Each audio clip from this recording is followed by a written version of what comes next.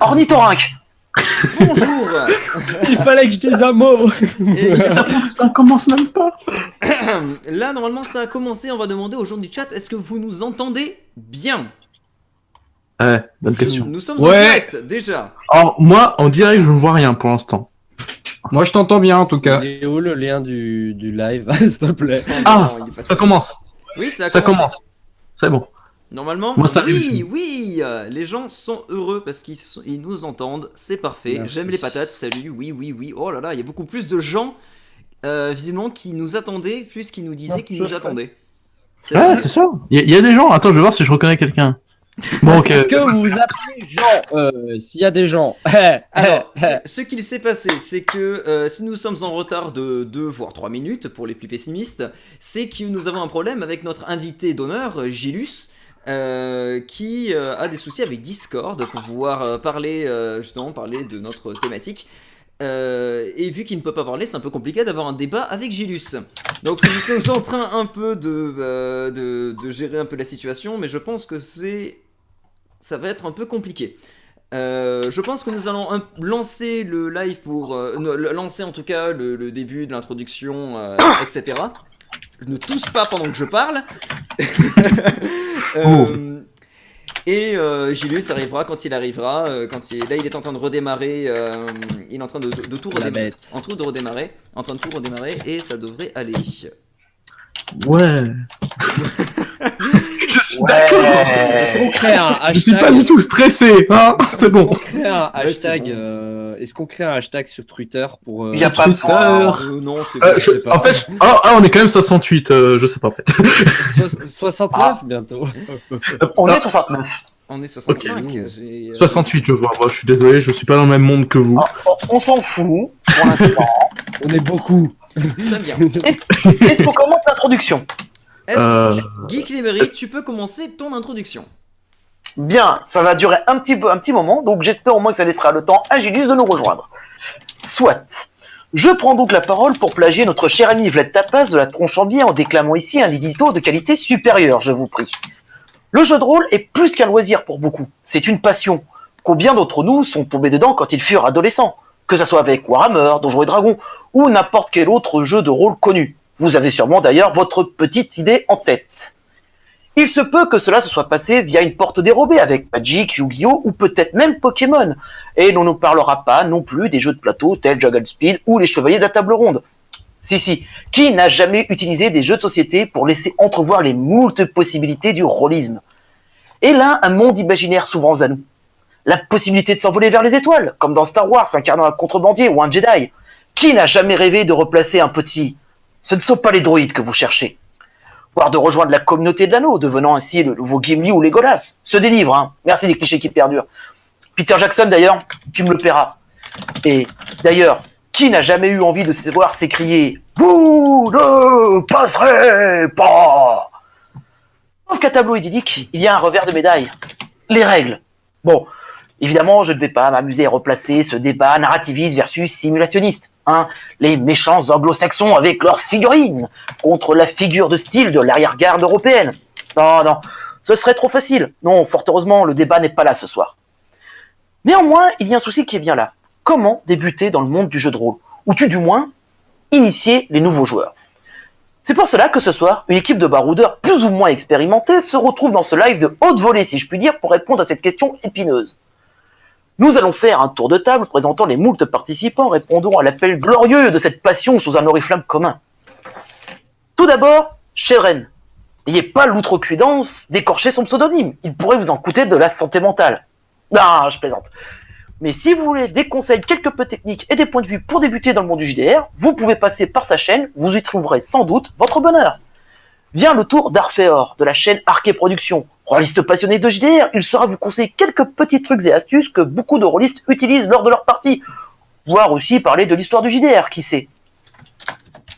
Mais voici le poids lourd toute catégorie de cette soirée. Le loup solitaire? Pas vraiment, le grand Gilus est parmi nous, que ce soit pour parler de films avec son fameux « Mange-toi mon film », l'envers du raccord ou encore les ovnis du cinéma, mais aussi ces histoires au coin du feu ou ces streams de livres dont vous êtes le héros. Nous avons là un vétéran, un de ceux qui pourraient dire « C'était pas ma guerre, colonel !» Et bien évidemment, l'hôte de cette soirée, Celui sans qui ce live aurait fini sur Twitch, ne ramenant que peu de monde. Enfin, on croit. Je suis plus très sûr d'ailleurs. On le remercie d'avance de perdre ses abonnés avec ce live pour qu'il puisse vivre notre passion. Celui qui range dans ses petites cases tous les univers possibles, démiurge à ses heures perdues, qui essaye toujours de nous guider. Tout cela pour que nous puissions le rattraper dans ses créations en tout genre. Je veux bien sûr parler de Jadencore et ses Imaginariums. À vous la possibilité de créer un univers de cyberpunk ou d'heroic fantasy. Mais je crois que tous ceux qui sont sur cette chaîne le connaissent déjà, donc nous allons passer à... Ah mince, c'est vrai, la bienséance m'interdit de me présenter. Qui prendra mon relais pour me présenter à bonne et due forme? Je me dévoue. Ouais. Ah, il y a un petit, un petit écho, c'est pas grave. Et nous avons évidemment qui a rédigé cette magnifique introduction, Geek Library de la chaîne éponyme, qui vous présente des livres ou des jeux de rôle et vous en parle à travers des thématiques et des vidéos, ma foi, fort intéressantes. Vous avez tous les liens de ces chaînes dans la description et nous allons tous du coup parler ici de comment débuter le jeu de rôle qui sera notre problématique principale autour de différentes questions dans un plan parfaitement bien structuré auquel nous avons réfléchi pendant des mois et des mois, plus ou moins. Et ça s'annonce être une soirée plutôt sympathique à base de bonne entente, de bonne humeur et d'engueulade autour de Dark Heresy, n'est-ce pas, Geek Library? Pas de polémique.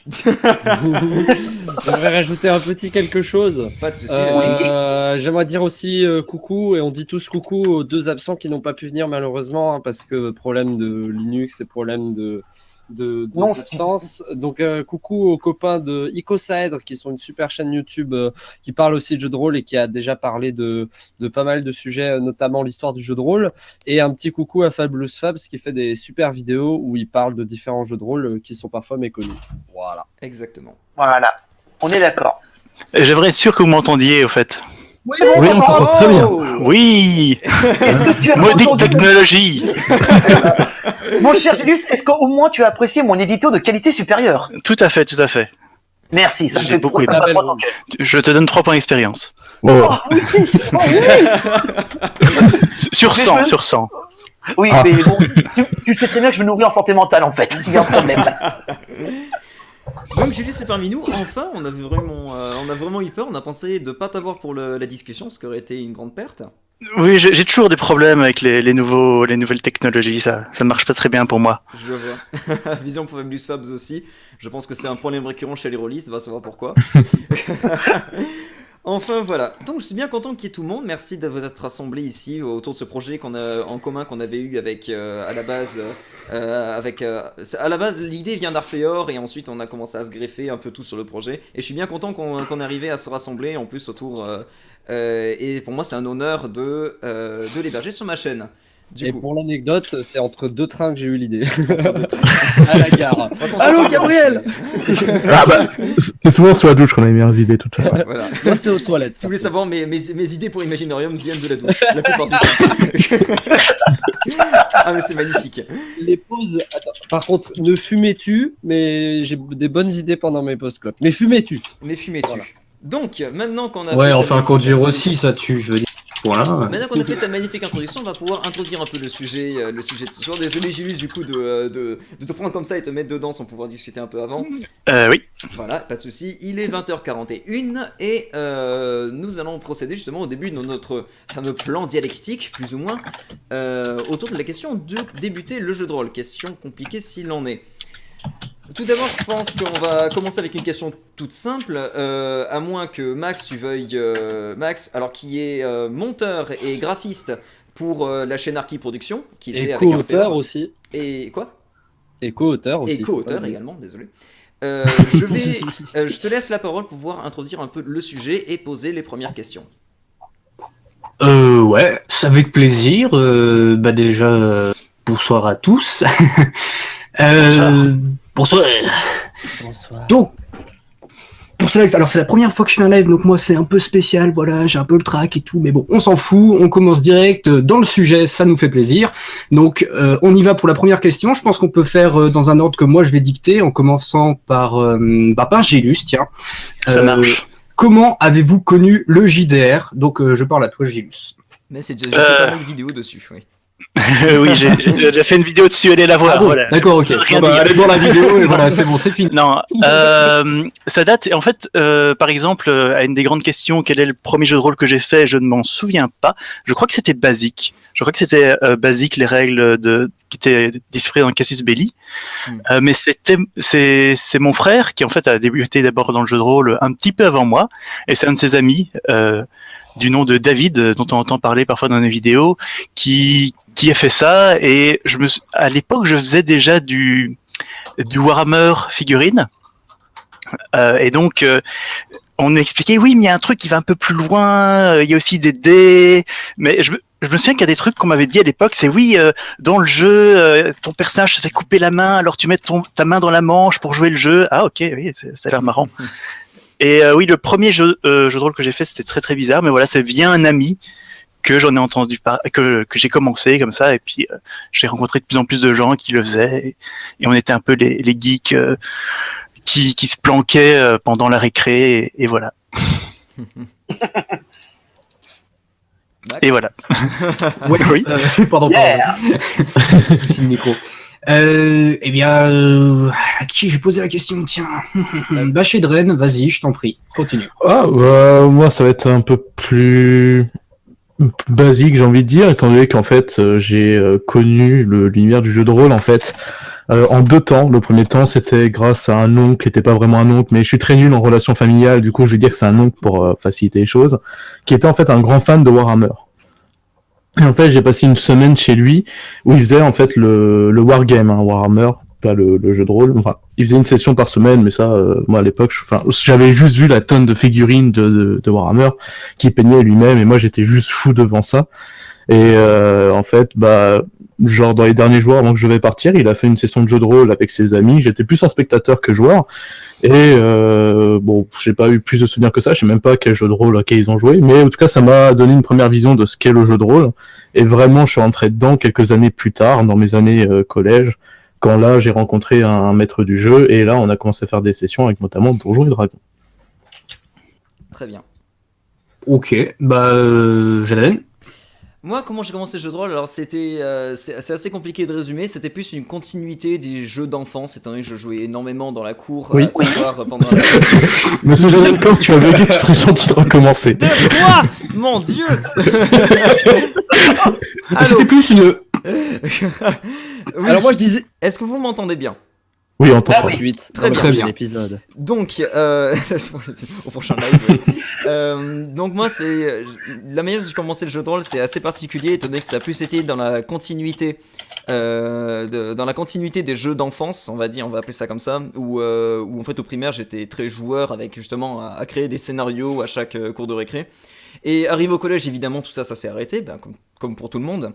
Et en fait, on a trouvé avec certains amis une sorte de substitut assez sympa, vraiment alors je connaissais absolument pas le jeu de rôle, je tiens à le préciser, où en fait on se racontait plus des histoires et l'autre jouait un personnage à l'intérieur. Vraiment, c'était un embryon de jeu de rôle sans règles, sans dés, sans rien, sans même fiche de personnage. C'était vraiment quelque chose de très embryonnaire. Et c'est au fur et à mesure où en fait on a ajouté un dé juste pour pouvoir savoir si c'était pour les combats, où on trouvait ça très arbitraire que de laisser la réussite du combat au maître de jeu. Enfin, on appelait pas ça un maître de jeu du coup, à celui qui racontait l'histoire. Et c'est au fur et à mesure qu'on a rajouté un dé, puis on a rajouté un autre dé, qu'il y a un surveillant qui est venu nous voir et nous a demandé si on était en train de faire du jeu de rôle, vu qu'il était passionné lui-même. Et en fait, absolument pas, on lui a vraiment demandé du jeu de quoi. Et ça a été assez rigolo cette découverte comme ça, et c'est grâce à ce surveillant-là qui m'a fait un peu découvrir le Schmilblick, et c'est un autre ami ensuite qui m'a fait découvrir le jeu de rôle Nullbuck, vu que ça s'était passé pendant l'effervescence justement de Nullbuck, etc. Donc, et après, évidemment, ça ne s'est jamais arrêté, ça a continué vers la fin de mes années collège, où vraiment je m'y suis pris sérieusement. C'est tout pour moi. Ok, et dis-moi tout, Geek Librairie, toi, comment as-tu connu le jeu de rôle papier? Alors, moi, en fait, c'est grâce à mon prof de CM1, en fait, et j'avais 6 ans. Oui, je suis tombé dedans je suis un peu l'Obélix du jeu de rôle de ce côté-là. Ouais. Non, mais c'est vrai, parce qu'en fait, j'avais donc le bibliobus qui venait, et il y avait les livres dont vous êtes le héros. RPZ Gilus. Oui. Voilà, et en fait, ce qui se passe, c'est qu'effectivement, moi, je vois ça, je vois la couverture, je fais, oh mon dieu, ça a l'air génial et tout, tu m'étonnes. Déjà, gamin, avec l'imagination que j'avais, ça aidait pas. Et là, j'ai le prof de CM1 qui me dit, non, tu peux pas trop. Et là, je lui dis, mais ça va l'air vachement intéressant. Je fais, ouais, mais t'es peut-être un peu jeune. Je lui dis, non, mais ça a l'air sympa et tout. Il me fait, ok, je t'autorise à le prendre, mais je veux que la semaine prochaine, quand tu rends le livre, tu me fasses une fiche de lecture dessus. Et j'ai appris à lire sur ce genre de bouquin. Excellent. Voilà, c'est déjà, ça donne ça. Donc évidemment, j'ai fait du livre dont vous êtes le héros jusqu'à mes 11 ans. Je vais un peu continuer après parce qu'il faut pas déconner. Et en fait, j'ai eu des voisins qui étaient aussi donc des camarades donc au collège, qui étaient américano-allemands et qui jouaient à D&D 2. Et donc effectivement, je me suis lancé dans D&D 2 en lisant les bouquins en anglais. Ça a été quelque chose. Et après, la folle aventure a continué encore jusqu'à maintenant, jusqu'à mes 35 ans maintenant, quoi. Max. Ouais. Max. Et maintenant, je pose la même question à Arphéor, le magnifique, le sublime, l'incroyable. Ah, tu dis pas ça parce que tu fais des vidéos avec moi, j'espère. Non, absolument pas. Comment as-tu connu le jeu de rôle papier? Alors, c'est aussi une histoire. D'abord, il y a eu les livres dont vous êtes le héros, mais je ne savais pas que c'était du jeu de rôle. Et j'avais un livre dont vous êtes le héros. Alors, attention, un livre, c'est pas sorcier dont vous êtes le héros. Oh, génial. Alors, Ça existe, ça? ouais, ça existe, c'est énorme. Ouais. Et du coup, j'ai commencé à faire ça et tout. Puis j'avais, avec un pote, on n'arrêtait pas de créer des jeux de société et des jeux de rôle sans le savoir, avec des caplas, des Playmobil, des machins, avec des règles partout et tout. Donc il y avait déjà une espèce d'amour de ça. Et après, j'ai commencé à écouter Noël Buck en 4e. J'étais à fond dedans, j'avais kiffé et je comprenais pas trop ce que c'était sur certains points. Puis après, j'ai découvert que c'était du jeu de rôle. Alors j'ai commencé à m'y intéresser et un de mes amis, Jérémy, s'il est là, je sais pas s'il est là, mais je te dis bonjour si t'es là, qui m'a dit ah ouais, ça te tenterait le jeu de rôle Noël Buck. Donc j'ai commencé sur Noël Buck, shame on me. Donc j'ai commencé sur le jeu de rôle Noël Buck. Ouais, mais après il y a plein de défauts, mais on en parlera après dans les autres parties. Ouais. Du coup, j'ai commencé sur Nullbuck. Alors, comme tout débutant, on était tout le temps là en mode hey, tu me donnes les stats, machin, à cause des vieux réflexes de jeux vidéo. Mais on a commencé sur Nullbuck et j'étais en 3e. C'était milieu 3e, vers février. Et là, depuis, je joue au jeu de rôle depuis février de la 3e, donc il y a 4 ans, je crois. Voilà. Donc, ce qui fait pas mal. Et alors, je vais enchaîner sur la suite, mais je vous propose quelque chose. Donc, cette fois-ci, je vais pas faire à chacun, je vais poser la question. Je pose une question, et celui qui se lance le premier, il a la parole. Et bon, si je vois qu'il parle un peu trop, qu'il empiète sur les autres, je le coupe la parole et je la donne à quelqu'un d'autre. Mais voilà, donc je commence. Donc, comment conseillerez-vous l'initiation à un jeu de rôle et avec quel jeu? C'est que la question est un peu pointue dès le début, avec quel jeu directement. Mais pour conseiller l'initiation, du coup, on partirait sur comment commencer idéalement, en fait, qui choisir, tout ça. Ouais. Je pense Ouais. on peut commencer là-dessus. Est-ce que quelqu'un veut... Déjà là-bas, je vais pas approfondir vraiment, je vais juste donner juste un point, je vous laisse continuer pour la suite. Mais je pense tout d'abord que la première chose à faire quand on va t'initier, c'est commencer par être joueur avant d'être MJ. Effectivement, ouais. Je pense qu'il faut chercher quand on est joueur. Alors, il y a deux solutions. Soit avec un MJ débutant, c'est pas forcément gênant. L'idéal, c'est avec un MJ expérimenté qui peut se spécialiser dans les débutants. Hein. J'ai un pote dans une assoce qui est spécialisé dans les débutants et qui fait quasiment que des parties d'initiation aux conventions où on va. Il le gère plutôt bien. Mais après, commencer avec un MJ débutant, c'est pas gênant parce que si tout le monde est débutant, vous apprenez un peu tous ensemble comment ramer dans cette barque du jeu de rôle, quoi. C'est ce que j'allais dire, ouais, avec... en fait, l'idéal, ce serait que tout le monde soit débutant et que soit tout le monde soit expérimenté ou soit tout le monde soit débutant. Souvent, ça fait pas très bon ménage. Ça fait pas très bon ménage, évidemment, d'avoir un MJ expérimenté et des joueurs débutants ou des joueurs expérimentés. Si, un MJ, quand tu as des joueurs expérimentés avec un MJ débutant, là, c'est problématique. Mais un MJ expérimenté face à des joueurs débutants, il le gérerait bien, tu vois, je pense. Ouais. Le problème, c'est qu'il faut toujours commencer quelque part. Et c'est ça. Voilà. Et à un moment, il faut se lancer et il faut faire ses erreurs. C'est ça. C'est clair. Ouais. C'est clair. Après, le truc, c'est évidemment la question est sur le idéalement. Qu'est-ce qu'il faudrait idéalement pour commencer le jeu de rôle? Je pense que je sais pas si ça. Après, il y a des MJ expérimentés qui seront parfaitement initiés à des joueurs débutants. Il y en a qui seraient vraiment des quiches et qui partiraient sur des scénarios beaucoup trop compliqués qui dépassent vraiment les capacités du joueur. En tout cas, du joueur débutant, c'est normal. Hein. Je pense à voir si c'est un problème de l'individu ou un problème vraiment logistique, genre d'expérience. Je pense que c'est plus d'individus, enfin ça peut être aussi d'expérience, mais il y a certaines personnes qui sont plus douées avec certains profils de joueurs, ce genre de choses. Ouais. Et je sais que moi personnellement, j'ai initié pas mal de personnes durant ma carrière de rôliste, si on peut dire ça comme ça. Et c'est vrai que c'est quelque chose que j'aime particulièrement. Donc du coup, moi personne s'est plaint, peut-être au début, mais aujourd'hui personne se plaint quand je l'initie. Ou si on se plaint, c'est parce que t'es un enfoiré. Je savais pas que on pouvait. J'aime bien moi surprendre mes nouveaux joueurs, en leur montrant que le jeu de rôle ça peut être un peu plus que ça. On peut vraiment vivre des choses. Et du coup, j'aime bien faire des scénarios pas super bourrins, compliqués, mais mettre une petite surprise à la fin, genre un joueur est un trait, ce genre de choses, mais sans que ça soit non plus trop difficile à comprendre pour eux. Et généralement mes joueurs ils sont en mode mais en fait le jeu de rôle c'est beaucoup plus que ce qu'ils voyaient eux à la base. Mais du coup ça, je pense ça peut être plus du côté des joueurs. Certains joueurs sont pas faits pour pas fait, c'est un peu méchant, mais je sais pas comment formuler ça, mais peut-être il y en a, ils sont moins à l'aise pour initier un nouveau joueur. Oui, je pense qu'idéalement, il faut vraiment marcher par étapes. Moi, ça fait un bout de temps que j'ai plus initié de nouveaux joueurs, mais je me souviens que la dernière fois que j'ai fait ça, déjà, dans ce cadre-là, je trouve qu'un univers qu'ils connaissent déjà peut être intéressant, un truc genre Seigneur des Anneaux, Star Wars. C'est dangereux. Je suis inconvénient, mais bon, il y a pire. Commencer par ça, et après pas forcément rester dedans, mais pour comme ça, pour que les joueurs aient vraiment un cadre relativement familier, et commencer par des scénarios bateaux, et puis après au fur et à mesure, Ce que t'expliquais avec le sorcier. compliquer les choses. Mais en parlant donc de ces histoires d'indices et de scénarios bourrins, il y a une règle géniale que j'ai découverte grâce à un site internet, et je vais balancer le lien, là dans le live. C'est la règle des 3 indices. C'est pas une énigme. Avec cette règle des 3 indices, tu as plusieurs moyens de pouvoir orienter les joueurs en fait face à tes énigmes qui peuvent te paraître simples étant donné que tu as le scénario dans la tête, mais qui parfois les joueurs vont chercher super loin alors que les trucs sont à côté. Donc la règle des 3 indices, très intéressante. Je pose le lien dans le live. Tu peux la résumer un peu au niveau Alors, ouais. Il y a différentes techniques, mais je pense qu'on va trop tergiverser si je la résume. Même rapidement, ça fonctionnerait pas. Il y a différentes techniques, genre les miettes de pain. Ensuite, c'est-à-dire que tu vas mettre quelques éléments qui vont pouvoir peut-être attirer l'œil, des machins comme ça. Moi, par exemple, une fois, je voulais vraiment que quelqu'un trouve un coffre. Alors, ce que j'ai fait, c'est que j'ai foutu les gens trouvaient pas le coffre, alors j'ai foutu un truc qui brille dessus, et je me suis dit bon, il y en a un qui va remarquer un truc qui brille, et il va aller le chercher, il va tomber sur le coffre. Enfin, ce genre de petits trucs. Bon, là, c'était peut-être un peu trop, mais bon, ça fait un peu MMORPG, ouais. Ça faisait une demi-heure qu'il cherchait le truc, j'avais pitié.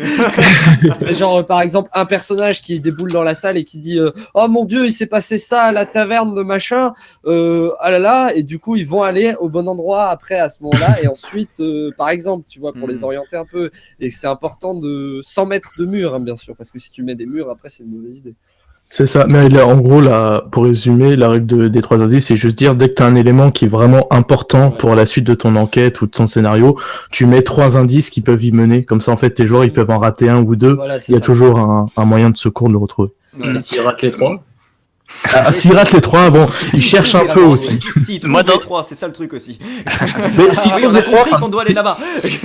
Non, mais si c'est bien écrit, normalement, ça va juste confirmer leur hypothèse. Après, ça veut pas dire que tu vas tout en réussir, mais si tu arrives à bien le faire, normalement, avec les 3 indices, ah non, mais je suis sûr maintenant, c'est par là.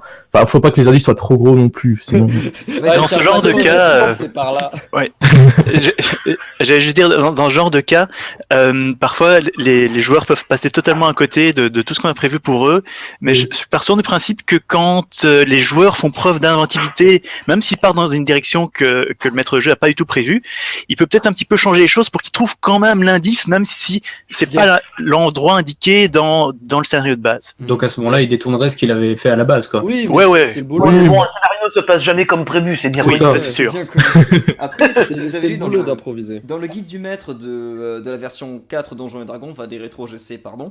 Oui, donc dans le guide du maître de cette version-là de Donjons et Dragons, il y avait un paragraphe très intéressant sur ce qu'ils appelaient l'interdiction du mot non par le maître de jeu. Que le maître de jeu est interdit de dire aux joueurs non, ça tu n'as pas le droit. Bon, à une certaine mesure évidemment, mais que ça restait. Faut que ce Euh, soit implicite. Voilà, que ce soit implicite, même pas, tu vois, il faut vraiment que le joueur ait cette sensation ou qu'il puisse faire vraiment ce dont il a envie, vraiment que l'essence du jeu de rôle, il expliquait, et le mec qui a écrit la V4, je sais pas comment il s'appelle, James Watt?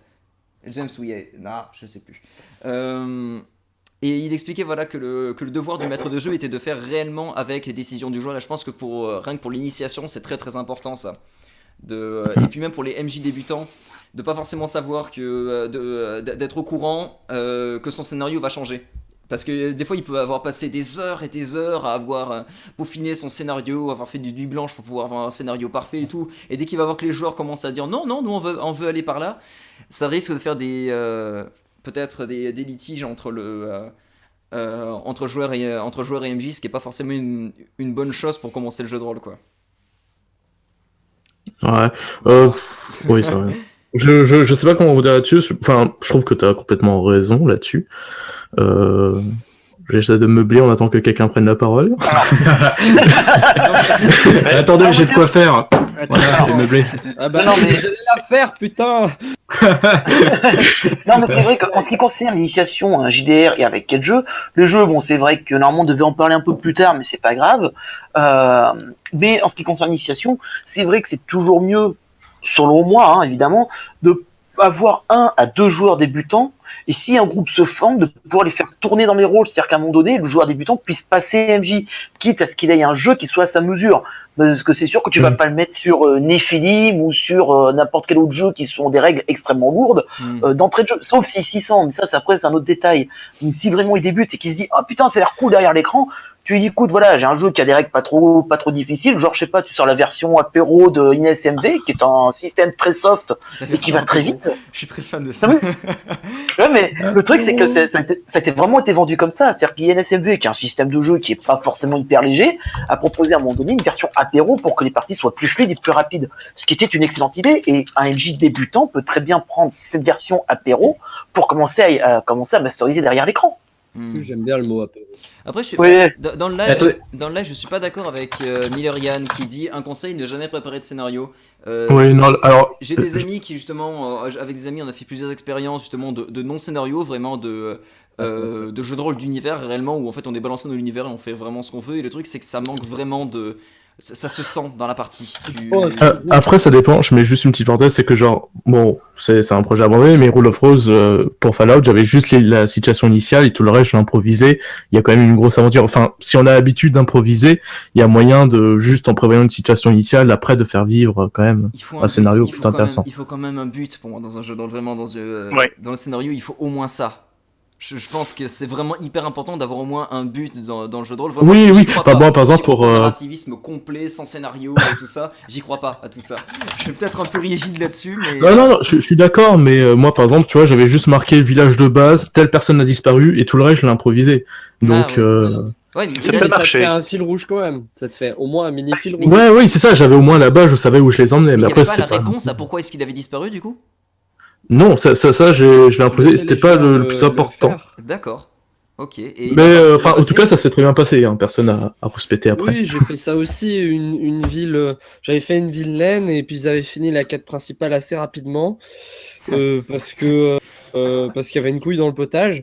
Et du coup, je leur ai proposé une espèce de quête secondaire avec un vol dans la banque des nains et ils sont partis après dans un autre village et ils ont suivi un convoi de la banque.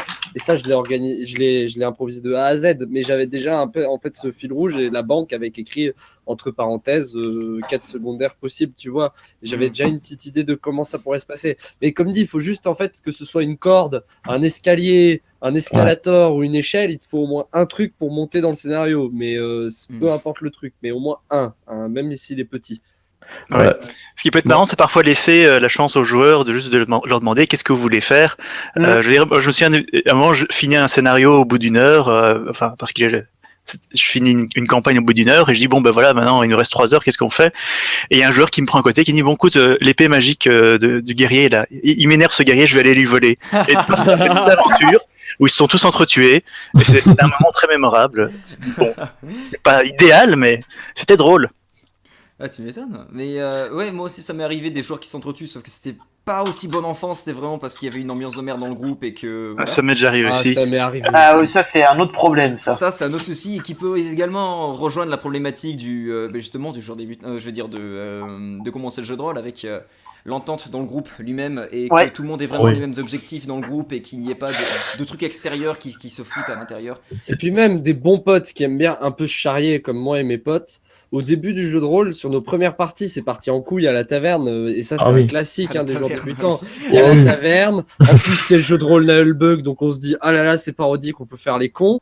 Donc il y avait tous ces trucs-là qui faisaient que, hop, baston à la taverne, lol, MDR, on me renverse de la grenadine sur la tête. Et oh là là, c'est le nain, il va être fâché. Oh là là, et baston et tout. Et c'était une C'est ça. catastrophe. Mais c'est un peu le Y a souci du truc Nullbug, on en reparlera après comme on a C'est un dit, mais souci Nullbug, ouais. c'est un souci Nullbug, c'est ça, d'avoir un jeu de rôle parodique qui te dit ouais, vous allez voir, c'est la fête, on va s'éclater, on va rigoler, on va se foutre des bourpifs et tout ça, et du coup qui donne pas forcément une vision du jeu de rôle un peu plus intéressante en fait. Ouais. C'est clair, c'est clair. Moi, je me demandais, j'avais une petite question par rapport au maître du jeu, parce qu'il faut savoir que je suis totalement à côté de la plaque pour ce qui est du jeu de rôle. Hein. Je suis là en tant qu'amateur de niveau 0-1, un truc du genre. Et je me disais... parties avec moi. Ouais, c'est ça, j'ai fait deux pauvres parties avec toi. Je me disais, pour un maître du jeu, par exemple, est-ce que de base, pour que ça marche plutôt bien, il ait plutôt de bonnes relations avec ses joueurs, il devrait pas être un bon orateur de base? Ça dépend. Moi, je sais que je suis quelqu'un d'assez réservé, qui a du mal à m'exprimer en C'est une société. question, hein, Et attention. pourtant, quand je masterise, ça va être un excellent orateur. Je parle vraiment dans le cadre de parties où on se retrouve autour d'une table, parce que en ce moment, je fais mes parties sur Internet, c'est un peu plus différent, parce qu'il faut que je m'habitue. Ouais. Mais autour d'une table, enfin, j'ai plutôt une bonne aisance, notamment pour tout ce qui est Delta Green, ce genre de choses. J'arrive vraiment à poser une bonne ambiance. Et pourtant, dès que je suis en dehors du cadre du jeu de rôle, je suis pas un excellent orateur. Donc, je sais pas si c'est vraiment un prérequis. Je pense que c'est un plus, par contre, c'est clair. Mais en dehors, je pense que tu peux avoir une petite révélation comme moi. D'accord. C'est comme les gens qui font du théâtre qui sont extrêmement réservés dans la vie de tous les jours et quand ils sont sur scène ils sont incroyables. Ouais, je pense que ça doit être pareil. Ouais, Ouais, il y a vraiment de ça, oui. Je pense Je crois qu'il y a beaucoup- Je connais pas le... Je crois que beaucoup de rôlistes sont réservés et qui se lâchent une fois qu'ils sont autour de la table. Et quand on est entre amis, c'est beaucoup plus facile forcément que si jamais tu fais des jeux de rôle avec des inconnus. Et pareil, dans le sens inverse, vrai. j'ai un ami qui est extrêmement extraverti et qui est toujours à jouer des rôles dans sa vie. T'as vraiment l'impression que sa vie est une pièce de théâtre. Et du coup, je me suis dit, c'est parfait, lui en jeu de rôle, il va être excellent. Il faut absolument que je la mette dans la prochaine équipe. Et le fait est que quand on a commencé à faire notre partie, il était pas dedans, il n'arrivait pas à s'intégrer à son personnage. Je crois qu'il a Mais changé. ça, c'est... Il a changé une fois de personnage, pourtant, même si la personne avait semblait avoir des prérequis au niveau justement de l'acting, vraiment du personnage, vraiment, des fois, c'est pas une règle si tacite que ça, ouais. Mais en fait, ça, je pense que ça fait partie en fait du fait que le jeu de rôle, ça puisse paraître impressionnant pour beaucoup de gens. J'ai Ah oui, beaucoup oui. d'amis Bah dans moi au le prépa début, qui j'étais disent, tout réservé. Enfin, qui me disent oh là là, mais ma copine aussi d'ailleurs, ah là là, je n'ose pas me lancer dans le jeu de rôle parce que j'ai l'impression que je vais faire une bêtise et que je vais pas jouer Qu'elle va le être rôle, jugée et que peut-être machin, aussi. et qu'on va être jugé. Et justement, le but quand tu veux initier, c'est de dire mais non, mais t'inquiète, on est entre potes, on peut délirer et c'est pas grave si tu fais des erreurs parce que tout le monde fait des erreurs. Et du coup, c'est comme ça que tu as des personnes extraverties dans la vraie vie qui vont être introverties dans le jeu de rôle, tout simplement par peur de faire des bêtises. Ou alors parfois c'est parce qu'on n'a pas la forme. Moi, il y a une soirée où j'étais joueur et j'ai pas beaucoup parlé parce que j'étais pas en forme. Et puis surtout, il y avait pas mal de joueurs débutants, donc je les ai laissés jouer parce que je me suis dit bon, moi je jouais déjà un peu, donc on laisse découvrir et après on parlera plus. Bah, de manière très simple aussi, il y a des gens qui accrochent tout simplement pas, qui Oui. veulent pas utiliser leur imagination et préfèrent se mettre devant un jeu vidéo et voilà. Ça arrive. C'est pas Ça forcément arrive. une histoire d'imagination parce que il y a Mm. des gens qui peuvent être très imaginatifs, qui vont écrire des bouquins, qui vont faire des vidéos, des machins, mais qui vont pas être intéressés par le jeu de rôle. Oui, oui, bien sûr. Juste qu'ils accrochent pas au format en fait. oui, oui. Puis même, enfin, typiquement, il y a aussi le jeu de rôle auquel on joue qui peut influer. Par exemple, moi, je vais prendre mon expérience personnelle, mais j'ai commencé avec Donjons et Dragons et j'en ai déjà parlé avant, mais les règles de Donjons et Dragons, surtout sur les combats, je les trouve totalement infâmes et ça a failli faire que j'étais pas du tout fan de jeu de rôle à la base. Quand j'ai commencé, j'ai trouvé ça infect avec tous les lancers de dés, tous les calculs à faire. Et il a fallu que j'avance dans le temps, que je découvre d'autres jeux de rôle plus narratifs, notamment Cthulhu, pour que là, je sois vraiment, j'ai découvert une nouvelle passion, quoi. Oui, non, mais c'est clair. Parce que les combats, c'est vraiment ce toute qu'il y a de la plus question chiant, est quoi. également là-dedans, de ce dont tu parlais, Geeksberry, avec la frontière plus ou moins qu'on peut plus ou moins critiquer entre narrativisme et j'oublie toujours l'autre terme, Simulationnisme. Mais c'est pas simulationnisme grave. et narrativisme, voilà.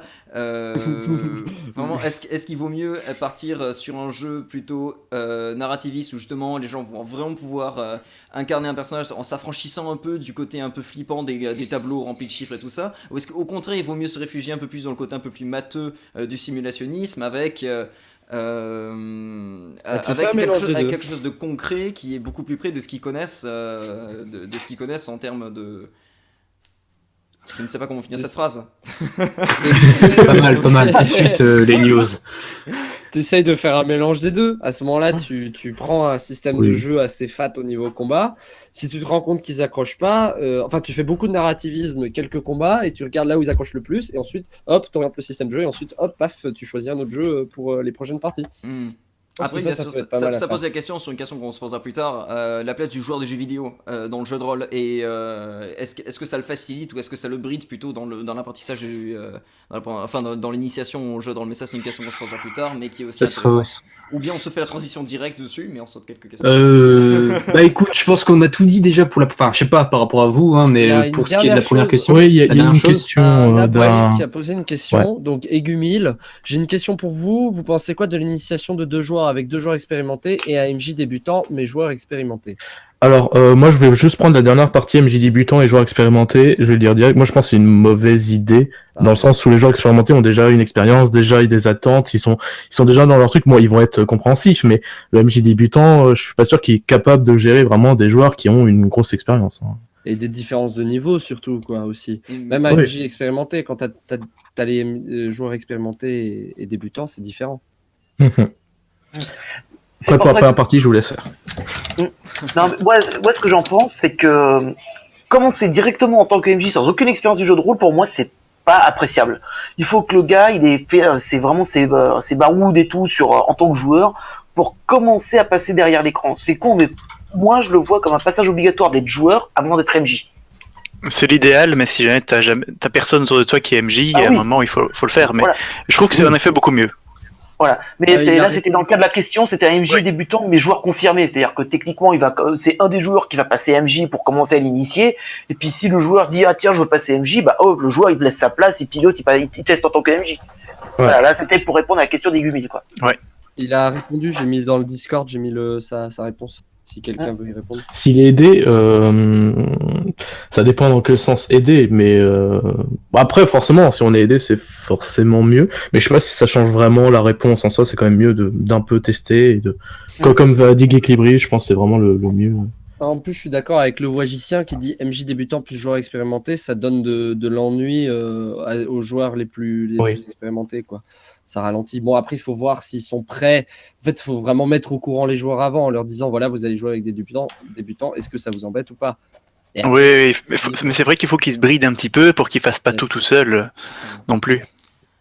Chose que j'avais déjà faite. Et puis même, il y a tout le côté un peu intimidant. Je veux dire, quand tu décides de faire maître de jeu alors que tu as une partie à ton actif pour des joueurs qui, eux, ont 20 ans d'expérience et tout ça, il y a quand même une intimidation qui même pourrait pas mal brider sans le vouloir, vraiment inconsciemment, le maître de jeu, quoi. Il aura pas forcément toutes ses capacités, je pense. Bah, déjà être MJ juste pour des débutants, quand toi-même t'es débutant, c'est pas forcément évident. Alors j'ose même pas imaginer ce que ça donne si t'es débutant et t'as des gens qui ont 20 ans de carrière de jeu de rôle devant toi. Enfin, moi je pourrais pas, personnellement. Voilà, c'est ça, il y a aussi cette pression-là qui se rajoute, qui fait aussi poser des questions. Mais moi typiquement, je sais pas, on me dit fais soit MJ devant Gilus il a 15 ans, moi j'ai quelques années, je me sens bon tu m'excuseras si je dis des conneries ou si je suis pas assez bien pour toi. Rien à voir. Mais non. Combien j'ai donné le jeu de rôle maintenant? Je crois que en tout cas, dans l'histoire du camp du divin, de 2015, tu disais 15 ans, donc on est dans cette tranche-là. Non, c'est pas possible ça. Attends, j'ai commencé à 13 ans, je pense. Donc ça ferait 21 ans. 21 ans. Oh mon Dieu. Moi, avec mes 3-4 ans. Ah, mais voilà, mais c'est ça, c'est les deux. Arpad qui l'ouvre avec ses 3 ans. Ça, non, mais les deux vieux baroudeurs sont moi et Gilus, quoi, normal. Ah oui, oui. Tourne les enfants.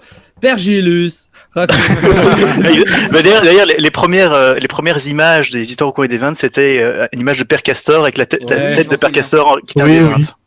Ça me semblait D'ailleurs, vraiment à rien. D'ailleurs, ça m'étonne parce que dans l'histoire de Conjuring, vous avez vraiment dit, oui, ça fait une quinzaine d'années qu'on joue, mais en fait, vous avez été hyper large dans votre échelle, hein, parce que Ouais, on a. entre 15 et 20 ans, je... Bah déjà, il y a bien 3 ans qui sont rajoutés depuis le début des histoires au coin des 20, je crois. Ah oui, Au moins, si pas 4.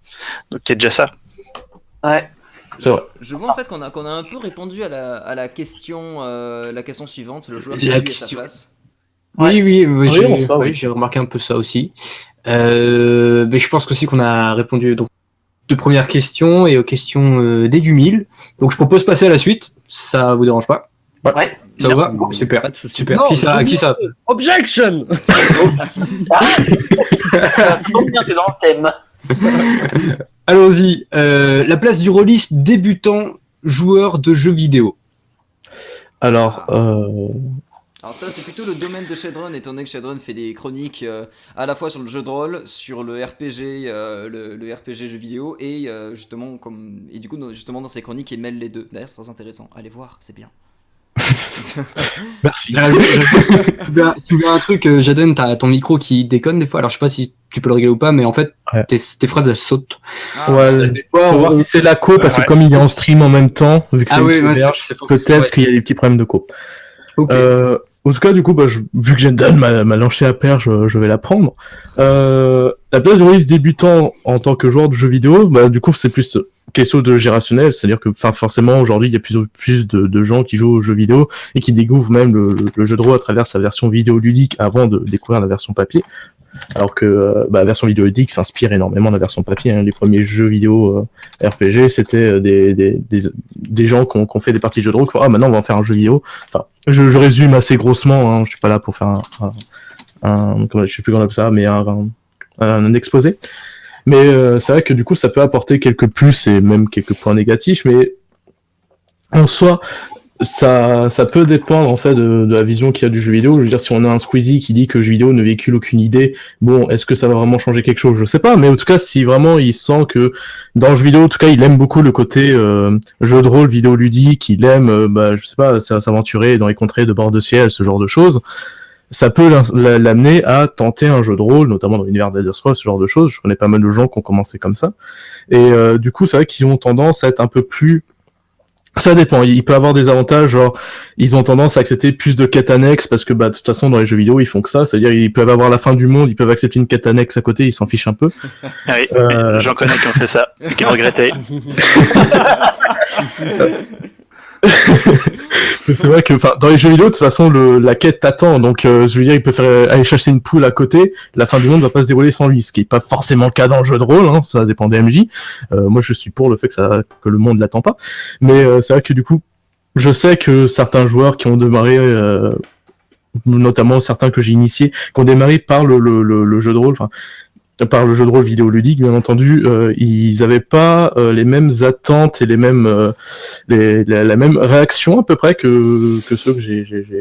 Ça me rappelle une anecdote, si je peux, parce que justement, c'est un moment, parce que les gens qui ont l'habitude du jeu vidéo, ils arrivent avec leurs clichés jeux vidéo et ils les amènent dans le jeu de rôle. Et alors moi, je me souviens d'un moment, justement, les dernières personnes que j'ai initiées, où ils arrivent dans une ville et je leur explique la ville, blablabla, elle ressemble à ça, et là. Alors je dis, oh, il y a un mendiant qui vient vous voir, oh, je peux avoir une petite pièce.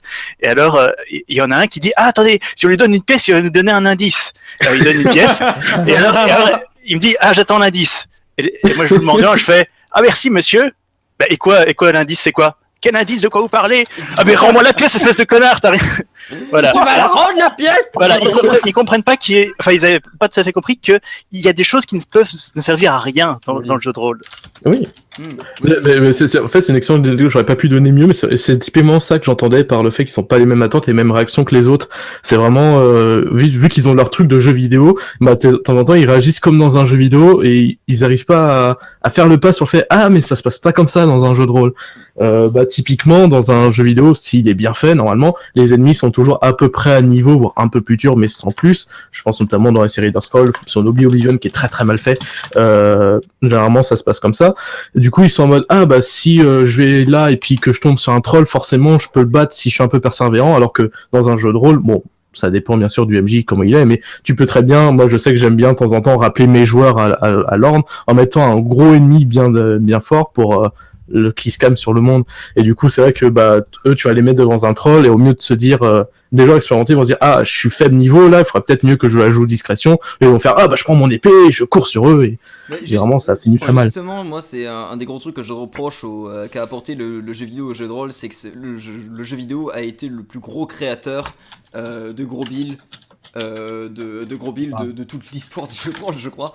Il y en avait déjà avant. Il y y avait déjà avant, mais dans ces proportions-là, je crois pas, parce que maintenant on a parce que le gros bill, il me semble, arriver un peu après quelques temps de recherche justement de comment est-ce qu'on veut jouer un personnage avec celui qui est. Alors le gros bill, pour évident, puisqu'on a beaucoup de profanes qui nous écoutent, le gros bill, en fait, c'est comme ça qu'on surnomme les joueurs qui cherchent la stat, qui aiment la stat, qui veulent la meilleure épée, qui veulent la meilleure armure, qui veulent... Ceux qui min-max le jeu. C'est ça. Tout optimisé, tout. Moi d'expérience, je peux dire qu'ils ont toujours existé. Hein. Ah ouais? Ah oui, ouais. Ah oui. Ils ont toujours été dans des comme ça? Ah ouais, je veux dire... Ça a toujours existé, ouais. Que ce soit avec Warhammer ou D&D, t'as toujours eu des gros billes. Surtout Donjons et Dragons. Donjons et Dragons a toujours été... Ouais. Ça a été un nid à gros billes. Un peu fait, ouais, tout à fait. Ah, ouais, ça part en porte monstre trésor très souvent. Mais après, enfin, il a pas non plus tort non plus, hein, même si c'est vrai que ça a sûrement toujours existé, mais c'est vrai que comme dit Fabrice Jurgen sur le chat, c'est joueur de jeux vidéo veut toujours tout optimiser. Et on a cette idée-là. Ouais. Où, sans forcément rentrer dans le gros build vraiment pur qui va essayer de min-maxer au max le jeu. Vraiment, bah moi je sais que des fois c'est plutôt inconscient, c'est plutôt oui, moi j'ai vécu ça dans un jeu vidéo et c'est ma première expérience avec le jeu de rôle, du coup je prends les codes de ce que je connais forcément, et c'est vrai que moi j'ai initié des joueurs, ils ont jamais cherché à être gros build, hein. Pour eux ils voulaient juste avancer, et pour eux c'était un code normal parce qu'ils savent que le jeu de rôle vidéoludique, ils s'inspirent du papier, donc ils pensent à peu près pareil, sauf que forcément ils remarquent sur le tas qu'il y a quand même une grosse différence entre telle situation et telle situation. Il faut les initier à la beauté du jeu, leur apprendre que leur personnage est plus que la somme de leurs caractéristiques. C'est magnifique. Wow, c'est beau ce que tu dis. Tellement ça. On a une question dans le thème. Attendez, je vais l'écrire cette phrase. Par contre, ouais, juste pour terminer justement sur les gros billes, c'est juste que j'ai eu une très très mauvaise première expérience. Je viens de le dire dans le chat que j'aime pas du tout les gros billes. Oui. Dans ce sens-là, étant donné que ma première expérience de jeu de rôle, enfin en tout cas en MJ, c'était sur un jeu de rôle gratuit, c'est un des anneaux qui s'appelle Quenta, qui est un peu mal branlé, mais qui a une communauté assez sympa de ce que je m'en souvienne, parce que ça fait quelques temps. Et en tout cas, j'avais voulu essayer de faire un jeu de rôle Seigneur des Anneaux avec ça, et le truc, c'est que mes joueurs étaient insupportables. Et ils étaient vraiment insupportables. À un moment, ils avaient rencontré une sorte de Aragorn bis qui était censé leur montrer la mission et les accompagner jusqu'au bout, et en fait il les trahit à la fin et tout ça. je m'étais fait un de mes premiers scénarios de jeu de rôle, je m'étais trop éclaté. Et le truc, c'est que la première chose qu'ils m'ont demandé quand ils l'ont vu, quand je dis vous êtes dans la taverne et là il y a un dunedin qui arrive vers vous et ils m'ont demandé quelle épée est-ce qu'il a. Et j'ai fait bon, il a une très belle épée de bonne facture, tout ça. On l'attaque. Et en fait, le truc, c'est que, évidemment, j'avais pas toute l'expérience du jeu de rôle, vu que j'étais assez jeune, j'étais en 4ème à ce moment-là. Et ce que j'aurais dû faire, c'était les défoncer, je me rends compte. C'est genre, vous l'attaquez, il sort son épée, et il vous tranche la tête un par un. J'aurais dû faire ça, mais le problème, c'est que je leur avais dit, bon, j'essaie d'à peu près sauver vos personnages dans toutes les situations pour pas que vous ayez à refaire des persos tout le temps. Et ils avaient utilisé ça pour pouvoir justement faire réellement ce qu'ils voulaient avec l'univers. Ah, les enfoirés. Ouais. Après, on reviendra numéro là. parce que on pourra retomber dessus sur la question sur les jeux à licence, parce que tu parles de Seigneur des Anneaux. Il y a un truc, vu il y a la question qui est posée, enfin, je m'autorise à faire la transition, si vous voulez, on pourra revenir sur Jason Core, tout ça. Il y a quelqu'un qui dit, que pensez-vous de la débilité du jeu de Fred /Théo dans Aventure qui ne sait pas jouer au JDR? Alors que, Moi, j'aime Il y a bien un remonter complément là-dessus à parce la que je suis question. pas d'accord en fait. Je trouve pas Il y a qu'il un joue complément à la mal. question. Il a un style de jeu, c'est vrai. Et en plus, il joue un paladin, mais un paladin vénère. En soi, c'est pas vraiment. Bon, c'est vrai que Aventure, ça c'est particulier parce que le groupe s'autorise pas mal de RP, pas mal de blagues qui cassent le rythme. C'est leur truc. Leur groupe marche comme ça. On va pas C'est critiquer de leur groupe l'entertainment, de jeu. ça. Hein. Ouais. Chaque groupe est unique. Eux, ils marchent comme ça. Ils aiment bien faire des blagues de. Enfin, je sais que par exemple, J.U.S évoquait dans les histoires comme que généralement, eux, avec son groupe, ils discutaient parce que c'était leur rencontre de la semaine. Donc voilà. Enfin. Oui. En équipe pour critiquer ça. Chacun joue comme ils veulent. Mais Par c'est vrai contre- que parfois c'est pas évident pour certains groupes et moi je le regrette parfois qu'on ne puisse pas vraiment être sérieux parce que je sais Oui. par exemple dans mon cas il y a des joueurs qui peuvent jamais être sérieux. Enfin, je te laisse Mais continuer. Mais après, enfin, je veux dire, ça, chacun ses dispositions et, enfin, moi personnellement, mon pas vu, j'aime bien faire mon propre groupe. Aujourd'hui, j'ai trouvé mes joueurs.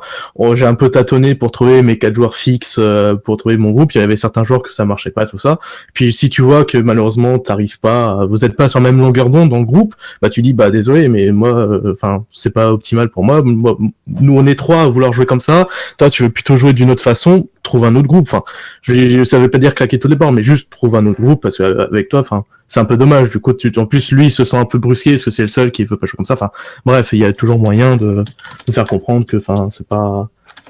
Et Top. là, Et Arfeor a indiqué, ou je te laisse lire ce que t'as écrit. je l'ai mis sur l'organisation du Ouais. live, c'est toujours la même personne. Je veux dire par là qu'il joue comme un perso de light fantasy alors que l'univers de Maya est sérieux. Alors, Ouais, là, je trouve qu'il va loin d'un côté. En plus de ça, je veux dire, à la base, on nous a présenté l'univers épisode par épisode, et enfin, je veux dire, il nous a mis du temps pour comprendre que c'était vraiment un univers sérieux avec telle règle, telle règle, telle règle, parce que il y a eu aucune présentation de l'univers en je l'ai soi. pas donc, senti là, je l'ai pas senti l'univers sérieux, très clairement. Hein. Je l'ai suivi Oui, pendant oui, quelques puis temps. oui, c'est bon, c'est de la fantasy, c'est très cliché, mais n'est-ce pas, Geek Librairie. Il fait pas beaucoup de vidéos pour nous dire que il a raison maintenant que le fantasy est cliché, mais C'est pas de la enfin, fantaisie qui est cliché. attends, on va pas commencer les débats maintenant. Parce que là, Donc on va Oui, faire un ouais, live bon. sinon. mais c'est vrai. Mais sinon, c'est vrai que, enfin, je sais pas, je trouve pas, personnellement, je trouve pas que le personnage de Théo est hors univers, il est pas mal joué. Enfin, je trouve qu'ils ont, enfin, niveau fonctionnement de jeu, le groupe fonctionne comme il fonctionne, et en termes de personnage pur, je trouve pas. Non, Je mais sais pas. l'univers d'aventure n'est pas sérieux. Il n'y a qu'à voir les lives. Il est- Maya, en fait, non, mais c'est con, mais tu prends l'univers Et d'aventure. comme dit Jérémy, il est pas C'est- construit. Voilà, non, mais Oui. c'est pas une question de construit ou pas construit, c'est une question, c'est un univers où tu sens que, en fait, il est fait pour que Maya puisse s'éclater, puisse déconner, lui puisse un peu relâcher la pression de toutes ses autres parties, de tous ses autres boulots à côté. Pour lui, aventure, c'est plus de la déconnade en tant que MJ qu'autre chose. Et ça se ressent dans les parties, parce que, voilà, ah mon dieu, mais quel crash je vais pouvoir faire à des joueurs pendant cette session. Mais c'est là la Ouais. différence entre les lives de jeux de rôle d'aventure qui sont purement de l'entertainment, vraiment c'est purement pour le public plus que pour l'amusement des joueurs. Parce que il y a- Et la série est normale. voilà, c'est ça. Et contrairement par exemple à ce que peut faire Maxime Robinet avec, Ah oui. avec l'Octopus, qui lui par contre fait du Cthulhu, mais de manière assez sérieuse. J'ai pas tout regardé parce que c'est très long. Mais il Moi, me j'ai tout semble regardé. Moi, j'ai pas tout regardé Aventure, j'ai tout regardé Maxime Robinet. mais il me semblait que c'était beaucoup plus sérieux, que c'était beaucoup C'est beaucoup plus euh, sérieux. Enfin, à part dans la mise, Maxime Robinet a une façon bien particulièrement masterisée qui c'est proche de la mienne, c'est-à-dire il s'autorise des blagues, mais il retourne très vite enfin en tout cas au montage. Mais moi, je sais quand je masterise, je suis pareil, c'est-à-dire je laisse un joueur faire une blague, si elle est bonne, allez, on rigole 2 secondes et après on retourne au sérieux directement. Mais sinon, en dehors de ça, c'est vrai que l'histoire est très sérieuse. Enfin, l'univers est sérieux en soi. C'est du vrai Delta Green, c'est du vrai Toulouse. Oui. Donjons et Jambon, je regarde pas, je saurais pas dire. Alors, Donjons et Jambon, enfin, je vais laisser parler parce que je parle beaucoup du coup. Ouais, bon, voilà. Ils ont rien à dire sur Donjons et Jambon. Bah, Donjons et Jambon, c'est de la Voilà. déconne, c'est tout. Typiquement, Donjons et Jambon, bah, c'est de la grosse déconne. C'est vrai que Aventure est un peu plus sérieux que Donjons et Jambon, Ah oui, quand même. mais ça change rien que Donjons et Jambon, quand ils ont voulu, ils ont fait des sessions assez sérieuses. Hein. Faut pas Ouais. croire. Moi, Mais j'avais voilà. découvert une session live, mais je sais plus ce que c'était. C'était très pro, je crois que c'est sur Dailymotion. Regarde des streams de jeux de rôle sur Dailymotion. C'est le vin chaud qui monte, d'accord. C'est pas d'excuse. Vite. Go on your drink. Va le couper à l'eau, ton vin chaud. François 1, j'ai une question. Est-ce que vous trouvez que c'est une bonne idée d'intégrer des théories de fans à un univers quand on fait des jeux de rôle dessus? Alors, peut-être un peu hors sujet la question, mais je pense qu'on peut y répondre vite fait en On peut y aparté. répondre, ouais. Bah, par table. Enfin, donc c'est rajouter des théories de fans dans le jeu de rôle. Oui, Bah, mais je veux dire, c'est du scénar quoi. C'est C'est ça, tu fais Bah ce que oui, tu veux oui, avec le c'est scénar. ça, Après, je ça pense dépend de que c'est l'univers. un bon hein. c'est moi, on moi te je vous donne, dis on te donne l'univers et tu le coules toi-même après et tu forges ta propre épée de jeu de rôle. c'est ça. Et même, je veux dire, je vous dis, moi quand je fais du jeu de rôle, quand je fais du jeu de rôle Star Wars, j'utilise l'univers légende, j'utilise pas l'univers canon. Pourtant, on me demanderait d'utiliser l'univers canon si je joue dans un univers déjà existant. Mais voilà, on fait à partir du moment où on fait ce qu'on veut et que les règles sont transposables. Même il y a un truc qui est souvent conseillé, par exemple, il n'existe pas de jeu de rôle Mass Effect qui soit vraiment bien. Ben, le truc que vous faites, ben, vous prenez, je sais pas, Fading Sun, Ouais. et tu changes tous les noms des races et tu mets des Galariens, tu mets des Asari et tout ça, tout simplement. C'est le truc, c'est tu peux utiliser qu'un système de jeu où voilà, le scénario c'est toi qui te le fais. Donc oui, Ouais. tu peux- D'ailleurs, je conseille très fortement Fading Suns, très bon jeu. D'ailleurs, je peux Non, me je vais l'acheter. aussi conseil. J'ai un ami qui le vend pour pas cher, je pense que je vais me le prendre. Prends-le. Voilà. C'est Geek Librairie approuve. Ça va être le live en plate. C'est tout pour qui moi. t'en- C'est Noël bientôt. J'ai un des joueurs qui serait d'accord avec toi. Ah, d'accord. Non, mais Fading Suns, c'est un excellent jeu, baroque et tout. Enfin, c'est juste ce qu'il faut, quoi. Ouais.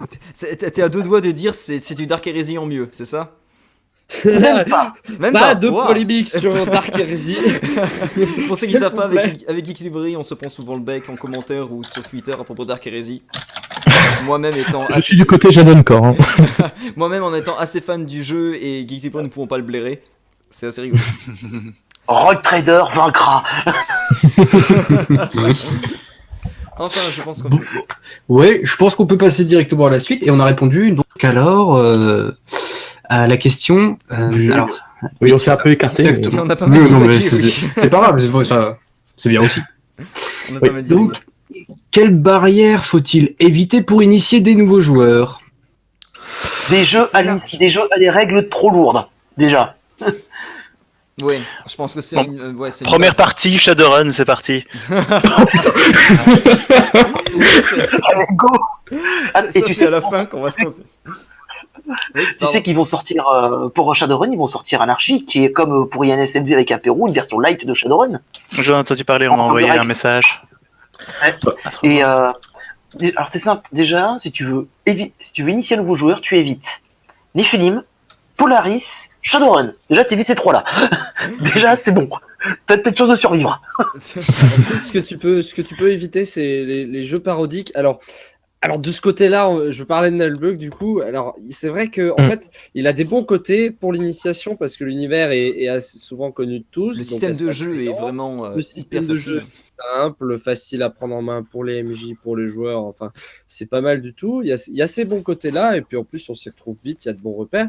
Mais le problème, c'est que c'est un univers parodique et du coup, comme on l'a dit tout à l'heure. Ça incite les gens à faire le bordel, ça incite les gens ensuite à commencer à faire les cons du coup et surtout à exagérer leur personnage et genre créer des persos vraiment manichéens en mode je suis le méchant barbare blablabla, moi je suis la gentille elfe un peu conne blablabla et en s'inspirant et du coup après quand tu vas les voir dans un autre jeu de rôle bah, ils vont se comporter de la même manière. On a déjà tous vu dans Pathfinder des gars qui jouaient les nains comme dans Nullbuck. Oui, c'est bien cliché, quoi. Ouais, voilà. Alors que c'est assez marrant parce que c'est le truc des nains ivrognes et barbares, c'est une déformation d'un jeu de rôle à la base, même pas de l'univers de Tolkien. Mhm. Pas qu'un. Peter Jackson, je te maudis. c'est vrai. Et voilà, ouais, c'était c'est assez intéressant ouais, cette question-là pour des jeux évités. Et même à propos justement du grossissement des traits de caractère, ce que tu reprochais, Geek Librairie, aux Ombres d'Esteren, le jeu de rôle français. Ouais. Justement de t'imposer des traits de caractère hyper définis, genre si t'as beaucoup en force, ben t'es un barbare bourrin sans intelligence. C'est ce que tu disais. Alors, je suis pas encore arrivé au système de règles d'Estérène. Je l'ai acheté pour l'univers, parce que l'univers est passionnant. Vraiment passionnant, l'univers, rien que pour ça. Et le bouquin est magnifique, putain, les artworks sont magnifiques. Oui. Ah non, mais ça, je reproche beaucoup de choses aux règles. J'aime pas du tout les règles d'Estérène, mais l'univers en lui-même et la passion et le boulot qu'ils ont fait dessus est juste monstrueuse. Rien que pour ça, vous pouvez prendre Estérène parce que le bouquin est magnifique. Mais vraiment, quoi. J'espère que tu as raison. Il y a Fabrice Jurgen qui dit que Donjons & Dragons 5 est simple dans son système et pour l'univers c'est du Medfan, donc les gens voient vite, donc j'initie sur ça maintenant.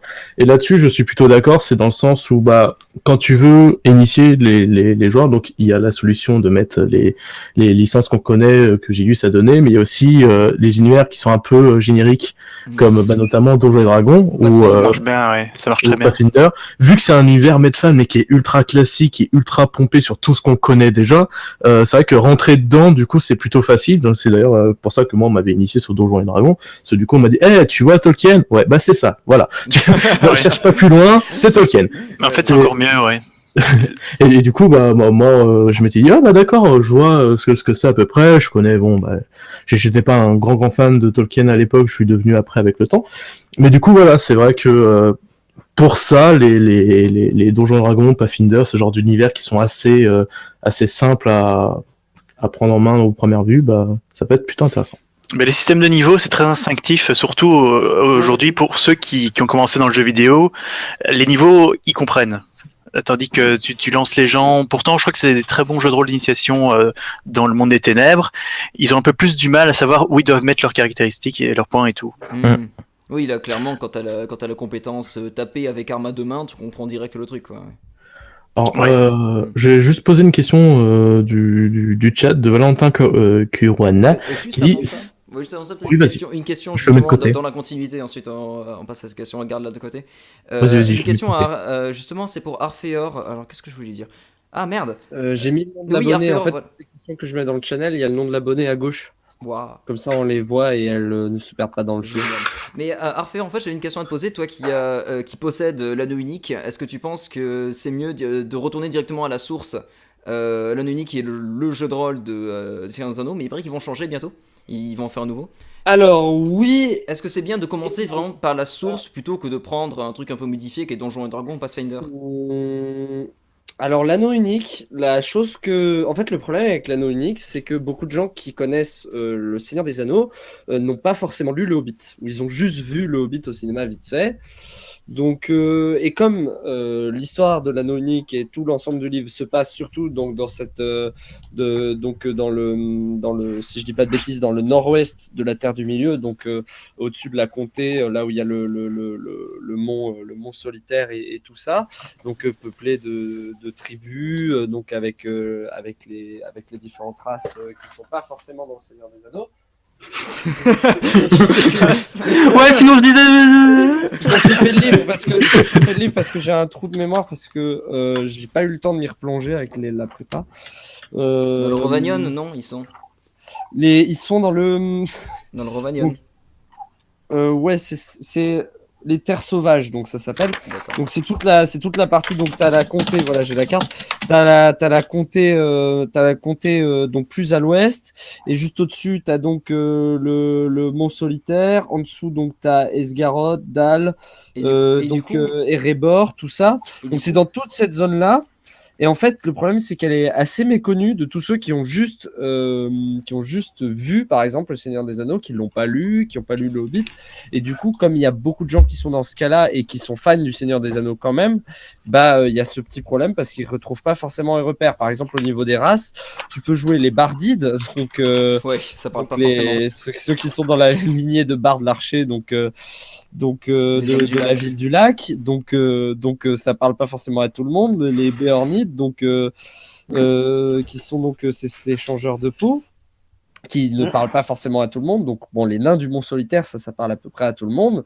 Les elfes de la Forêt Noire, ça peut parler à tout le monde, mais comme dit, il y a déjà ces deux races, les bardides et les Béornites, qui parlent pas forcément. Bon, les hobbits, ça parle aux gens, mais par exemple les hommes des bois des terres sauvages, il y a des gens ils n'ont Ouais. jamais entendu parler parce que ils ont juste vu les films du Seigneur des Anneaux, quoi. Ouais, Donc, d'accord. Donc c'est pas forcément une si bonne idée que ça. donc, il est franchement au niveau du jeu, le système de jeu est pas mal, bien qu'un peu complexe par certains endroits. Mais après, il y a un truc qui est super pour l'initiation avec ce jeu, c'est la manière dont sont créés les personnages. Il y a en fait, pour ceux qui ont vraiment pas forcément l'inspiration de faire un roleplay, il y a une aide.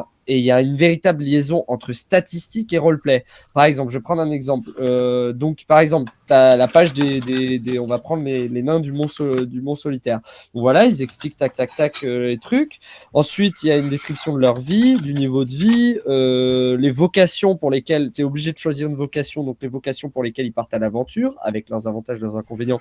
Ce qui fait un élément de RP qui justifie aussi des stats et qui est marqué sur la feuille de perso, peut justifier certaines choses. Des choses qui peuvent ensuite ce qu'en dit bien sûr les différentes autres factions, et après tu as le meilleur truc, c'est que le livre il peut te fournir des RP qui sont liés à tes compétences. Par exemple, un nain qui travaille à la mine tout le temps, il sera forcément plus costaud, il sera plus adepte il sera plus capable de reconnaître certaines pierres et autres, ce qui lui donnera les avantages des compétences qui permettent de trouver ces pierres, etc. Donc Ouais, c'est vraiment un jeu qui lie RP et stats, et pour ça je le trouve vraiment fort. Parce que du coup, après, soit tu écris ton RP parce que tu as déjà un peu fait le jeu, ou tu connais déjà un peu le jeu de rôle, et donc à ce moment-là, tu peux s'en sortir en faisant ton propre RP et en mettant les compétences dans la logique, ou soit le jeu te les donne en montrant bien qu'il faut vraiment qu'il y ait un lien entre RP et statistiques. Je vois. Ouh. Il y a ça un peu dans Donjons et Dragons 5 aussi. Il y a des Ah ouais backgrounds qui te donnent des compétences de base Ouais. selon Il y ton a, il y a passé. aussi le système Fate qui se base dessus. Même si je suis pas fan, mais il se base dessus. D'accord. Fedingson fait ça très bien. Là, Farmer, moi aussi, le fait très bien. Et Allez, c'est bon, on fait une petite liste. Thérésine ne le fait absolument pas du tout. Un petit peu. Ouais, Un petit peu. Vaguement. Vaguement. Donc, oui, il y avait une question d'un abonné spectateur. Oui, qui s'appelle Valentin Kuwana, je crois, qui demandait, du coup, c'est quoi qui est bien, il a vraiment dit comme ça, c'est quoi qui est bien pour commencer comme JDR, vu que c'était un peu la question de base, mais on n'a pas donné de titre, et maintenant je j'aimerais, crois que ça va je venir vous plus mets tard. devant votre la but, vous conclusion. devez donner un titre. C'est la Non, il On faut veut pas des le dire. noms. C'est la conclusion. Merde. T'as tout cassé, Valentin. Merci Valentin. Ah oui, c'est vrai que c'était la... Le garçon. Bon, merci d'être Et venu voilà, sur le on live. la On se retrouve spoil. là. C'était la fin, merci. Et bah du coup, Valentin, tu le sauras dans quelques... Prochain épisode. temps. Quelques dizaines d'heures, hein, à peu près. Bon, on n'est pas fixé. Allez, là-dessus on te encore. répondra au prochain stream. Merci d'être venu. À la prochaine présentation de jeu de rôle de. Non, ça va être la conclusion, comme dit, ça va être la conclusion. Voilà, ça sera la conclusion. Mais je pense qu'on a bien répondu quand même à quelle brève activité pour initier des nouveaux joueurs. Plutôt. Plutôt. Et on Et, arrive à la question des jeux à licence qu'on avait voilà. déjà un peu vaguement parlé. Donc, la question des jeux à licence. Alors, Allons-y. les jeux à Ça fait un licence- blanc. Non, mais- S'il en est. Alors, en fait, le truc, c'est que les jeux à licence ne sont pas spécialement mauvais, hein, parce que bon, évidemment, Star Wars, que ce soit la version avec les sauts de dés à la D6 ou la version D20, qu'on peut très bien cracher dessus, hein, pour ces diverses raisons. D20 système, j'ai envie de dire, c'est très bien pour initier. C'est très bien pour jouer aussi, hein, j'ai aucun problème avec JRTM. Quoique... Non, je déconne. JRTM, c'est le jeu de rôle la Terre du Milieu. C'est tout ce qu'on nous dit. Voilà, c'est ça. N'oublie pas qu'on Pour a ceux des qui- profanes qui nous écoutent. Ouais, désolé. Hein. Non, mais c'est vrai que voilà, les jeux à licence sont une excellente porte d'entrée. Il y a aucun problème. Le souci que ça apporte, c'est que les joueurs, voilà, pareil, on en a parlé tout à l'heure, c'est qu'ils peuvent s'enfermer dans les stéréotypes. C'est-à-dire quelqu'un qui découvre le JDR par le Seigneur des Anneaux, mais qui s'est cantonné des films, oui, mais c'est triste à dire, mais voilà, le mec, il va jouer comme Gimli et Legolas, comme j'ai dit dans mon introduction de qualité supérieure, va jouer forcément cliché. Quelqu'un qui va jouer Star Wars va essayer de remplacer les trucs du jeu, va essayer de modifier l'histoire s'il peut, enfin, il va vraiment essayer de tout faire pour repousser les limites si vraiment il veut s'impliquer dedans, quoi. Donc c'est vrai que ça peut être un gros souci. J'ai bien dit ça peut. Parce qu'évidemment, après, ça a quand même ses gros avantages, c'est que tu peux te permettre de dire, bon voilà, c'est Star Wars, c'est Seigneur des Anneaux, tu prends tes dés, tu fermes ta gueule, tu t'assois et tu joues. Voilà, non, mais j'exagère un peu le trait, mais ça peut. mais c'est vrai que c'est, on va dire, la facilité, entre guillemets, pour initier un joueur. Et c'est une excellente chose. Ouais. Je pense que c'est vraiment, pour moi, selon moi évidemment, les meilleurs jeux possibles pour initier. Parce que tu peux vraiment te focaliser sur est-ce que le jeu de rôle et comment on joue au jeu de rôle. L'univers, mais tu le connais déjà, mon gars. Installe-toi. Ça te dit pas de jouer à Jedi? Et il a raison. Et je mettrais juste que bon, il y a quand même des points négatifs qui ont été soulignés et que Gilus avec son frère Norgul, il y a un excellent épisode d'Histoire au camp du Devin qui s'appelle Le danger des univers trop connus et que je recommande grandement, que je vais mettre le On lien. va passer le live à conseiller des émissions de Gilus. Ça ne me dérange pas du tout. Enfin, je suis d'accord avec tout l'épisode. Vous prenez l'épisode, c'est mon point de vue dessus. Et clairement. Qui défilent dans le chat, vous inquiétez pas, je les vois et je les poste dans notre groupe organisation du live de la mort qui tue. On la laissera là, elles vont pourrir ici, essayer d'y on n'y répondre. répondra pas. Je n'ai pas le droit de mettre le lien, donc du coup vous irez chercher Mais je vais le les mettre, dangers des attends, univers trop connus. Envoie le trop sur connus. le groupe du live. Bah attends, elles sont. Ouais, elles sont. Alors, Elles sont. Elles sont. Et elles fuirent. Si vous voulez que je relance quelques idées de la vidéo pour un peu résumer, ouais, quand vas-y, même, parce que c'est vrai que c'est très attrayant de faire un univers connu, mais je pense que quand on le fait, il faut déjà s'éloigner, il faut trouver un juste milieu entre être dans un univers qu'on connaît, mais il faut que les joueurs ne s'y sentent pas trop à l'aise non plus. Enfin, dans le sens où il faut pas qu'ils aient l'impression de tout connaître à l'avance. Et donc, soit il faut jouer à une époque très différente de celle présentée dans les différents supports, les films, etc. Hashtag Kotor. Pardon. Ouais, par exemple, tout à fait. Soit il faut partir du principe que rien de ce qui est dit dans les films, les livres ou quoi que ce soit n'est forcément vrai. Et dire un peu c'est un univers parallèle, et ce que vous savez, vous le savez pas en fait, parce que ça se trouve, tous les personnages sont complètement différents. Ouais. Puis même ce que tu disais aussi dans ta vidéo qui était très juste, que si les PJ croisent Dark Vador, ils vont vouloir le tuer. Point. Ah ouais, non, ça c'est obligé. le truc de Spoonie, if you stat it, they will kill it, c'est 100% vrai. Exactement. 100%. Exactement, donc c'est aussi un souci. Avec là, chez moi, je masterise le jeu de rôle L'Ère de la Rébellion, qui est un des 3 jeux de rôle Star Wars de la nouvelle gamme. Ouais. Je l'ai acheté, j'ai pas encore fait à jouer. Alors le Ils système vendent de leur jeu est dé. super intéressant, vraiment, même au niveau de l'initiation, c'est super parce qu'il n'y a pas un chiffre. C'est que du symbole, c'est que c'est que des dés spéciaux avec des symboles et tout. Le problème, c'est que les dés coûtent la peau du cul, donc c'est un peu ça, c'est un peu gênant quand on a 15 € le pack de dés qu'il faut que tu en achètes 2 ou 3 pour pouvoir jouer à peu près décemment. Ça commence à monter très vite, surtout que les bouquins de base sont hyper volumineux. Et dans le bouquin de base, ils auraient très bien pu enlever facilement 50 pages, vu que pour la plupart c'est de l'univers qu'on connaît. Mais voilà, en tout cas le système de jeu pour l'initiation est vraiment intéressant pour ce système de symboles qui est beaucoup plus simple que les chiffres avec je dois soustraire, le seuil de difficulté et tout ça. C'est vraiment assez intéressant. Après voilà, c'est toute la problématique des jeux à licence et de ce que ça implique. Moi ce que j'aime bien faire, comme je t'avais dit avec mon fameux hashtag Kotor, c'est que l'intelligence des mecs de BioWare qu'ils ont fait avec Knights of the Old Republic, c'était de placer l'action 4000 ans avant pour pouvoir justement recréer un univers tout en gardant ses marques, à savoir le sabre laser, le vaisseau et tout ça. Et c'est quelque chose qui peut être intéressant si vous justement peut-être pas pour les joueurs, à initier les joueurs, je pense qu'il vaut mieux commencer avec des personnages un peu faibles pendant la guerre civile galactique par exemple, comme ça ils ont vraiment toutes les connaissances de l'univers. Mais pour des gens un peu plus expérimentés qui commencent à avoir des personnages un peu puissants, c'est clair que les mettre dans un univers où ils puissent agir avec l'univers, c'est un peu plus risqué, ouais. Ouais, mais genre moi si je le fais, je me demande si par exemple je démarrais pas le truc carrément pendant la première attaque de l'étoile noire, l'étoile de la mort, et en fait l'armée rebelle se fait détruire. Oui, et l'étoile n'est pas détruite et les joueurs font partie de ceux qui arrivent à s'enfuir. Et paf, comme ça la ligne du temps est brisée et ce qui se passe après, ils savent pas. C'est le scénario d'une série de comics qui s'appelle Star Wars Infinities. Qui est absolument pas génial. En tout cas, les scénarios sont pourris, mais les idées sont géniales. La BD est vraiment moyenne, vraiment très moyenne. mais les idées sont géniales. Le tome 1, c'est ça, c'est Luke a chié son deuxième lancer de torpille à proton et il y a vite des détruites. Une question, Merci. on me pose une question dans le chat. Non, je n'ai pas de bière, hélas. Oh, tristesse. J'avais du vin chaud. Moi j'ai du vin chaud.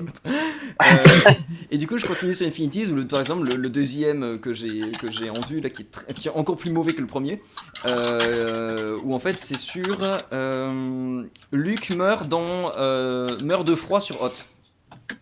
Ah ouais. Voilà, et c'est après tu vois c'est le truc Leia devient Jedi et prend son entraînement avec Yoda et puis Dark Vador se fait défoncer sur Dagobah, tu vois, mais c'est ça part complètement en vrille, mais ouais pour ça vraiment ça donne des bonnes idées de jeu de rôle et comment utiliser un univers à licence, je pense que c'est vraiment intéressant. Enfin, Frodon a chié son anneau et est parti avec, par exemple, ouais. Pour c'est servir bien des anneaux. Et voilà, et du coup tu vois l'armée des ténèbres arriver et à la limite tu joues des serviteurs des Nazgûl ou des trucs comme ça, tu peux vraiment faire un Et truc au moins, intéressant. ça évite le danger de je croise un perso, j'ai envie de le tuer, parce que de toute façon, ils sont plus dans la même Ils sont- lignée, enfin, c'est plus le même univers, du coup, enfin, Ils sont à la pas limite, tu tombes clairs. dessus, tu le tues, c'est pas grave. Hein. Ah, mais bon, ça après, c'est. Là, on a vraiment divergé par rapport au truc. Il y a des gens qui tentent Ça de va spoiler dans le Rogue sens. One en plus. Oui, non, mais... Ouais. Je vois des gens dans le chat qui tentent de spoiler Rogue One. Hein. Mais non. Bon. Je sens que ça va spoiler. On peut pas spoiler Rogue One à partir du moment où t'as vu le 4. Ça m'énerve ça. Bah techniquement si, tu peux un peu spoiler ce qui arrive au personnage principal. Je l'ai pas vu, on se calme. Je l'ai pas vu. Y a pas de souci. Bah écoute, il est pas mal, il est mieux que le 7 déjà. On parle de jeu de rôle. Le 7 c'était bien. Oui, c'est vrai, on fait un live sur le jeu de rôle, en Ah fait. oui, c'est vrai. c'est Et pour parce ça. qu'avec une discussion comme ça peut partir 5 heures. Hein, donc, Ouais, très clairement. voilà. Minimum. On est sur un terrain glissant là. Mais ça, donc, du coup, on revient sur le fait bah, on a dit, en même temps, il y a pas beaucoup de choses à dire, et en même temps, beaucoup de choses à dire, mais je pense, c'est bien le tour sur le côté des jeux à licence. Ouais. On a des avantages, des inconvénients, et je pense, enfin, il y a pas moyen d'être plus exhaustif, sauf si vraiment on va chercher des détails, ce genre de choses. Du coup, Max, veux-tu engager Bien sûr, avec grand plaisir. Et je suis pour le clavier, Geeky. Vraiment Non, mais en fait, j'ai une configuration. Pardon, j'ai eu un nouveau bureau, donc j'ai une configuration de merde, ce qui fait qu'on entend mon clavier. D'accord. Donc, passons à la suite, Dans ta sans tête. transition. Désolé encore. Quel bon ou mauvais souvenir avez-vous eu en termes d'initiation? Bah, tenez, cette fois-ci, je vais faire un par un et c'est moi qui vais citer le nom des personnes et on commence tout de suite avec Arfé. Ouais, j'étais le dernier avant, maintenant c'est le premier, c'est la maîtresse. Donc, Gna gna gna, c'est la maîtresse. c'est la maîtresse, c'est les mots préférés et parce que j'ai rangé le bureau. Donc, je disais. Alors, mauvais souvenir. Alors, c'était pas en tant que MJ, c'était une table d'initiation et il y avait un joueur à la table, donc un joueur débutant, qui avait la mauvaise idée sur du Cthulhu en plus, de tout le temps être là et dire ouais, mais c'est quoi les stats de ça? Est-ce que je peux utiliser cette compétence? Du coup, on était dans Le un gros univers milichiant, ouais. super glauque, super génial et tout, mais c'était vraiment un scénario mais super bien branlé en plus.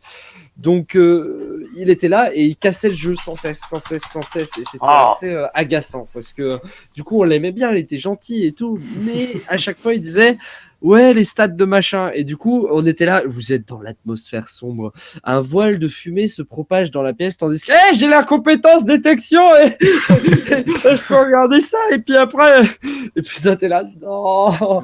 Et sinon une autre table où j'avais initié des joueurs et ils ont décidé de brûler ma ville, ça c'était cool aussi. Ça c'est marrant par contre. C'est cool. Alors et comme tu dois jamais dire non, moi j'avais foutu plein de gardes, mais le problème c'est que j'ai oublié que j'avais donné des explosifs à un des joueurs, j'avais oublié ça. Merde. Comme si tu cherches. J'ai pas cherché, j'ai été gentil, je me suis dit oui, il peut avoir des explosifs avec sa classe et autres, et oui, bon, tu peux te procurer de la poudre noire chez un Non, mais alchimiste. moi en tant que joueur tu me donnes la dynamite mais tu me perds quoi. Oui, et du coup, ils ont brûlé une boulangerie à la bonne nougatine. Mais putain, c'était une boulangerie que j'avais créée en cours de physique en seconde. Parce que j'aimais pas la physique, du coup, j'écrivais mes scénarios en cours de physique. Waouh. Donc voilà, C'est un concept. C'est un concept tout à fait. Mes deux plus mauvais Et souvenirs. du coup, en gros, ça en dégage les problématiques dont on avait parlé à propos du gros bill et de l'impossibilité au maître de jeu de dire non et d'apprendre à jouer Exact. avec ça. Bah, du coup, ce que tu fais, c'est que ce que j'aurais dû faire, c'est bon. Enfin, après, il y a cette règle du contrat rôlistique. Et le problème, c'est qu'on l'a pas passé. Alors, pour ceux qui, du coup, pour les profanes, Allez voir ma ne savent vidéo. pas ce Allez, qu'est. vas-y. Déjà, Allez voir ma vidéo. Allez voir ma vidéo où je parle du contrat rôlistique. Je sais plus lequel c'est, mais je crois que. Je connais même pas ces vidéos, tu sais. Allez voir toutes les vidéos de toute façon.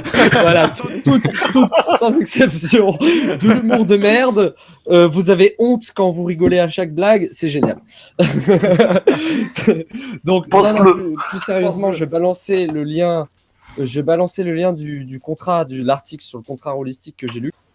Et donc, en fait, le contrat holistique, c'est un contrat que vous passez avec le MJ, vous en tant que joueur, qui stipule que vous n'allez pas tout faire pour détruire le scénario de MJ quand lui vous donnera de la liberté. En fait, chacun écrit son contrat holistique, chacun se met d'accord jusqu'où chaque personne va aller, comment ils vont jouer, si on joue sérieux, si on peut placer des blagues et tout.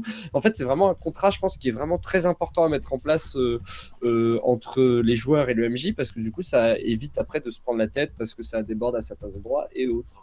Donc voilà, c'est parce que la liberté, ça ne doit pas être non plus lol, on va casser le scénar du MJ, quoi. Voilà, Ok. je vous balance le lien dans le live. Ouais, mais le lien. Max, on t'attend pour yep. faire la désignation. La désignation, attention. Bah, écoutez, je vais lancer un dé, tiens, on va rigoler. Alors, C'est une bonne idée. toi, tu seras OK, ça marche. C'est un D30, ça va être chelou. Hein. Alors, Des on 30. tombe sur 30. Bon, on va dire que c'est Gilus, hein, d'accord? Ok. Parce que j'ai pas... Ok, si tu veux. Oui, donc un souci que j'ai eu en initiant des gens, c'est bien ça la question. Oui. C'est soit un bon, Euh, soit un mauvais souvenir que tu as eu en termes d'initiation. Hmm, Ah, fallait dire. je sortir un petit peu les deux parce que c'était avec un groupe que j'ai eu beaucoup de mal à initier, mais il y en avait plusieurs qui sortaient vraiment du jeu vidéo. Et or, j'avais fait un des jeux de rôle où j'avais essayé de faire le plus de côté, de mettre le plus d'ambiance, et vraiment de pousser les joueurs un petit peu ressentir des émotions. Et ça n'a pas marché du tout. Du tout. Et je me souviens que j'avais fait toute une histoire avec le méchant qui était perturbé parce que sa famille était morte et blablabla. Et en gros, quand ils sont retrouvés face à lui, j'ai essayé de leur faire tout un truc où ils se retrouvent dans ses pensées, etc. Et c'était vraiment, oui, non, mais on s'en fout, on a combien de points d'expérience maintenant? C'était le mauvais côté. Par contre, ce que j'aime toujours avec des nouveaux joueurs, c'est à Cthulhu. C'est quand ils rencontrent pour la première fois une créature surnaturelle, et pour bien faire, s'ils connaissent pas vraiment, ils connaissaient pas vraiment le monde de Lovecraft, et donc la première fois, ils ont juste rencontré un zombie, et ils ont été complètement perturbés, ils avaient pas d'armes, et ça fait vraiment un combat que j'ai beaucoup aimé, parce que ils disaient, oui, je casse un miroir, je prends un bout de miroir, ah oui, moi, qu'est-ce qu'il y a qui a l'air lourd? Ah, il y a un buste, ah, je prends un buste, je lui tape dessus, ah oui, mais ça marche pas très bien, et donc, quand tu mets pour la première fois des joueurs qui ne savent pas vraiment à quoi s'attendre dans un monde qui n'est pas forcément surnaturel de leur point de vue, ça peut amener des vraies choses parce qu'ils sont pas du tout préparés à ça. Et ça, c'est beau. Et ça, c'est beau. Voilà. Ouais, c'est notamment ce qui est conseillé avec les univers avec l'appel de Cthulhu, c'est de ne pas connaître l'univers de Lovecraft quand ils jouent. Alors, mais, pour la petite anecdote, ceux qui ont eu le livre de base de la 5.5 le savent, ils ont vu la petite BD qui est à la fin du livre, qui dit « Cthulhu, c'est le seul jeu où les joueurs préféreront se jeter sur une grenade que sur un livre ancien. Je vois. C'est le livre ancien, il est inquiétant. À quel Mais non, tour c'est cool. À quel tour, Max? Il a pas de micro. Qu'est-ce qu'on fait? Qu'est-ce qu'on fait? Non, non. Ah bah, Qu'est-ce qu'on fait? Vite, faut meubler. Pas de soucis, je suis de retour. Excusez-moi. Bon alors, cette fois-ci, je vais lancer mon agenda et si ça tombe sur la face, ce sera autour de Geek Librairie. ok. Ok, c'est pas du tout tombé sur la face. Alors c'est autour de Jadencor. Merde. Moi, bah du coup, en fait, j'ai dit l'anecdote que j'avais gardée parce que je suis très mal organisé à propos de ça, de bons ou mauvais souvenirs que j'ai eu en termes d'initiation. C'était avec justement mon premier groupe de jeux de rôle de Gros Bill, qui était voilà, qui ont voulu défoncer mon Aragorn bis. Et oui, voilà, c'était en gros pour éviter ce genre de choses. Et le conseil, du coup, évidemment, pour éviter ce genre de choses, c'est que vous les défoncez, mais violemment. C'est souvent ça permet de remettre un peu dans le droit chemin parce qu'il y a toujours ce moment-là où en fait ils se rendent compte que les joueurs peuvent tout faire. Il y a ce moment-là où ils s'en rendent compte où là il faut vraiment recadrer le truc quoi, parce que sinon ça peut vraiment partir très très loin et faire de très mauvaises expériences de jeu autant pour la musique que pour les joueurs. Mais en tout cas pour la bonne et mauvaise expérience, moi ce serait plutôt en général, ça me permettra en plus de répondre à une question qu'avait posée ou en tout cas un truc qu'avait soulevé Occam Razor dans le chat. C'était à propos de créer son propre jeu de rôle. J'ai fait l'erreur moi-même, tu vois, pourquoi je ne sais pas. Voyez de créer moi-même mon jeu de rôle en me disant ouais, vu que acheter un jeu de rôle ça coûte super cher, je vais créer mon propre jeu de rôle et on va autant s'amuser. Et en plus je vais faire un univers super original. Tu parles. Le système était hyper mal branlé, c'était chiant, l'univers était basique et il y avait toutes les erreurs parce que créer un jeu de rôle c'est beaucoup plus compliqué que écrire un bouquin ou tout ça, étant donné qu'il y a tout le système de jeu en lui-même qu'il faut perfectionner au mieux possible. Alors si tu repompes pas un système de jeu d'un jeu de rôle existant, ça pose vraiment des gros soucis. Donc le truc c'est à propos de cette erreur là, j'en ai créé 2 pourtant de jeux de rôle, hein, mais les 2 c'était de la merde. Le truc c'est il faut acheter pour commencer, je pense qu'il vaut mieux acheter un jeu de rôle, bien le choisir mais l'acheter quand même. Étant donné que vous allez avoir un jeu de rôle complet qui a été réfléchi, qui a été testé et qui a fait ses preuves surtout. Et, Tout à fait d'accord. Et donc voilà, vraiment éviter de jouer soi-même les grands créateurs parce que vu qu'il y a la règle tacite de quoi que vous allez créer, si c'est la première fois que vous le créez, c'est de la merde. Donc à partir de là, voilà. Tu as fini? Je pense que Ça laisse un froid. Tu as fini de dire n'importe quoi depuis avant là? Mais quoi? C'est intéressant. J'étais dans mon viseur, Jaden, j'étais dans mon viseur. Ok, alors qu'est-ce que je veux bien pouvoir balancer? Oh, mon chat! Ah non, pas mon chat, pas le chat, c'est pas de mauvais nez. Si, Bon. tombe sur la tête. Et Guigui qui dit sauf DD4, je pense que Guigui Berry ne dira pas le contraire. De quoi, comment? Ah non, mais À DD4, propos du jeu de rôle. c'est finira au bûcher des D4. Non, c'est trop cool les D4, c'est mon dé préféré. Parce qu'avec, tu peux les Non, mettre des- par des terre et D4. si tu marches dessus. Ah, j'ai compris des Non, des D4. Ah oui, il y a un quiproquo là. Non. Les Techniquement, D4, ouais, au bûcher. Non, je t'explique. Tu as, dans le 7 cercles de l'enfer, le 7ème cercle est occupé par des D4. Et le premier cercle, il est occupé par les belles-mères de tout le monde. Oh le con. Non, mais plus Bon. sérieusement. Non, voilà, Bah, plus sérieusement. Ouais. Pardon, tu voulais dire quelque chose? Non, mais vas-y. D'accord, ok, bah, C'est à toi. Hein.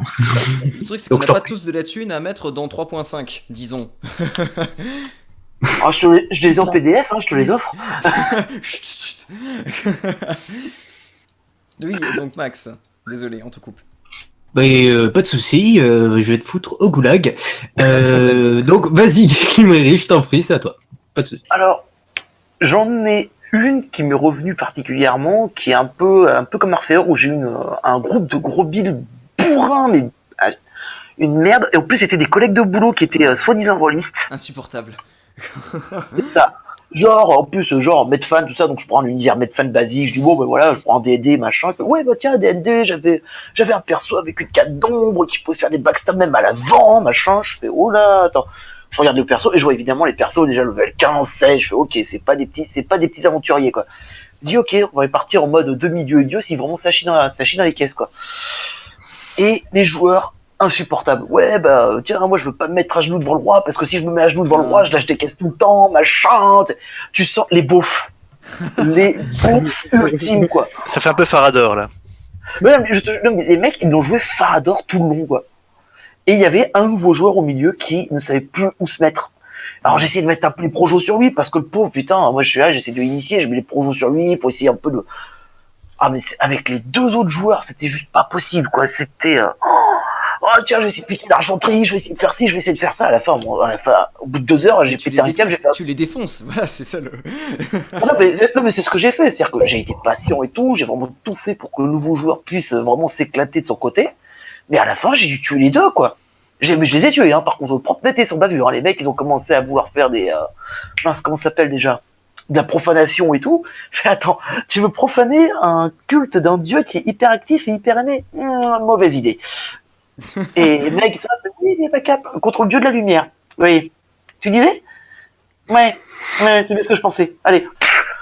Touché, bisous, merci, au revoir, donne-moi ta fiche. J'ai déchiré la fiche devant ses yeux, Ah oui, carrément. sans pitié. Ah oui, non mais là... Geek et Ah ouais, Brody, mais la là, c'est violence. carrément violent, hein. Ah non mais... Allez, fermez les yeux, enfin, fermez les oreilles plutôt.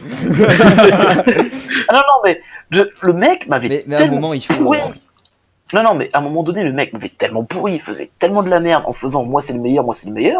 Ton perso est mort, attends, je vais empêcher les sorts de Rez, il est mort. Ah non, mais... Ouais, à un moment, il faut Ça être un a peu plus strict. Ouais. C'est ça. Non mais là, moi je suis tombé dans le mauvais côté, c'est-à-dire je suis Et ton perso se fait une entorse et meurt. Hélas, pas de Tant chance. Topi, c'est toi? À propos des joueurs, justement, des joueurs débutants au milieu d'une horde de MJ ou de PJ. Tout à fait, tout. D'une. Au milieu d'une. Ça merde, s'est coupé. ça- Ta parole a été coupée. Non, en fait, je disais la place aussi d'un joueur. Pas mieux. Je vous déteste. Et on applaudit Jeanne Corps. S'il vous plaît. Je vous déteste. Je parle, je m'en fous. Quand il y a un nouveau joueur qui arrive dans un groupe justement de joueurs expérimentés avec un MJ expérimenté, le truc que j'aime bien faire souvent, c'est par exemple, ils sont en train de marcher dans un donjon et d'un seul coup, il y a une trappe qui s'ouvre sous, bizarrement, le nouveau joueur. Et je le mets en situation où il va devoir faire lui-même des choix, réellement, des choix importants. Énorme. Et du coup, j'aime bien mettre à mal un joueur débutant pour pouvoir vraiment qu'il prenne le truc en main et qu'il ait une importance, parce qu'on se retrouve vite en joueur débutant noyé sous justement l'expérience sous l'expérience des autres joueurs, je trouve. Et c'est ce que j'aime bien faire, c'est ce que j'ai fait là il y a pas longtemps. J'ai 2 joueurs là sur une table de 4 qui sont un peu moins investis que 2 autres. Et ce que je fais, c'est que j'aurais créé un scénario sur mesure avec leur background pour pouvoir les mettre eux en avant. Et des fois, je les isole, tout simplement. Ils sont isolés, ils doivent prendre des choix par eux-mêmes et ne compter que sur eux-mêmes et pas se reposer sur le groupe, notamment pour les joueurs timides, c'est pas mal aussi. Et les mettre à mal, tout simplement, pour pouvoir qu'ils aient une expérience de jeu de rôle qui se résume pas à oui, bah, j'ai suivi mon groupe de copains. Je pense que c'est intéressant aussi pour initier les joueurs quand vous êtes un MJ un peu plus expérimenté. C'est pas mal. Ouais, C'est Ouais. pas mal. Merci. L'idée c'est excellente. Bravo. Mais c'est une très bonne idée. Ah non, je... C'est vrai. Ça s'appelle vraiment mettre les projecteurs sur un nouveau joueur, lui donner confiance, lui donner l'impression qu'il s'implique vraiment dans le jeu. Et ça, c'est une excellente chose. Et c'est quelque chose que je conseille à toute personne MJ qui veut initier un nouveau joueur. Voilà. Ou Je bien ça confirme. s'appelle aussi foutre son nez dans sa merde et qui va se démerder. Notamment, j'ai fait ça, voilà, la trappe qui s'ouvre dans un donjon et qui tombe et qui se retrouve dans un labyrinthe avec des monstres. Ça, c'est de bas niveau les monstres, mais je veux dire, ça fonctionne bien. Ça fonctionne très bien dans les scénarios un peu porte-monstre trésor. Ouais. Voilà. Du coup, D'ailleurs, ça peut il permettre n'y a de plus Max, rebondir. en fait, pour faire la transition. Ouais, parce que voilà. Du coup, Mais on- je prends la parole ou Max est revenu, je sais pas. Qu'est-ce que je fais? Je Max, suis là, Max, le- Pardon. Ouais, bon, je suis là, je suis pas là. Non, je suis là, c'est bon. Mais je t'en prie, prends la parole. merci. Et Voilà, hop, je la reprends, merci beaucoup, c'était tout, merci. Allez, merci. Le bâton de la parole. C'est pas fait le bâton de la parole. Fais. Non, c'est un collier, merde, pas un bâton. Bon, vas-y. Donc, Bon, je prends ton bâton et je dis que je vais faire un peu comme j'ai eu, et je vais raconter. C'est du bon avec un bon web parce que ma copine m'en a voulu parce que c'est l'initiation de ma copine. Ah. Je l'ai fait sur Deadlands et je l'ai fait en fait sur un one shot que j'avais prévu depuis un moment. C'était parce que moi mon groupe on joue sur Discord en fait parce que bah voilà il y en a un qui est à Paris, l'autre il est à 300 km. Enfin du coup on peut pas se voir souvent. Du coup bah, on a continué à rester le même groupe mais sur Discord. Et en fait ce qu'on fait c'est que du coup l'été on se retrouve pour faire une session IRL et donc j'ai mis ma copine, on a fait du Deadlands donc c'était donc oui, JDR Western Fantastique, comme dit Jadon Core sur le chat. Et donc du coup, c'était une session, en fait, c'était un huis clos, dans lequel toutes les heures, quelqu'un mourait. Et il y avait 24 PNJ, donc du coup, en tout, il y avait 24 personnes, y compris les joueurs. Ça fait du coup 20 PNJ et 4 joueurs. Et en fait, il devait trouver comment arrêter ça, et il pouvait essayer d'interférer pour stopper les morts. Et en fait, la petite subtilité, c'est que justement le tueur, c'était un des joueurs. Et on avait un code entre nous, c'est-à-dire en fait à chaque fois qu'il buvait dans sa bière, ça veut dire je fais l'action. Et en fait, pour savoir quelle action il faisait, on avait fait une règle. En fait, je faisais un jet de dés, ce jet de dés lui donnait en fait dans une liste le sort qu'il a gagné, parce qu'en fait son background, on a justifié ça mais avec beaucoup de choses, hein. Ça veut dire que le background en fait c'est que c'était un homme qui a fait un pacte avec le diable, parce qu'en fait c'était un journaliste qui allait être viré, donc du coup il devait faire un gros carton, du coup il a fait un pacte avec le diable pour pouvoir en fait faire un énorme truc, donc il a eu un colis fichet qui toutes les heures sortait une arme, comme ça en fait ça veut dire que toutes les heures il avait un pouvoir. Et donc du coup s'il y avait moi je faisais le double jeu, donc c'est-à-dire je gérais les joueurs qui essaient de comprendre, il y avait lui au milieu qui est en train de tuer les gens, tout ça, et donc il commence à tuer plein de PNJ. J'ai aussi un joueur qui pète un plomb, qui commence à tuer 3 PNJ, donc du coup qui facilite le jeu, et un des sorts c'était que en fait le tueur pouvait se donner la mort pendant 1 heure et il revenait après en zombie et il pouvait tuer absolument tout ce qui bouge. Et en fait, à la fin, il reste ma copine et 2 PNJ. Ma copine qui jouait une chamane et elle commence à sacrifier absolument tout le monde. Et parce que elle dit tiens, je vais invoquer les dieux, je vais sacrifier quelqu'un comme ça, il va me sauver. C'est génial. Moi, je fais ok, sauf que rien se passe parce que c'est le diable complètement qui a l'emprise sur la maison. Et en fait, à chaque fois que quelqu'un mourait, la porte, elle s'ouvrait petit à petit. Donc ça, comme ça, le diable le faisait comprendre, plus vous mourrez et plus vous avez une chance de sortir. Et du coup, elle se dit, on va faire un sacrifice, les dieux vont venir nous aider, peut-être la porte elle va s'ouvrir, tout ça. Et c'est là que mon fameux traître arrive d'un coup, on arrête toute subtilité, ça veut dire que c'est vraiment lui qui reprend le contrôle de son personnage, parce que durant sa mort, pour éviter que ça soit cramé, c'est moi qui interprétais du coup ce qu'il faisait. Et du coup, il arrive avec une hache à la main et qui commence vraiment à les attaquer. Et du coup, c'est ce que je disais quand je disais, j'aime bien surprendre mes nouveaux joueurs que j'initie. Elle m'a fait la gueule environ pendant 2 jours. Parce qu'elle a eu une montée de stress en voyant les morts qui passent et voyant qu'il restait 4, 3, 2 personnes. Elle en pouvait plus. Quand elle a vu qu'à la fin c'était un joueur qui était avec moi depuis le début et que c'était un traître et que énorme. Du coup elle devait se battre contre lui, elle a eu une montée de pression, elle a eu un stress énorme et elle m'a fait la gueule pendant 2 jours. À la fin de la session, elle m'a dit je vais me coucher. J'ai fait c'est bon, j'ai raté l'initiation. Ça résume bien le plaisir qu'elle a eu.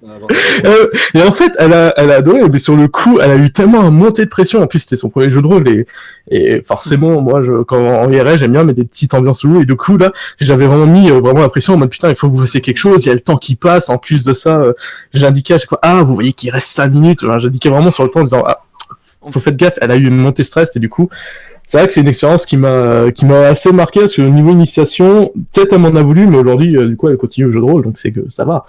En plus, le truc a bien fonctionné, là, c'est génial ça. Ah ouais, mais c'est vrai que j'avais fait loin. Et sinon, c'est juste un petit truc, c'est vrai que comme j'ai eu ça avec Toulouse, j'ai envie d'en parler un tout petit peu. C'est vrai que je trouve que Toulouse c'est génial. Pour introduire les joueurs, juste vous dites pas que c'est du Cthulhu. Moi j'ai initié comme ça, j'ai un souvenir, c'était cet été aussi, un joueur qui était un ami. Et en fait, je lui ai fait croire que en fait vous jouez juste des policiers et en fait pour lui c'était juste des policiers qui étaient en train d'enquêter sur une scène de feu. Et en fait, petit à petit, j'ai commencé à mettre des éléments de Delta Green, de Cthulhu, ce genre de choses. Et en fait, à la fin, ça a fini avec un livre maudit à la Necronomicon, ce genre de choses. Et lui, il était totalement, mais à la fin, il croyait pas du tout. Parce qu'il y avait entre les séances de cauchemar, tout ça. Enfin, ça l'a vraiment marqué parce que à la fin, enfin, je veux dire, quand je faisais une séance de cauchemar, mes joueurs m'insultaient parce que je leur faisais trop peur. Mais c'est comme ça. Mais c'est vrai que je trouve que j'ai eu ça. Enfin, franchement, Cthulhu, enfin, pour commencer, je trouve ça très bien parce que ils savent pas forcément comment réagir et forcément face à des gens qui sont expérimentés face aux créatures Lovecraftiennes, ce genre de choses, eux ils sont là et puis des coups ils sont en mode mais qu'est-ce que je fais, ils savent pas trop et en plus quand ils connaissent pas du tout de base, quand pour eux ils sont juste des simples policiers, ça fonctionne énormément et pour moi ces genres d'initiation ils sont géniaux. Voilà, j'ai beaucoup parlé, mais c'est 2 histoires qui me tiennent vraiment à cœur en termes d'initiation. Non, il n'y a pas de souci. C'est vraiment dans ce live, vous respectez bien la parole. Plaisir, moi qui fais beaucoup de live maintenant depuis très longtemps, j'ai jamais vu ça, faut le dire. Et je pense qu'on peut passer. On arrive au niveau du plan du live, je veux dire, on arrive sur la conclusion. Bien sûr, ça veut pas dire que c'est fini. Une super question, vas-y. Ouais. Alors c'était Fabrice Jurgen. Alors question pour plus tard, faire des persos pré-tirés ou des vrais persos pour des nouveaux joueurs ou sur des joueurs expérimentés mais nouveaux sur le jeu. Alors moi je suis très perso pré-tiré. Voilà. Pareil. Moi, je déteste les persos pré-tirés. Je peux comprendre. Je suis entre les deux. Ça dépend du jeu, Je n'ai pas mais on d'avis. va dire, quand j'initie, en fait, je fais moi-même les persos. Pareil, Donc c'est des pareil. pré-tirés, hein, mais je fais les persos et je propose aux joueurs une gamme de personnages directement. Je dis Oui, voilà, oui, t'es c'est plus pareil. comme ça, t'es plus comme ça. Mais voilà, Oui. je fais mes propres pré-tirés. Non, mais dans ce cas-là, ça peut marcher. Ouais. Parce Et que oui, les c'est- pré-tirés des c'est- bouquins, c'est sympa, mais parfois ils manquent un peu de profondeur, ils sont basiques, quoi. Ouais. Et c'est ce qu'on leur demande, hein. Mais j'aime bien leur. Moi, quand je prends, même si je dois prendre le pré-tiré, je prends par exemple tout con, mais le pré-tiré de Capharnaüm, ils sont très bien. Ouais, ça. Désolé. Geek to Non, Break, je On me disais savait bien, que t'allais en parler. ça fait 1h40 qu'on est en live et Geek to Break n'a toujours pas prononcé le mot Capharnaüm et je trouve Non, ça- mais il est en train de se balancer sur chasse là, il est en mode faut que j'en parle, faut que j'en parle. Non, mais- Je l'ai passé, Non, c'est bon. Non, mais c'est bon. Non, mais Capharnaüm n'est qu'un exemple, parce que je pourrais te parler aussi de Vermine, hein, qui est un excellent jeu, mais j'y reviendrai sur Vermine après. Mais c'est vrai que beaucoup de jeux proposent des pré-tirés qui sont dégueulasses. Et là-dessus, je reçois Gilus. Je rejoins Gilus là-dessus. Les pré-tirés, vaut mieux les faire soi-même et les approfondir soi-même Yes. pour que quand le joueur voit le personnage, ils se disent ah c'est pas juste une fiche avec des caractères quoi. Ils se disent ah ouais ok il m'a quand même fait un perso sur mesure pour moi pour que je puisse me sentir impliqué. En fait c'est le petit truc. Après moi je suis partisan que lui faire commencer directement la création de personnage ça peut rebuter. Ça dépend Ça les dépend. jeux. Ouais. Ouais. Moi personnellement c'est ce qui m'avait le plus plu dans ma session Donjons et Dragons parce que bah, en même temps bon c'est vrai que j'ai ce truc que j'avais pas du tout aimé le système de combat qui m'avait fait péter un plomb en mode mais je m'en fous de sa classe armure tout ça enfin s'il te plaît je donne juste un coup d'épée. Du coup c'est vrai que la création de perso j'étais en mode comme un petit fou en mode oh je peux faire ce que je veux dans un univers Tolkien c'est wouh. Mais c'est comme le jeu, c'est comme le jeu vidéo aussi. Je veux dire, moi j'ai dû passer beaucoup plus de temps à faire la création perso des Sims qu'à jouer aux Sims, quoi. Très De ouf. clairement. Enfin, C'est dans- il y a d'autres jeux comme ça, genre Eve Online où j'ai passe des heures à créer des persos et à la fin ils meurent dans l'espace que j'arrête de jouer avec eux mais la création de perso je suis en mode Permettez-moi de juste- pardon. Ouais. Je vais couper tout le monde d'un coup et il y a une question qui me paraît peut-être intéressante pour tous ceux qui débuteraient. Donc c'est Nanodayo qui nous demande, c'est gentil mais c'est quoi un pré-tiré? Alors, je vais t'expliquer rapidement. C'est qui voulait répondre? non mais vas-y c'est bien que tu commences. Enchaîner dessus, mais Ouais, tu peux y aller. Ouais, alors en fait, un personnage pré-tiré, en fait, quand tu prends un livre de règles de jeu de rôle, n'importe lequel, il y aura toujours à un moment donné, vers la fin des règles, une liste de personnages toutes prêtes à jouer, que tu peux photocopier, récupérer sur internet maintenant, tout ça, et qui ont déjà toutes les caractéristiques de prêtre, et qui sont souvent limitées à des caractéristiques correspondant au jeu avec, je sais pas, par exemple, si je prends Shadowrun, ça va être un fixeur, un chaman, un machin, ce que tu veux, mais ça va surtout être limité à fonction et compétences. C'est très limité, mais on va dire que ça fait le taf pour un personnage où t'as pas envie de te casser la tête, quoi. C'est Et très aussi- bien pour les parties uniques, on va dire. Aussi Ouais. pour expérimenter également, je me souviens pour Légende des 5 Anneaux. Donc Légende des 5 Anneaux, c'est un jeu de rôle samouraï fantastique. Il est génial. Qui est trop bien. Adrien, Et- c'était là. et on bisous. joue, C'est notre Je MJ. pense pas qu'il soit là, c'est notre MJ Adrien, parce que je joue avec Arphéor à ce jeu de rôle là. Et du coup, c'est la première fois que je joue avec des pré-tirés. C'est la première fois que je crée pas un personnage par moi-même. Et on m'a imposé le clan du crabe.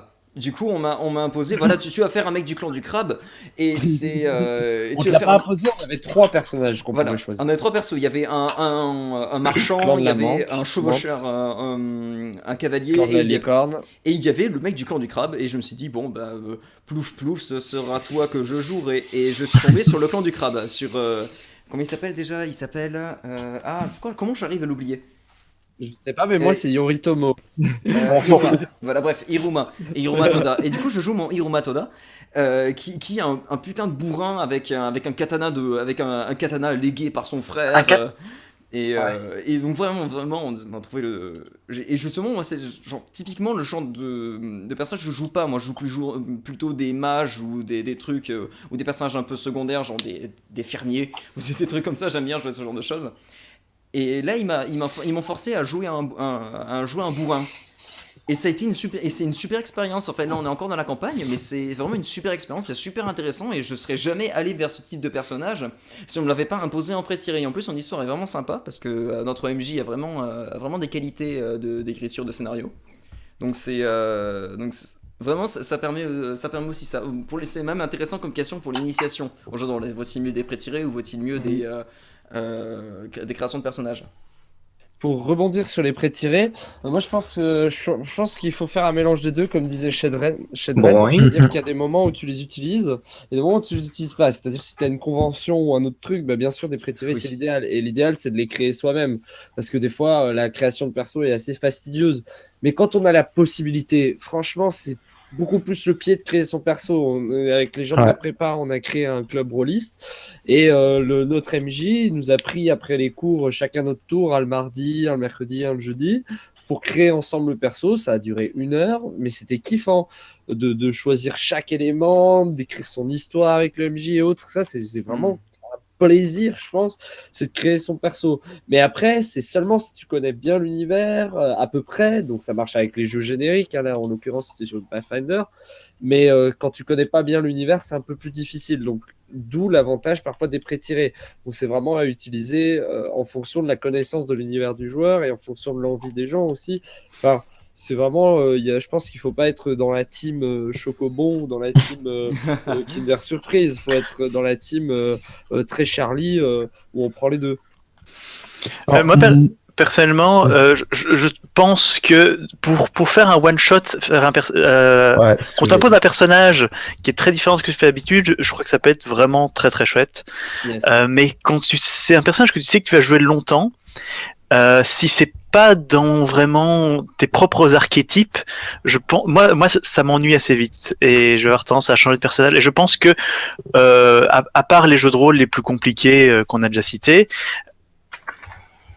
il n'y a pas vraiment de système de création qui est si difficile à partir du moment où le maître de jeu tient un petit peu la main et conseille le joueur. Voilà.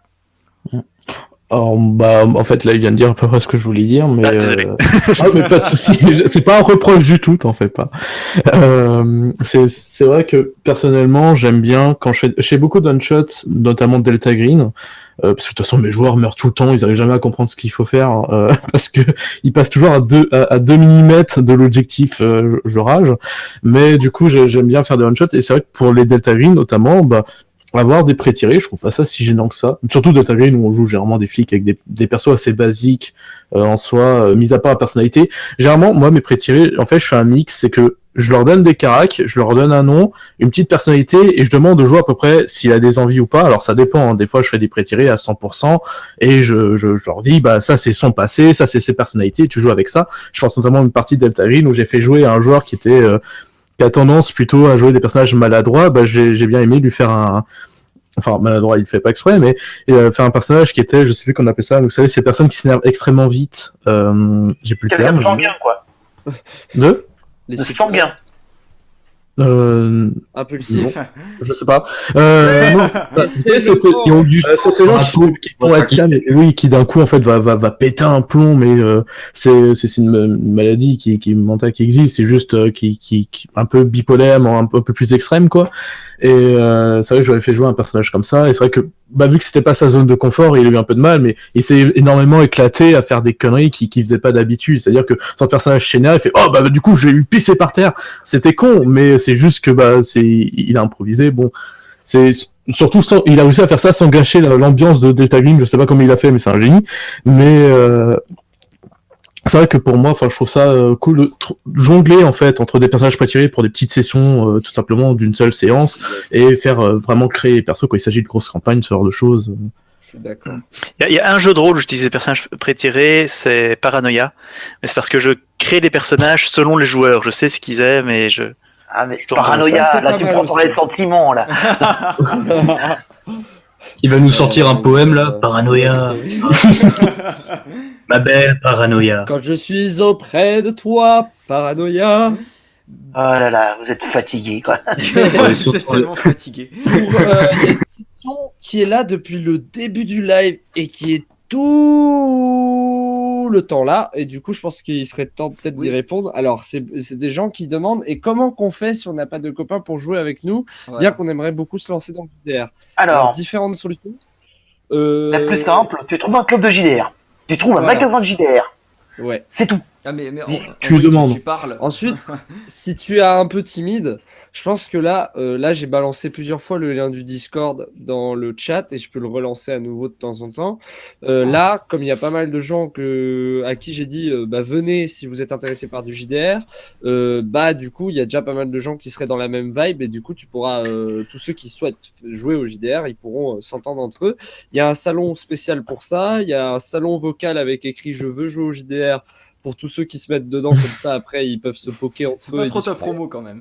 Et, du coup, À votre droite, le ça salon. manque parfois de certains outils. Et après, sinon, il y a aussi des forums. Il y a Qu'est-ce qu'il y a comme site? Alors là, j'ai dit une colle. Vous avez des idées?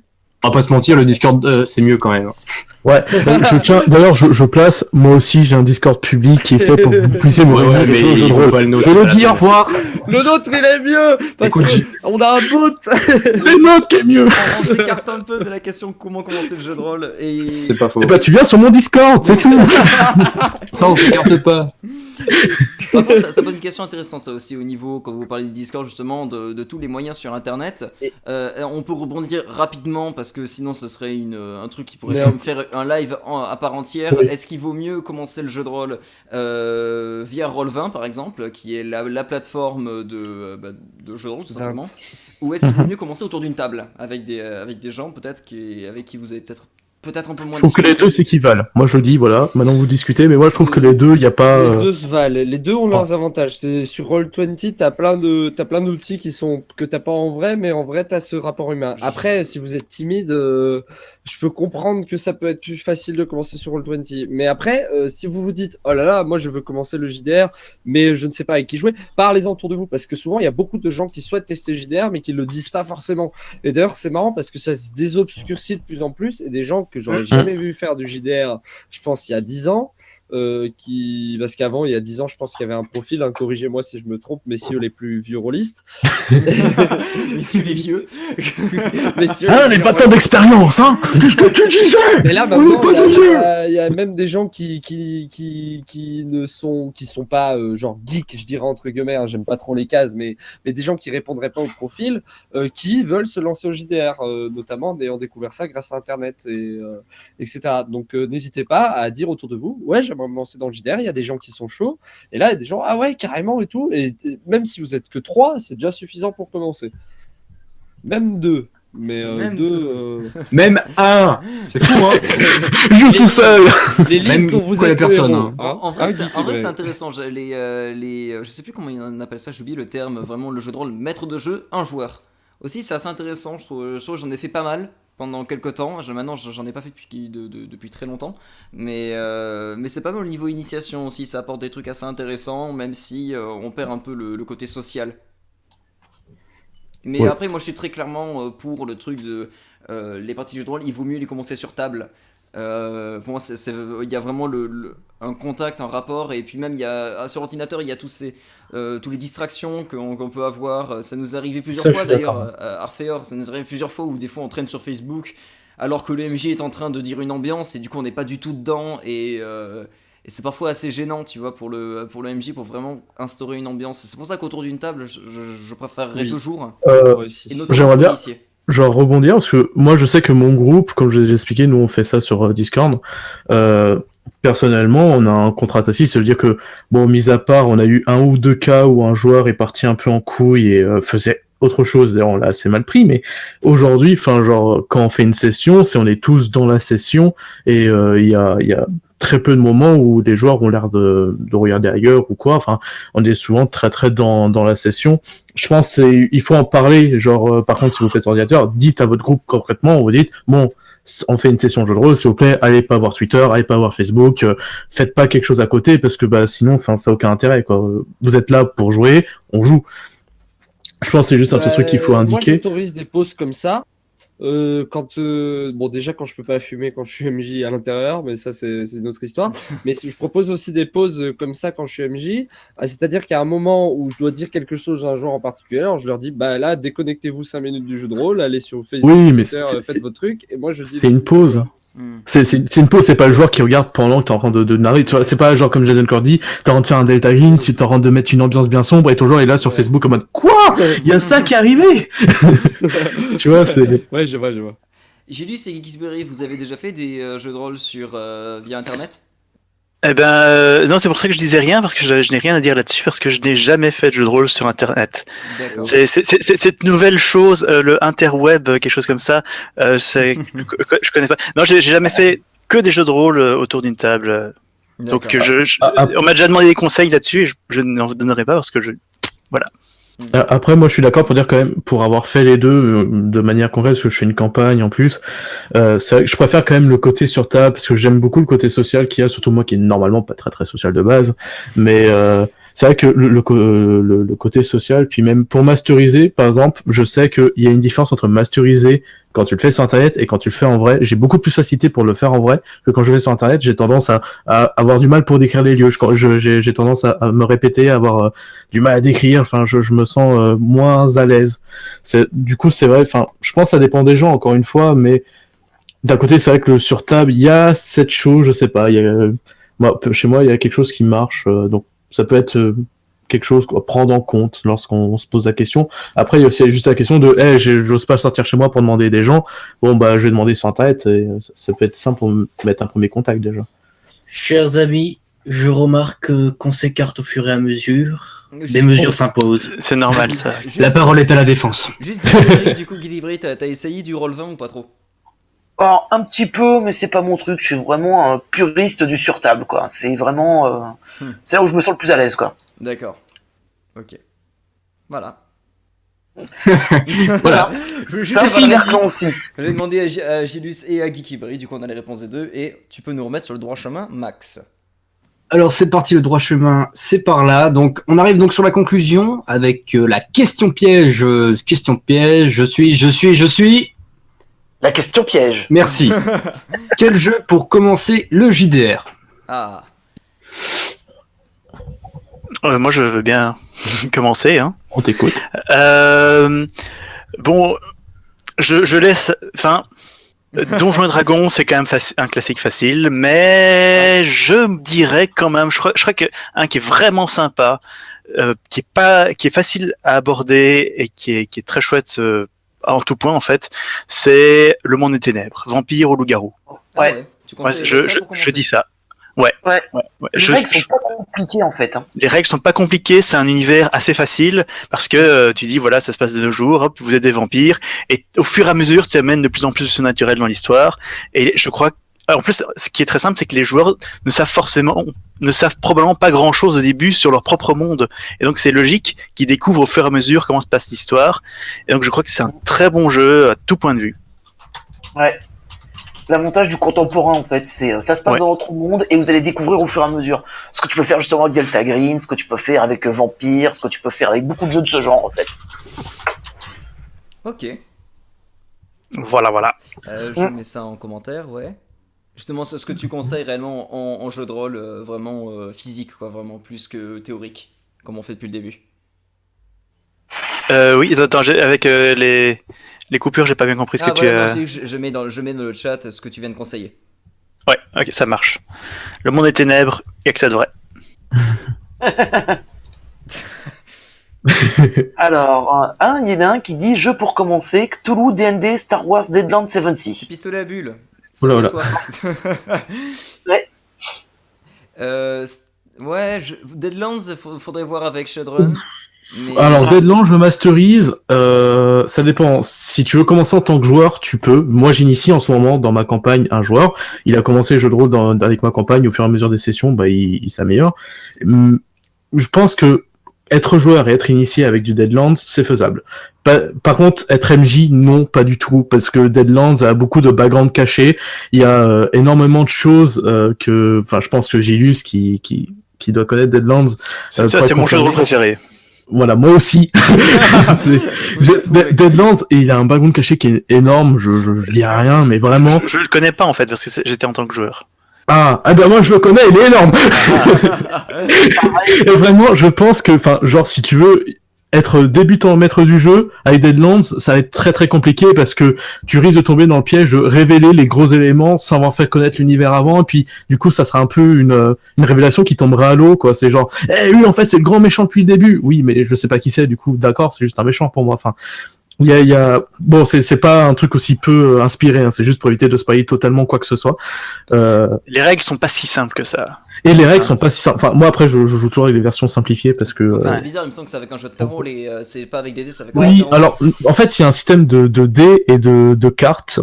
En fait, le Savage World, parce que moi je joue à la version Reload, en fait, c'est un système de dés où en fait, plus en fait, quand t'augmentes, j'ai arrêté de dire en fait, quand t'augmentes ta compétence, tu rajoutes un type de dé. Donc tu commences en D4, après tu passes en D6, D8, D10, D12. D12 étant le maximum. Et en fait, il y a certains, c'est les hucksters qui, lorsqu'ils jouent, alors il n'y a pas que les hucksters, il y a aussi un système pour les quand ils sont en déplacement. Et en fait, tu veux faire une ellipse. Il y a aussi un système de cartes, mais les hucksters, eux, c'est directement, c'est parce que dans l'univers, les hucksters, pour invoquer un sort, ils jouent vraiment au poker avec des démons.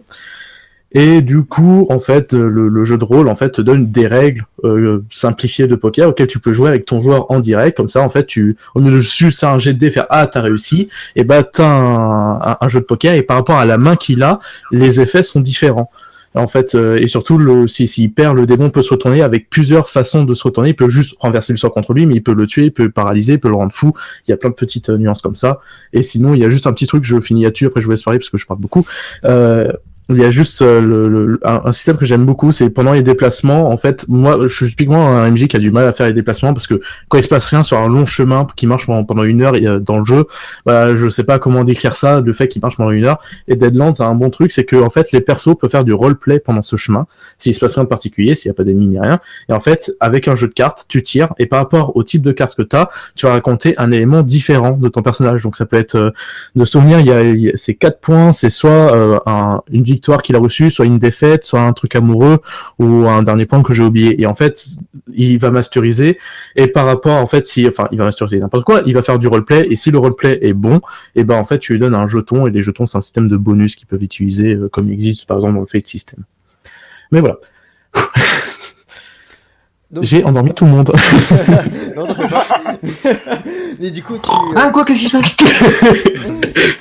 Et du coup, en gros, tu conseilles Deadlands pour les joueurs, pour les MJ, mais du coup, est-ce que tu aurais d'autres je conseille Deadlands pour les joueurs, mais pas pour les MJ, parce qu'il y a tellement de nuances que... Encore, les joueurs, si le MJ fait bien le tri entre les règles qui sont pas super utiles et les règles à garder, tu peux commencer dans Deadlands sans trop de problèmes. Par contre, en tant qu'MJ, bonne chance. Ouais. Mais et du coup, un jeu de rôle pour MJ, tu conseillerais quoi pour contrebalancer?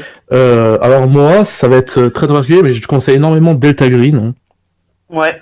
Mais pas le Delta Green de base, dans le sens où j'ai trouvé un système de jeu. Alors, c'est parce que moi, je fais des Delta Green, je le dis, énormément en one-shot. Du coup, je conseille Delta Green en général, mais avec le système World of Light, qui est un système de jeu indépendant sur Internet, qui est un système vachement simplifié. C'est-à-dire que les personnages ont 4 caractéristiques qui se définissent par des termes, même pas par des chiffres. Donc, c'est excellent, moyen, etc. Et ça te donne, en fait, toi, un système de dés. C'est le MJ qui fait tous les lancers dés. En fait, c'est un système vachement plus narratif que ludique. Et en fait, c'est un système qui, je pense, pour commencer à masteriser, peut être très bien, surtout si tu apprends à instaurer une ambiance, tout ça, c'est beaucoup plus simple d'instaurer une ambiance un peu horrifique, parce que tu casses pas tes joueurs avec là, lance ton dé, etc., etc. C'est toi qui fais ça secrètement, puis ça leur met un stress, parce qu'ils te posent une question, tu peux faire des faux jets, tu vas jeter ton jet de dé, ils savent pas que ça compte pas. Et toi, tu fais genre, ah oui, du coup, il se passe ça, ou sinon, il y a moyen de tricher. Pour ça, World of Life, je trouve que c'est un super système de jeu avec Delta Green, et je pense pour commencer à masteriser, ça peut être super intéressant. Peut-être dormir. Maxime. Oui. Oui, la transition. Transition. Du coup. Ouais, du coup, on passe cette fois-ci. Attendez. Et j'ai eu une idée, et je me suis dit que non. Ok, bon, c'est pas la peine. Je me casse. Donc. Non, plus sérieusement, j'ai une idée et je me suis dit qu'on pourrait chacun, donc l'un après l'autre, donner un jeu, sans en dire plus, juste un jeu, pour que les gens le gardent en tête, pour débuter. Voilà. Juste un jeu. Non, c'est pas possible ça, parce que. Ah, Allez, Non, c'est pas possible. La question est beaucoup plus complexe que ça. Hein. mais justement, on l'a débloqué là. On joue le jeu, on on donne l'a- juste on l'a un nom. Après, on pourra expliciter peut-être un autre jour, mais là, on donne un nom, je trouve ça marrant. Ouais, en plus, c'est comme ça, on. Pathfinder. Ouais, c'est juste un nom. Hein. Donc du coup, Comme. Ouais, on va le commencer bordel. par Shedren alors. Et Max, désigne une victime pour commencer. voilà. Disons, toi, Geek Librairie. Vermine, sans hésiter. Ok. Oui, je n'ai pas dit Capharnaüm. Est-ce que vous êtes surpris? J'étais déstabilisé là. On s'en remet pas. On perd nos repères.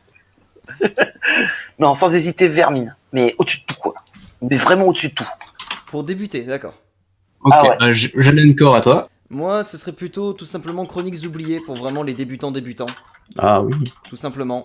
Je peux expliciter pourquoi, mais du coup, Geeks Librairie, je pense que tu explicite Ouais. pourquoi Vermine, et après je dirais fait- pourquoi les Chroniques oubliées. Ah oui, merde, il y a Arphéor, désolé. Vas-y. Arphéor. Bah. Allez, c'est tellement bateau que j'ai pas ramé pour trouver la réponse. Bah, Pathfinder, parce que le système de jeu est simple, l'univers est générique. Les gens peuvent- Mais le seul problème, c'est que comme c'est générique, bah, on risque de tomber dans du porte-monstre trésor rapidement. Donc Pathfinder, mais à gérer avec subtilité. Mais je pense on a un jeu et je pense qu'à partir du moment où on peut le gérer avec subtilité, on peut vraiment le transformer en tout ce qu'on veut et aller contre ses défauts. Alors, Ok. moi, je dis Warhammer. Warhammer. Je suis d'accord. Deuxième édition. Deuxième. Oui, parce que la V3, on peut s'en passer. Hein. Du coup, Shadron moi, tout simple. Ah oui, Shadron. Mais Shadron, Pardon, il avait excuse-moi, jeune. Il avait déjà conseillé, non? Bah, de toute façon, moi, c'est Delta Green, World of Fly, clairement. Ou Voilà, Appel du Cthulhu en général. Ok, et toi, Jaden? Appel du coup, ouais. Et moi, Jadon, j'avais déjà dit, c'était Chroniques oubliées. Tout Chroniques ça. oubliées. Chroniques oubliées, même si le jeu de rôle est pas fou, même si tout ça, le truc c'est que c'est purement au niveau concret pour débutants, c'est que ce jeu de rôle là il est pas cher, il est vraiment, il coûte une misère. Il est très très très très malléable, le système de jeu est très simple. Donc clairement si vous voulez commencer vraiment pour essayer le jeu de rôle, vous n'êtes pas sûr que ça va vous plaire, commencez par Chroniques oubliées et en deuxième temps après ça va être au niveau de votre sensibilité évidemment, mais je vous conseille peut-être un jeu à licence. Moi, par contre, juste pour Chronique oubliée, je tiens à dire que dans énormément de Casus Belli, il y a des scénarios. Voilà. Donc du coup, même pour trouver des scénarios, il y en a énormément pour les Chroniques oubliées. Ça fait partie Il y des a des univers où campagnes il y en a sympas, beaucoup. il y a des Parce que par campagnes exemple, Donjons et Dragons, par exemple, quand on cherche un scénario, le défaut que je dirais, c'est qu'il y a beaucoup de scénarios pour les hauts niveaux et très peu pour les nouveaux. Et Chroniques oubliées, par contre, il y a énormément de scénarios, et notamment du Casus Belli. On sait que Casus Belli, ils sont assez forts en écriture, du coup. C'est un point en plus pour Chroniques oubliées.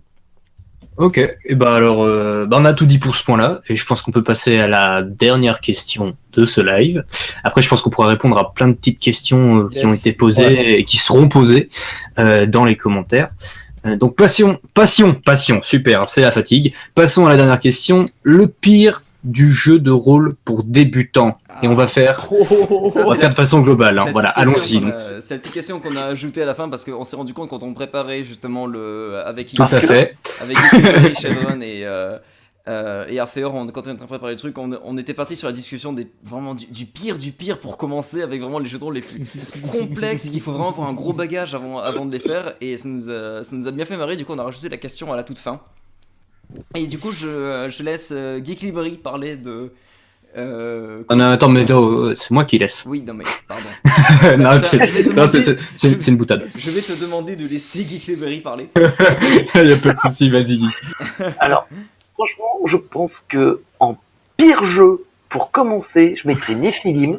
Ah bon? Mais vraiment, ah ouais, Nephilim, pas pour son univers, mais pour ses règles, où t'as des séances de montage de perso qui durent 8 heures.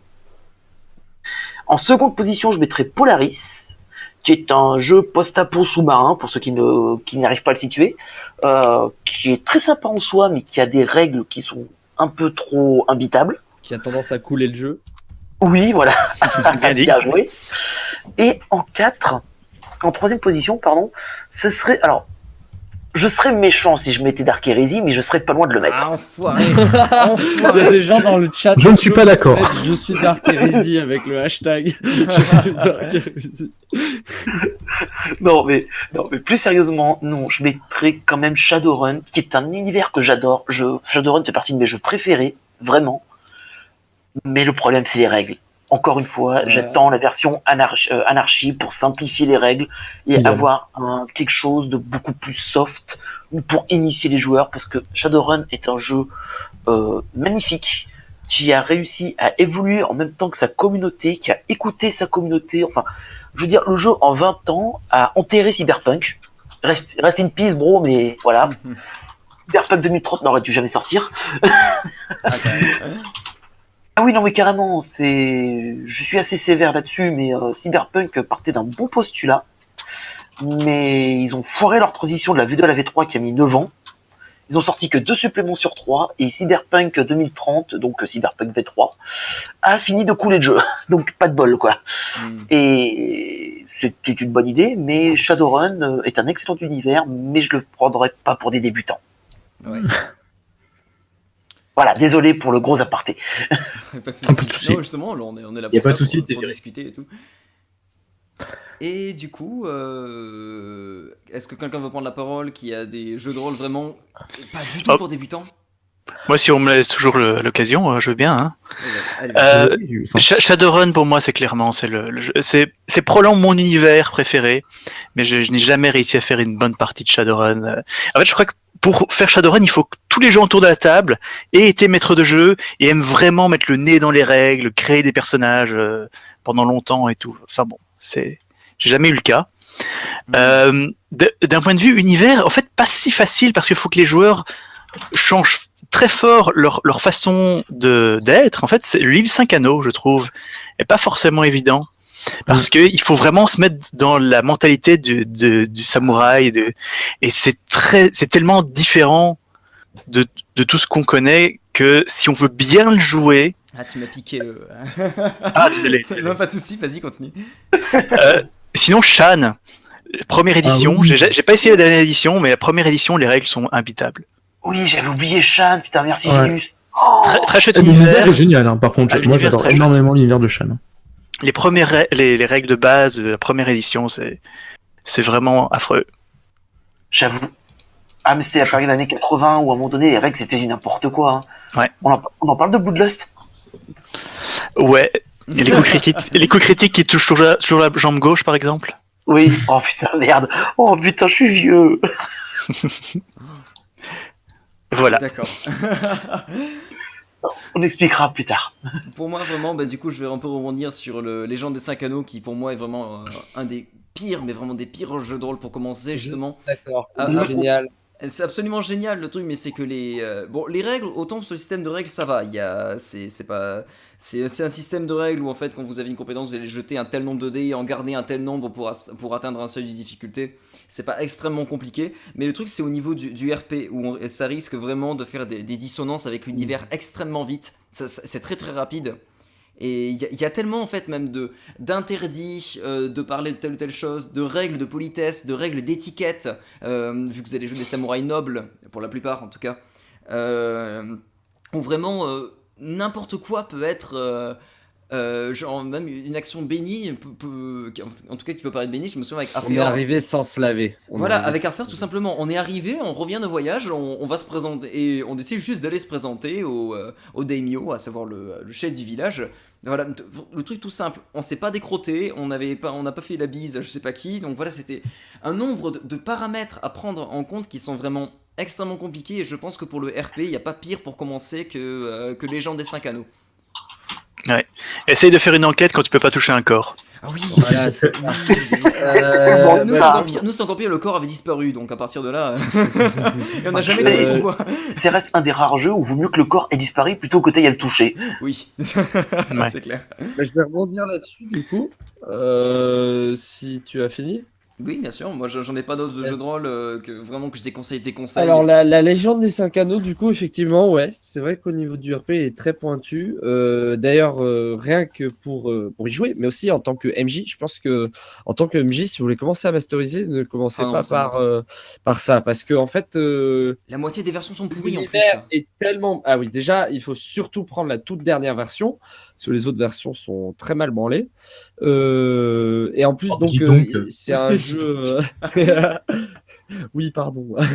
Ça part en couille sur cela vie donc. Hein. Donc c'est un jeu. C'est merde, mais maintenant je me suis perdu. Ah oui, c'est une mécanique super bien huilée, tu vois. C'est une énorme machine steampunk avec plein d'engrenages partout, mais du coup il faut connaître tous ces engrenages pour que l'univers soit cohérent. Du coup, en tant que MJ, il faut vraiment tout assimiler. Donc je pense qu'il faut déjà avoir une certaine habitude, histoire que le système de jeu ça vienne assez facilement. Hein. C'est du. Comment il s'appelle déjà le nom du système de jeu où vous lancez tous les D10. C'est du. Et on sélectionne. Ah, c'est le monde des ténèbres qui lance masse de D10. En fait, Ouais. tu lances plein. Imagine. Moi, c'est un nom en particulier. T'as une compétence, Mais- en fait, t'as 6 G3. En gros, tu vas jeter 6 des 10 et tu Et vas en en garder sélectionner 3. 3 et tu vas les additionner pour atteindre un Merde, seuil je de vois difficulté. plus. Bon, c'est pas grave. Mais du coup, ouais, effectivement, pour que ce jeu, mieux vaut être MJ déjà de base, parce que comme ça, vous avez juste à assimiler l'univers et le système de jeu n'est pas assimilé. Donc là, pour commencer en tant que MJ, en tant que joueur, je pense que, ouais, effectivement, comme l'a dit Jaden, c'est une mauvaise idée, même si le jeu est génial. Donc si vous êtes rôliste et que vous avez déjà joué à quelques jeux, foncez dessus, il est génial. Ensuite, tout ce qui est jeu parodique. Je pense que tout ce qui est jeu parodique. Mais c'est vrai que pour apprécier la parodie, il faut déjà avoir une certaine expérience. Voilà. C'est un jeu normal. C'est ça. C'est ça, Mais c'est c'était tout le exact. truc de Nullbug en fait. Désolé de te piquer la C'est- parole, Arphéor. Mais Pas c'était de tout le souci. truc, le tout truc de Nullbug, c'est que Nullbug, si ça fonctionnait, c'est parce qu'il y avait des rôlistes qui avaient déjà fait des scénarios, des différents scénarios et tout, et qui ont eu un délire et ils ont créé un Nullbug. À la base, c'est un délire de rôlistes expérimentés. C'est pour ça que ça fonctionne pas tellement Exact. bien sur des joueurs non initiés. Tu peux reprendre la parole, Arphéor. Ouais. Ah, j'aime mais bien c'est comme toi, tu le dis, c'est très drôle. Tu m'as impressionné, tu m'as impressionné. Désolé. J'étais Il était cloué à bluffé. ma chaise. et j'étais là, oh mon dieu, il Donc- parle si bien. Non, et du coup, les jeux parodiques, même ça incite à la parodie aussi, dans les autres jeux qui sont donc plus sérieux.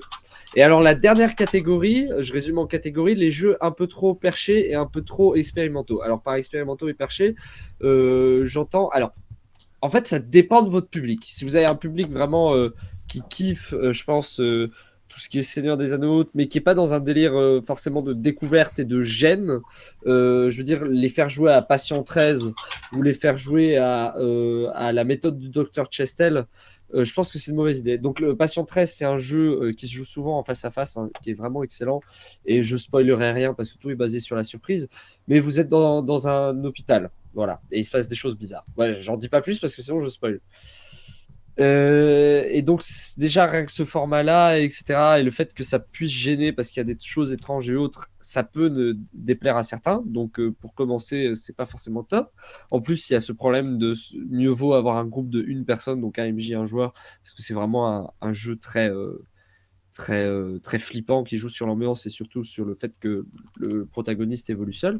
Et la méthode du Dr Chestel, ce sont des gens qui soignent des maladies psychologiques en entrant dans l'inconscient de la personne qu'ils vont soigner. Et donc, en fait, selon les MJ, ce sera plus glauque, l'univers de l'inconscient de la personne, ce sera plus joyeux. Enfin, ça dépend vraiment. Donc, il y a vraiment beaucoup de possibilités avec ce jeu. C'est un assez vieux jeu, il est vraiment cool, je vous le conseille. Mais il est vraiment perché, quoi. Il faut vraiment avoir, je pense, des joueurs qui connaissent déjà le jeu de rôle ou qui sont prêts à vivre une expérience dérangeante. Voilà. Ouais, enfin, il faut commencer classique, quoi. Ouais, c'est ça. Merci, t'as tout résumé là.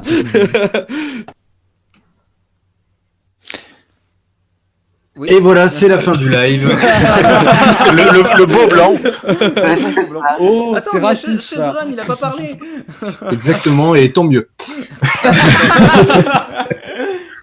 Alors, Bisous. vous êtes content parce que je parle beaucoup, mais là, j'ai pas grand chose à dire, étant donné que déjà vous avez tout dit pour moi, et que je suis pas un expérimenté des mauvais jeux de rôle, on va dire. Étant donné que, enfin, pour moi, le C'est pire pas que j'ai forcément fait, mauvais, c'est. c'est juste pour commencer en fait. Juste Fabrice, Oui. c'est pas forcément pas de narrativisme, il faut bien le gérer, ça dépend des joueurs comme on avait dit au début Ouais. du live, c'est que ça dépendra de la sensibilité de chacun et puis un truc purement narrativiste, ça va être super chiant parce qu'on aura sans aucune règle, ça va vite partir en couille et si c'est purement l'autre mot m'énerve.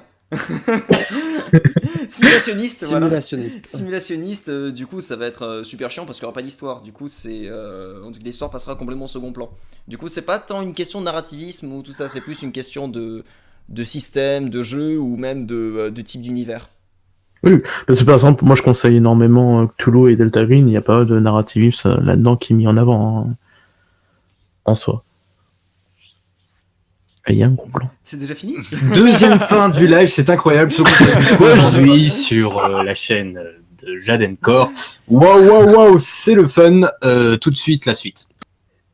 Tout de suite, Oui. la suite. Bon, bah du coup, moi je finis. Pour moi, le pire c'est Shadowrun, c'est le pire que Cholet, mais voilà. J'ai moins d'expérience là-dessus que Monsieur Geek Libré ou Gilus. D'accord. Voilà. Donc, Bon, je pense que tout le monde est d'accord qu'on a pour fait Shadowrun en fait. Allez, Shadowrun. Avec Arphéor, on est L5A et vous trois, vous On êtes. est Voilà, hipster. mais je maintiens que Shadowrun, ouais, c'est dans les licences connues du JDR, c'est monstrueux quoi. J'ai vu des gens conseiller Paranoia pour débuter. D'accord. Je suis pas d'accord. Tout de suite le clash. Pas pour débuter, mais Ouais. déjà en deuxième, troisième jeu de rôle, il y a peut-être moyen. Ouais. Ouais, Je suis- au début, ouais, mais pour le premier jeu de rôle que tu vas faire, ça sera pas du paranoïa, c'est pas une bonne Non. idée. Enfin, je trouve pas ça une bonne idée pour faire rentrer dans le monde du jeu de rôle. En tant que maître de jeu, en tout cas, que ton premier jeu de rôle soit pas Paranoia, mais je pense que en tant que joueur, premier jeu de rôle Paranoia, il y a moyen parce que tu as des objectifs très clairs dans Paranoia. Ouais, faut que ça, enfin, je sais pas, je trouve ça, enfin, c'est peut-être moi qui ai fermé, mais enfin, j'ai du mal à imaginer vraiment paranoïa en toute première session de jeu. Ah, tu peux, mais c'est. Waouh! Alors, Audrey Cos dit Cops. Cops, c'est peut être très bien pour débuter, en fait. C'est tout con. Quoi, j'ai jamais essayé, ça me tente vraiment, donc je sais pas. Bah, Moi, en je vais fait, essayer, ça me tente pas. Au revoir. le truc, c'est que. En fait, je vais pas être objectif parce que Cops a été écrit par un des plus grands maîtres du JDR français, celui qui pose ses couilles sur le monde du JDR français avec Maillard et Gizerix, c'est-à-dire Croc. C'est-à-dire le mec qui a créé INSMV, le mec qui a créé Ah, c'est donc lui. Cops. Voilà. Que je vais en parler au mois de mars. Chut, voilà, hein. Spoilers. C'est ça. Non, mais voilà, c'est quand même un des trois noms de la Sainte Trinité du JDR en France, la Croc. Et ce mec, Cops, alors Cops est très bien pour débuter, parce que beaucoup de scénarios simples peuvent se la jouer en mode les experts. Là, c'est con, hein, mais quand c'est sorti, c'est vrai que tu pouvais faire beaucoup de scénarios en mode les experts. Bon, après, c'était forcément les intrigues à tiroirs, c'était beaucoup plus violent, enfin, c'était très particulier, Cops. Mais c'est vrai que c'est un jeu qui s'y prête très bien aussi si t'as peu de joueurs, parce que c'est souvent des types de deux. T'as toujours le flic principal et son acolyte, machin, tout ça. Et Qui est t'as noir des- forcément, le deuxième. Dans tous les films, les buddy movies. Et il meurt avant la fin. Ouais, en criant ton nom, en se jetant sur la balle. Non, comme se passait pas du tout là-dessus, parce que c'est vrai que ça partait d'un pitch où la Californie était devenue indépendante en 2026 par rapport aux États-Unis, et c'était devenu le bordel. Et non, l'univers est génial, est très bien décrit. Il y avait il y a même tout un truc derrière qui faisait que le jeu était bien. Il y avait même à un moment donné, il avait même lancé des élections en dehors du jeu pour que ça influe dans le jeu. Enfin, c'était. Ah, Cops, c'est c'est génial. bien. Non, Cops, c'est très bien pour débuter, ouais. J'avais complètement oublié et je remercie la personne qui a parlé de Cops. Je crois que c'est Audrey Corse, je crois. Si je dis pas de conneries. Mais en tout cas, merci à toi de m'avoir rappelé Cops. Ouais, c'est ça, Audrey Cross. Sinon, il y a une question assez intéressante de Kellyanne, un des deux dessinateurs Le d'Imaginarium. dessinateur de Jadencore. Voilà, bon, petite promo, hein. façon Oui. promo avec mes abonnés, c'est un peu con. Et du coup, du coup, Kellyanne qui On a posait- un dislike. je le connais. Du coup, Kellyanne, je le connais, c'est un narrativiste, un fervent narrativiste, purement, et qui a posé la question à quoi sert de faire des systèmes aussi complexes qui tiennent plus de l'onanisme que du ludique. Donc vraiment, Alors. l'intérêt, voilà, l'intérêt justement Bah, d'errer en le contexte. En fait, ça dépend les jeux, parce que c'est sûr que si tu prends, par exemple, je sais pas, à tout hasard, Polaris ou Jovian Chronicle. Pour ceux qui ne connaissent pas, Jovian Chronicle est un jeu où tu joues dans des mechas, où tu as des règles dans la pénétration d'atmosphère qui contient des racines carrées, no joke. C'est assez péchu. Alors oui, effectivement, au premier abord, ça peut paraître complètement débile. Hein, on est d'accord, des racines carrées dans un jet de dés de pénétration d'atmosphère. What the fuck? Racine carrée, c'était génial ça, quand tu me l'as présenté.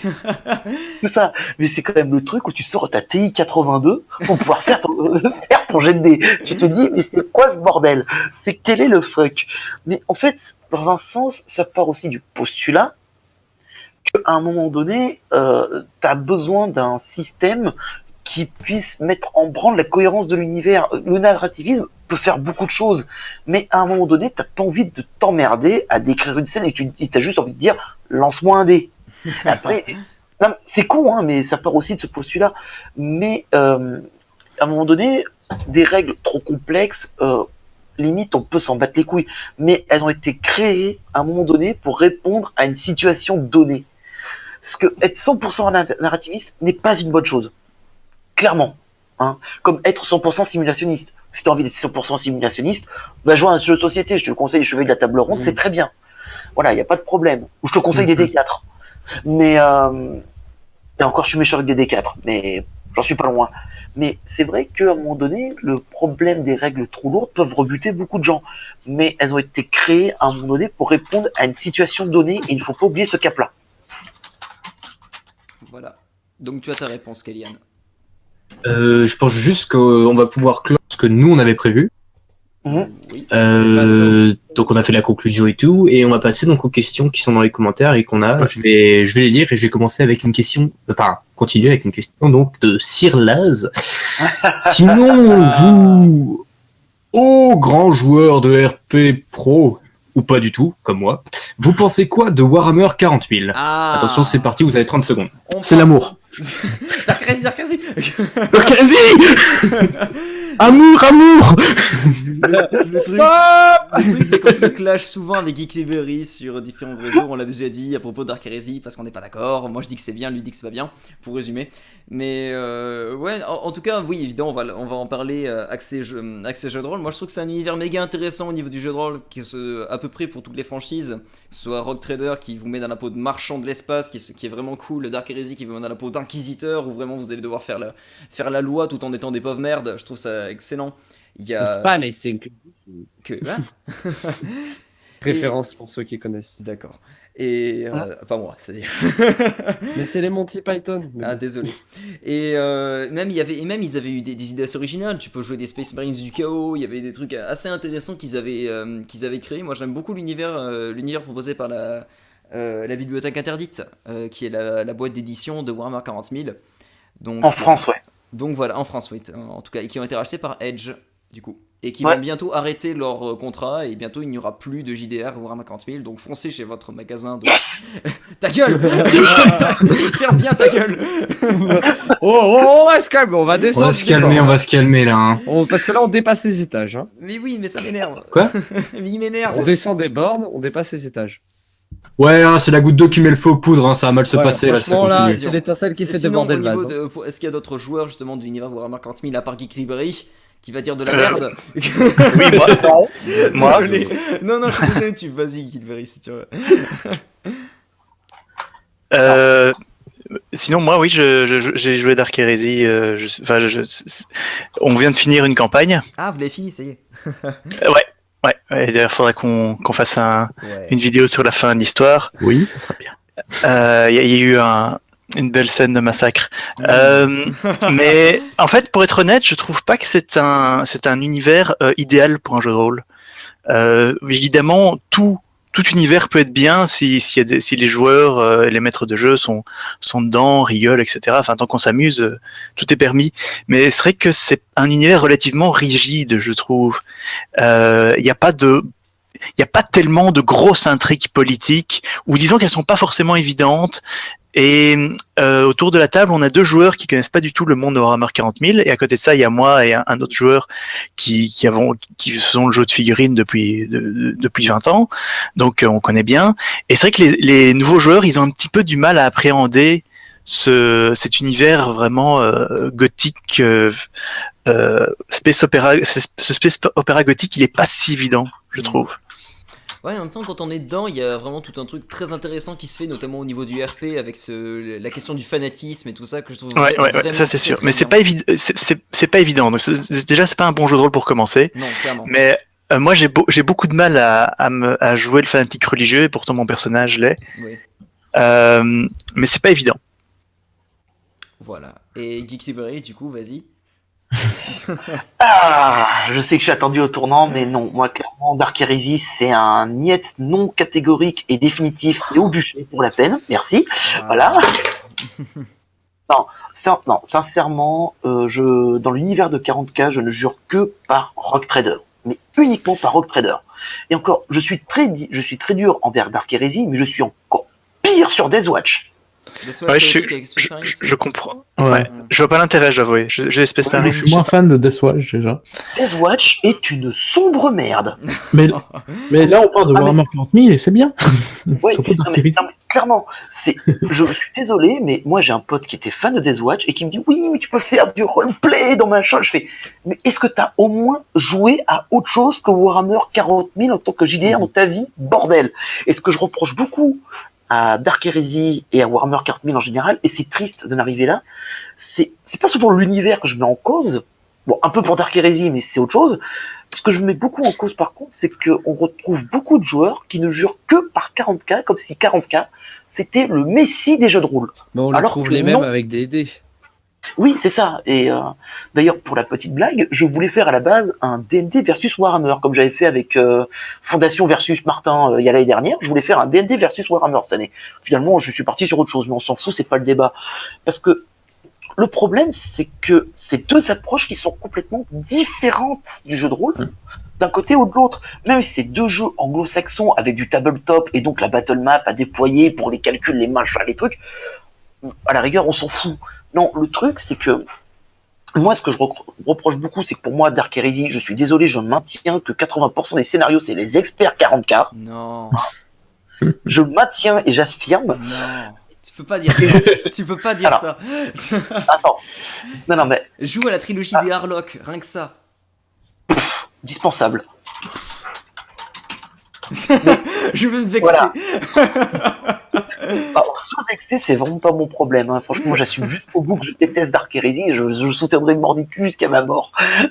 Ça, là. Non. Sérieusement, par contre, j'ai vraiment apprécié Rogue Trader pour la liberté qui donnait la possibilité de s'étendre dans l'univers de 40K, où là, tu en découvres beaucoup plus, où c'est pas juste guerre, explosion, Michael Bay, explosion, boum, scénario tête dans la merde. C'est bon, j'ai Vampire pour ça, c'est bon, c'est très bien, le Monde des Ténèbres. Ah, il aime pas. J'ai jamais joué à Rogue Trader, mais je pense que c'est celui qui a l'air d'avoir le plus de potentiel, je trouve aussi. Ouais. En termes de possibilités de scénario, Voilà, ouais. en termes d'expansion, de campagne, en termes de tout, Rogue Trader est supérieur à Dark Heresy. Et c'est pas difficile. Vraiment, quoi. Il y a des gens dans le chat qui n'aiment pas du tout non plus Warhammer 40K pour le jeu de rôle. Je peux comprendre. Il y a Pikidabo qui dit un truc assez intéressant. Quand bien même les scénarios de Dark Heresy sont clichés, pourquoi pas en créer, j'ai pas trop compris, les arguments anti-Dark Heresy perso. Moi, c'est parce que c'est l'univers. Mais voilà, Parce toi, que- c'est un problème avec l'univers plutôt. Ouais, c'est ça. Ouais. Ça peut pas. L'univers présenté sous l'angle de Dark Heresy qui me gêne. Parce qu'il n'est pas complet, il est forcément bloqué sur certains trucs, même si 40K, c'est un univers de guerre, sombre, Dark SF, tout ça. Le truc, c'est que Rogue Trader, il t'apporte un vent frais dans l'univers. C'est tout con. Mais ce vent frais, tu peux le mettre dans Dark Heresy, y a aucun problème, parce que les... Ouais, mais Ventilateur et c'est réglé. Il y a moyen. Quoi plus un pour le ventilo. Ah, il s'est passé quoi? Non, j'ai dit, ouais, je veux du vent. Ah Rogue oui. Trader apporte du vent frais. Et là, j'ai entendu, ouais, tu peux mettre un ventilo. Plus un. Ah non.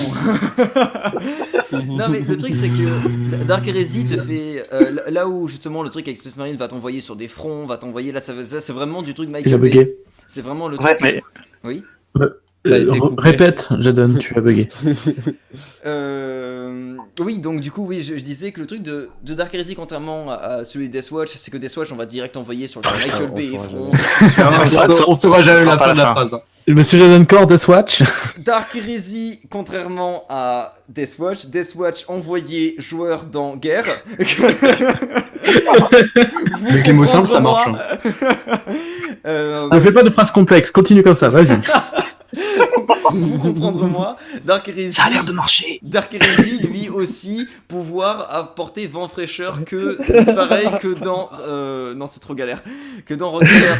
Et étant donné que tu fais voyager tes PJ et tes PJ, imagine t'as une secte démoniaque, tu peux la mettre n'importe où, tu peux vraiment la mettre où tu veux, tu peux pas être dans un monde féodal hyper lumineux comme tu peux la mettre dans une cité très cyberpunk.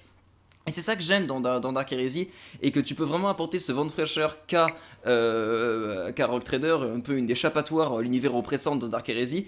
Et justement en gardant un peu ce côté subtil, oppressant de genre ouais mais t'as quand même un inquisiteur qui te demande de lui rendre des comptes, et en même temps là il t'envoie vers des contrées où il te laisse un peu faire plus ou moins ce que tu veux tout en essayant de gérer un peu la situation. Et c'est pour ça que j'aime bien et que je suis pas d'accord avec toi. Voilà. Mais voilà. Par contre, le système de combat de Dark Heresy est catastrophique, je tiens à le dire. C'est insupportable. Il est insupportablement long, il y a trop de jets de dés pour les... C'est simple, quand il y a un combat, je me réserve bien 40 minutes de session de jeu, quoi. De toute façon, ce qu'on va retenir ce soir, c'est qu'on est d'accord sur un point, toi et moi. Deathwatch, c'est de la merde. Oui, Deathwatch, ça a l'air... J'ai jamais joué, donc je peux pas trop dire que c'est pourri, mais en tout cas, le truc m'intéresse. Les mots simples, je donne. Les mots simples. Simple. Moi, pas aimé. Voilà. Moi, pas aimé Deathwatch, moi, pas intéressé par Deathwatch. Merde. Ouais. Sur le jeu à bidet, hein, de toute façon. Hein. Oui, j'imagine pas, même tout le reste. C'est pas étonnant. Même Only War, même. Et puis même le truc avec Experience du Chaos, il me semble qu'il a pas très bien fonctionné. Il y en a que 2 qui ont marché, Dark Heresy et Rogue Trader, les autres sont morts. Mais c'est dommage pour le truc avec Experience du Chaos, c'était assez intéressant l'idée. Ouais, mais le problème, c'est ça vient de l'univers en 40K aussi, où tu te retrouves très vite dans un carcan, parce que c'est un truc qui vient d'un jeu de figurines, et ça peut poser beaucoup de problèmes. J'ai beau cracher sur Dark Heresy, tout ça, ils ont quand même essayé de développer. Je cache pas, c'est juste que moi, après, au bout d'un moment, stop, quoi. Voilà. Je préfère le pan Rogue Trader, où au moins, dès que tu vois un Xeno, tu vas pas lui tirer dessus, quoi. Arthurus dit, par contre, Rogue Trader, il y a des règles trop velues pour les vaisseaux. Ouais, pour les règles de vaisseau, ouais, effectivement, c'est assez velu du slip, quoi. On est d'accord. Notez bien celle-là parce qu'elle ressortira plus jamais. Hein. Jamais de la bouche. Gardez-la pour vous. Par contre, là-dessus, moi, je vais tout simplement devoir vous laisser. Très bien, pas de problème. Oh, ça marche. Pas de soucis. C'était bien sympa Mais de oui. venir, malgré tous les problèmes techniques. Ouais, qu'on a eu au merci début. beaucoup. Oh, mais c'est... Voilà. Rien ne vaut un bon redémarrage ordinateur. Exactement. Oui. Et avant, il y a juste avant, est-ce que tu as le temps de répondre à une dernière question que je voulais Oui. savoir aussi? Vas-y. Donc, un abonné a demandé, donc c'est voilà, un homme nommé Sleipnir, qu'on connaît bien pour les lives. Vous avez déjà testé d'autres formes de jeux de rôle, genre GN, Murder ou Forum? Je me suis dit que c'était intéressant. Juste pour toi, j'ai Julius, juste pour l'instant. On répondra après. Juste pour toi.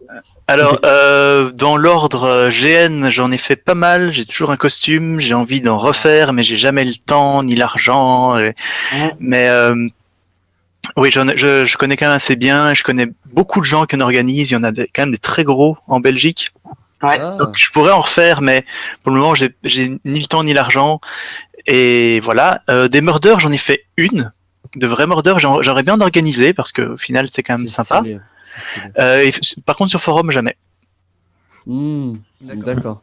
Bah, Sur merci. forum, c'est nul. Si tu es intéressé par les GN et les murders, comme je sais que l'Alsace est pas trop loin, si jamais une fois tu fais un saut en Alsace, je suis dans une assoce qui s'appelle les Forges Monde et on en organise pas mal. Et Ok. c'est vraiment sympa. Donc si une fois tu es intéressé, on peut t'y inviter à l'occasion. Pourquoi pas, tu peux toujours m'envoyer via les réseaux sociaux des liens pour que je me tienne au courant, même si à mon avis si je reprendrais dans un premier temps je reprendrais ça avec mes potes quoi. Yes, bien sûr. En Et tout si- cas, si merci, jamais, par merci hasard. beaucoup, Gilles, d'être Mais merci. venu. C'était très intéressant. Yes. Merci beaucoup de m'avoir invité, c'était très chouette. Mais Bonne c'était soirée très à chouette toi. de t'avoir. Et bonne soirée à Ah, toi. Attendez, Merci je beaucoup. lançais le dé pour ça. Oui, c'était chouette. Génial. Voilà. Mais merci hein, et à une prochaine, n'hésitez pas à Merci me à dire quoi, toi. c'était très bien. Salut. Au revoir. Merci. Bonne Bye soirée. bye. Bonne soirée. Bye. Donc nous, on continue un peu pour quelques minutes, je pense. Je pense qu'on peut s'attarder sur les petites questions qu'on a eues. C'est ça, voilà. Ouais, je vais peut-être rebondir juste sur les forums, parce que j'en ai pas une très bonne expérience en fait. J'avoue que sur les forums, il y a sûrement du très bon jeu de rôle. On m'en a vendu en disant que ils avaient des très bonnes expériences, mais personnellement, je sais pas, j'ai une sorte de gêne dans le sens où à chaque fois, il y a une espèce en fait d'organisation un peu bizarre où il y a une semaine entre chaque message, où il y a une certaine rigueur qu'il n'y a pas dans le jeu. Enfin, il y a un manque de rigueur, contrairement dans le jeu de rôle, où le MJ a un peu plus tendance à être oui, bah, c'est moi qui décide, c'est toi qui fais ce qu'il veut. Après, c'est peut-être juste mon expérience qui est mauvaise, mais c'est vrai que sur le forum, je suis beaucoup moins fan. Surtout, généralement, c'est des grammaires nazis. J'ai beaucoup de difficultés en français, du coup. Ouais. J'ai même pas accepté, mais je sais pas, dans ma vie, je sais pas, les forums, vraiment, jeux de rôle. Généralement, déjà, rien qu'à la création de perso, je me faisais recaler parce que j'étais pas dans leur truc, sauf que je sais pas, j'ai beaucoup de mal à rentrer dedans. Pourtant, je lisais ce qu'ils avaient écrit, les descriptions de l'univers, tout ça. Et je sais pas, ils acceptaient jamais. Et quand j'acceptais, enfin, c'était très particulier. Et personnellement, pas du tout de bons souvenirs dessus. Ouais, moi Ça j'ai un arrive. très mauvais souvenir aussi de jeux de rôle sur le forum. J'ai fait un truc Star Wars sur le forum Holonet, coucou à eux d'ailleurs, où en fait sur ce forum Holonet tout simplement c'était fait un truc Infinities, comme je vous ai expliqué avec Star Wars, où en fait on change un petit élément dans Star Wars et on voyait ce qu'on pouvait en faire. Ça termine avec n'importe quoi, avec Mace Windu qui est devenu Senior Sith, je crois que c'est un truc comme ça. C'est génial, mais c'était ma seule bonne R2D2, roi du monde. c'est ça, mais vraiment, on est parti sur des gros trucs avec la flotte de Revan qui revenait, tu sais, c'est n'importe quoi. Mais voilà, c'était ma seule bonne expérience de JDR Forum. Mais le truc, c'est que j'arrive pas à m'immerger dedans. Moi, j'ai énormément de mal à m'immerger dedans. Je suis allé sur plusieurs forums où j'ai fait des comptes et je suis plus jamais retourné. Et après, j'avais honte d'y retourner parce que voilà, j'ai laissé mon truc en stand-by. Et je bloquais tout le monde. Et du coup, ça demande de l'investissement sur le long terme, en fait. Et ce que j'arrive pas forcément à faire. Voilà. Donc moi, et au niveau des GN, je suis à l'association Les Forges de Chrome, où on va bientôt faire nos premiers GN à nous. En tout cas, moi j'ai bientôt Stylé. rejoindre les trucs. Nous, on est les Forges Monde. Il y a de la copie, je pense. Ah, le Forge Je Monde. pense que le mot forge, au niveau des associations de GN, je pense que c'est le mot le plus utilisé, comme les associations de BD. Oui, sans doute. Enfin voilà. Et On parlera sinon, pas c'était de quoi la le truc? prod. C'était les murders, j'en ai jamais fait par contre. Ah yes, bah, je vais enchaîner là-dessus. J'ai fait des murders, c'est génial. Voilà. Merci, Abonnez- merci Arphéor. non, plus sérieusement, Applaudissez. c'est le GN, j'ai commencé par les murders. Donc, alors les gens sont un peu perdus parce que je crois que personne n'a donné la définition de la murder. Oui, vas-y, fais une démission. Donc je vais la donner. En fait, imaginez Cluedo. Mais genre, ça c'est juste pour l'idée générale. Mais ça ressemble pas du tout à Cluedo. Mais ça c'est juste pour une première idée. En gros, c'est un scénario et il y a une intrigue à démêler avec un coupable à trouver ou des coupables et un scénario à démêler. Et donc vous placez en fait vos personnages dans un huis clos. Donc je vais vous donner l'exemple de la dernière murder que j'ai faite. C'était une réunion de copropriétaires. Et en dédicace, il y a des Forges Monde qui sont ici. Dédicace à vous, il était génial ce scénario, je vais pas le spoil. Donc en gros c'est réunion de copropriétaires donc qui sont autour de la table et en fait dans l'immeuble il y a des problèmes chez chacun d'entre eux. Il y a un vieux qui s'est fait cambrioler, il y a la concierge qui s'est fait buter son chat, le plus riche des propriétaires qui s'est fait rayer sa Porsche, enfin que des problèmes comme ça pour tout le monde. Et en fait, avec cette réunion de copropriétaires de crise, ils essaient de chercher la solution à leurs problèmes et pourquoi ils sont là. Et alors, vous aurez, comme dans le jeu de rôle, une fiche personnage, et comme dans le GN, avec tout un tas de choses écrites dessus. Genre, par exemple, moi, je jouais un ancien combattant raciste et homophobe. Du coup, j'étais dans le personnage à gueuler ce genre de trucs, et à être là, comme ça, et à faire l'ancien militaire. Et donc, en fait, avec votre fiche de perso, vous essayez de jouer le rôle au maximum parce que comme c'est du grandeur nature, donc cette murder, comme c'est du jeu de rôle grandeur nature, il faut au maximum s'affranchir des fiches de perso et il y a jamais de lancer de dés ni rien en général.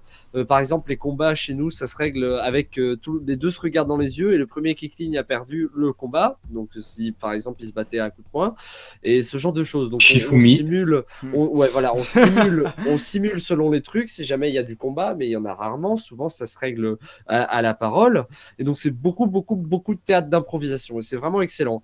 Et dans vos feuilles de perso, vous avez vraiment beaucoup d'infos qui vous servent donc à camper votre personnage. J'avais par exemple une autre feuille de perso où je jouais un schizophrène qui avait en fait deux côtés sur sa personnalité. Un côté où il était en fait un timide qui se faisait victimiser, donc j'étais tout le temps là, oh pardon monsieur, parce qu'en fait c'était des prisonniers qui dans un van qui était transféré en prison, et donc moi j'étais tout le temps là, pardon monsieur, pour coller avec la partie sur ma fiche de perso où c'était écrit un truc du genre, ma patronne est une despote, elle renverse mes stylos, j'ai trop peur de m'y affronter. Et il y a ce côté schizophrène juste en dessous qui est écrit en italique avec tout ce que le schizophrène fou pensait.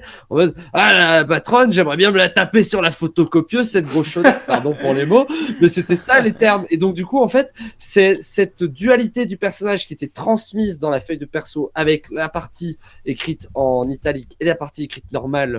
Je devais la retranscrire en perso. Et donc, c'est-à-dire qu'à un moment, il y a un personnage qui a fait le truc de trop, ce qui a fait que j'ai pété mon câble et j'ai commencé à hurler comme ça. Ah, comme ça, j'ai hurlé mon câble. Limite, j'ai déchiré ma chemise. J'ai fait, je suis un malade, vous savez pas qui je suis, blablabla. Enfin, il y a des gars qui m'ont raconté de la sauce, qu'il y en a carrément d'autres qui se sont roulés par terre pour ça. Donc vraiment, c'est le GN, c'est, je pense que par rapport au jeu de rôle, il y a beaucoup plus de. Donc si vous êtes plutôt narrationniste plutôt que narrativiste, pardon, narrativiste. Le narrationnisme touche beaucoup de personnes en France. Si vous êtes plutôt narrativiste que simulationniste, voilà, j'ai confondu simulationniste et narratif. Enfin, j'ai mélangé les deux. Donc, si vous êtes plutôt narrativiste, je vous le conseille. Et si vous adorez le théâtre, je vous le conseille. Et si justement il y a un truc qui vous gêne dans le JDR, c'est, je sais pas moi, les fiches de perso en CD, bah je vous conseille de tester les Murders et leur grand frère, le jeu de rôle Grandeur Nature, à qui je vais laisser la parole pour expliquer ce qu'est le jeu de rôle Grandeur Nature, parce que je parle trop. J'ai fait une petite définition dans le chat. GN égale jeu de rôle Grandeur Nature. Les gens incarnent des personnages en se déguisant dans un environnement recréé. Voilà. Il me semble que Yeah. Merci Wikipédia. Même pas. C'est flatteur ce que tu viens de dire. Alors moi, non, mais du coup, le jeu de rôle... Bah vas-y Max. Non, pardon, c'était pour donner la parole à celui qui, justement, donnerait une définition peut-être plus précise du GN. Bah, le GN, en fait, donc c'est un peu comme la Murder, sauf que vous allez être en extérieur et que ça va être un univers qui va... En fait, autant la Murder, en fait, c'est du one-shot. Les Murder, c'est souvent du one-shot. Alors que Et ça dure pas longtemps. Voilà, c'est ça. Ça dure maximum 3-4 heures. Donc pas longtemps. Pas longtemps. Non, parce que le jeu de rôle Grandeur Nature, lui, va durer... 24 à 48 heures en moyenne. Ouais, si, on peut en faire des cours aussi qui peuvent durer 12 heures. 12 heures. Nous, c'est ce qu'on a fait. Et généralement, c'est du 24-48. Hein. C'est généralement, tu commences le vendredi soir, tu remballes le dimanche après-midi. Exact. Et alors, le seul souci avec le jeu de rôle Grandeur Nature, je peux vous le conseiller, mais à fond, c'est vraiment kiffant. J'en ai fait cet été. Et le problème, c'est le matos. C'est que c'est un matos assez cher. Alors après, vous pouvez toujours vous débrouiller pour le louer ou le demander à des potes qui sont génistes. Donc voilà, mais c'est le seul problème, c'est le matos. Mais après, comment ça, le matos? On sous-estime souvent la récup. Alors par matos, j'entends costume et épée en mousse, arme en mousse, parce qu'il y a des armes certifiées. Hein. Vous pensez bien que vous n'allez pas vous pointer avec votre grosse hache aiguisée en acier, sinon vous risquez de découper celui en face de vous. Mais donc il y a des armes en mousse qui font pas mal quand vous tapez dessus, à part si vous êtes tapé comme un bourrin. Mais en général, de ce côté-là, les règles sont très strictes et on sait faire attention et on joue vraiment sur le fair play. Donc il y a ça et il y a aussi les costumes. Les costumes, c'est aussi un peu cher. Mais après, il y a toujours moyen de se débrouiller pour vous bricoler une cape et autres. Et je vous conseille. Et ça se joue. Si vous cherchez, donc pour le Murder, il y a des assos sans doute dans votre coin. Cherchez sur Google, il y en a souvent. Alors pour l'Alsace, je fais une petite pub s'il y a des Alsaciens ici. Il y a les Forges Monde, dont je fais partie, ainsi que l'assaut des Tisseurs d'étoiles en Alsace. Pour les Tarnais, il y a les Forges de Chrome qui sont basées à Mazamet. Voilà, qui est bien. Si vous avez des noms, vous aussi, n'hésitez pas. Il y a là, il me semble que c'est l'arbre de vie dans le Var. Je crois qu'ils sont toujours vivants.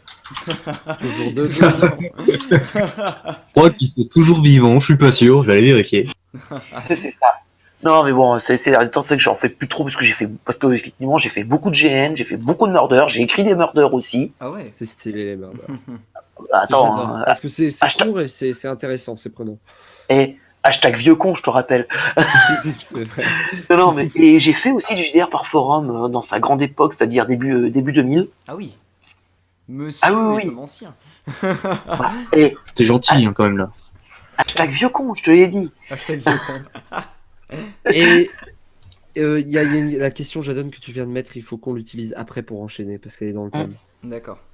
Mais pour répondre, ouais, j'ai écrit pas mal de murder. La dernière que j'ai faite, c'était cette année où j'ai écrit une murder pendant la Seconde Guerre mondiale. Oh. Ouh, classe. Écrit une mordeur pendant la Seconde Guerre mondiale. Ouais. C'est un champion. Et donc une murder nazie, une vraie quoi. C'est génial. Ach ja, où est meine Katz? Bah, en fait, pour vous resituer le truc, c'est comme je l'avais coécrite, en fait, j'étais celui qui réceptionnait. Mhm. Et en fait, je faisais une immense donation au parti nazi, tout ça. Et en fait, je meurs pendant mon discours. Le grand classique d'une murder, Oui. on va dire. Mais le problème, c'est que t'avais des membres du parti nazi, t'avais des nazis qui avaient honte d'être nazis, t'avais des vrais collabos, t'avais des résistants, t'avais une journaliste féministe, enfin ça partait dans tous les sens quoi. Alors quand je suis mort, je te raconte pas le Bagdad que c'était quoi. Tu m'étonnes. Sans compter la police française aussi, qui devait être en plus à la botte du parti SS. Et c'est plus compliqué d'écrire un scénario pour une murder ou un GN plutôt qu'un. Alors scénario. vachement plus parce qu'il faut que tu le prévoies. Bah, en fait, quand j'écris la murder, je l'écris pour 10, 12, 14 ou 16 personnes. Hmm. Ah ouais, donc c'est pas du tout du 4 personnes quoi. Ouais. Non, mais quand en tu plus, fais une murder, bien travailler les liens entre les personnages. Hmm. c'est ça. Et il faut bien que tu choisisses les couches. Il faut pas que la raison pour laquelle il y a eu le meurtre, d'où le thème de murder, ait lieu ne soit pas non plus introuvable. Il faut bien doser le truc, ou alors il faut que toi tu puisses abuser des bons, parfois disséminer des indices. Si vraiment ça dure trop. Hmm. Ce qui s'est passé lors de ma dernière murder, c'est que personne s'attendait à ce que ça soit ma belle-fille qui me tue en fait. Ah oui, d'accord. Voilà. Personne s'y était attendu. Ah, c'est intéressant. Sans compter que la fille était allemande et la fille du marchand d'armes à qui je faisais la donation d'argent. Le truc Hmm. improbable. Ouais, le scénario était vraiment bien réfléchi du coup. Voilà. Et c'est la dernière que j'ai écrite. J'ai écrit 2 GN aussi. Dans le monde d'Agon, qui est un JDR que je conseille beaucoup puisqu'il est très beau. Et qu'il est français, monsieur. Encore une fois. Oh là là. Du français. Voilà, merci. Ok, très bien. Voilà, engagez-nous pour les bruitages. Et on va passer sur la dernière question que t'as mis, Jaden, parce qu'elle est très sympa. Parce qu'elle est Il y en a dans le peut-être thème. d'autres avant. Non, Enfin, je- Non, mais je elle dis est ça. dans le thème en fait. Ah ok, pardon, ok. Allez-y. Allons-y. Alors, Je Si vais vous, lire. voulez, Alors, si vous voulez, je la lis. Hein, vu que c'est moi qui- Comme tu veux. C'est une question de Vas-y, Arthurus Léla. qu'il a posée il y a quelques temps. C'est avez-vous des expériences de jeux de rôle sur les serveurs roleplay, style Arma 3 ou Minecraft? Je rajouterai Garry's Mod aussi, qui en fait pas Ouais, mal. Garry's Mod, ouais. Voilà. World of Warcraft. Moi, je réponds. World of Warcraft aussi. Moi, je réponds non. Voilà, je n'ai jamais fait. Donc, Bah, à vous. Moi, je dirais, le jeu de rôle correspond pas, généralement, c'est du roleplay. Et pour en avoir fait, c'est pas du roleplay comme on l'entend dans le jeu de rôle. Il y a des serveurs, tu dis juste monsieur à la fin de ta phrase, c'est du roleplay, ça y est. Voilà, c'est clair. Il y a vraiment, il y en a hein, qui sont très bien, qui essaient vraiment d'instaurer, mais tu sens qu'ils sont limités par le jeu, qui sont limités par tout simplement la plateforme, et que du coup il y a certaines choses. Après c'est des bonnes expériences, mais je qualifie pas ça de jeu de rôle, hein, clairement pas. C'est juste qu'il y a une petite notion de roleplay qui est mise dans le jeu, mais je sais pas, je définis pas ça comme du jeu de rôle vraiment. Puis même, ils Non, sont souvent parasités, à ce que j'ai compris. C'est vachement Oh, parasité par des gens extérieurs Oui. qui sont pas dans le truc, quoi. Il y a ça, puis il y a aussi tous les youtubeurs, parce qu'il y a eu une période où c'était Oh, vachement c'est la mode. insupportable. Il y a eu les Amixen, il y a eu Akilio, enfin il y a eu plein de Akilio. youtubeurs qui ont Ah, commencé il a à faire ramené du du RP.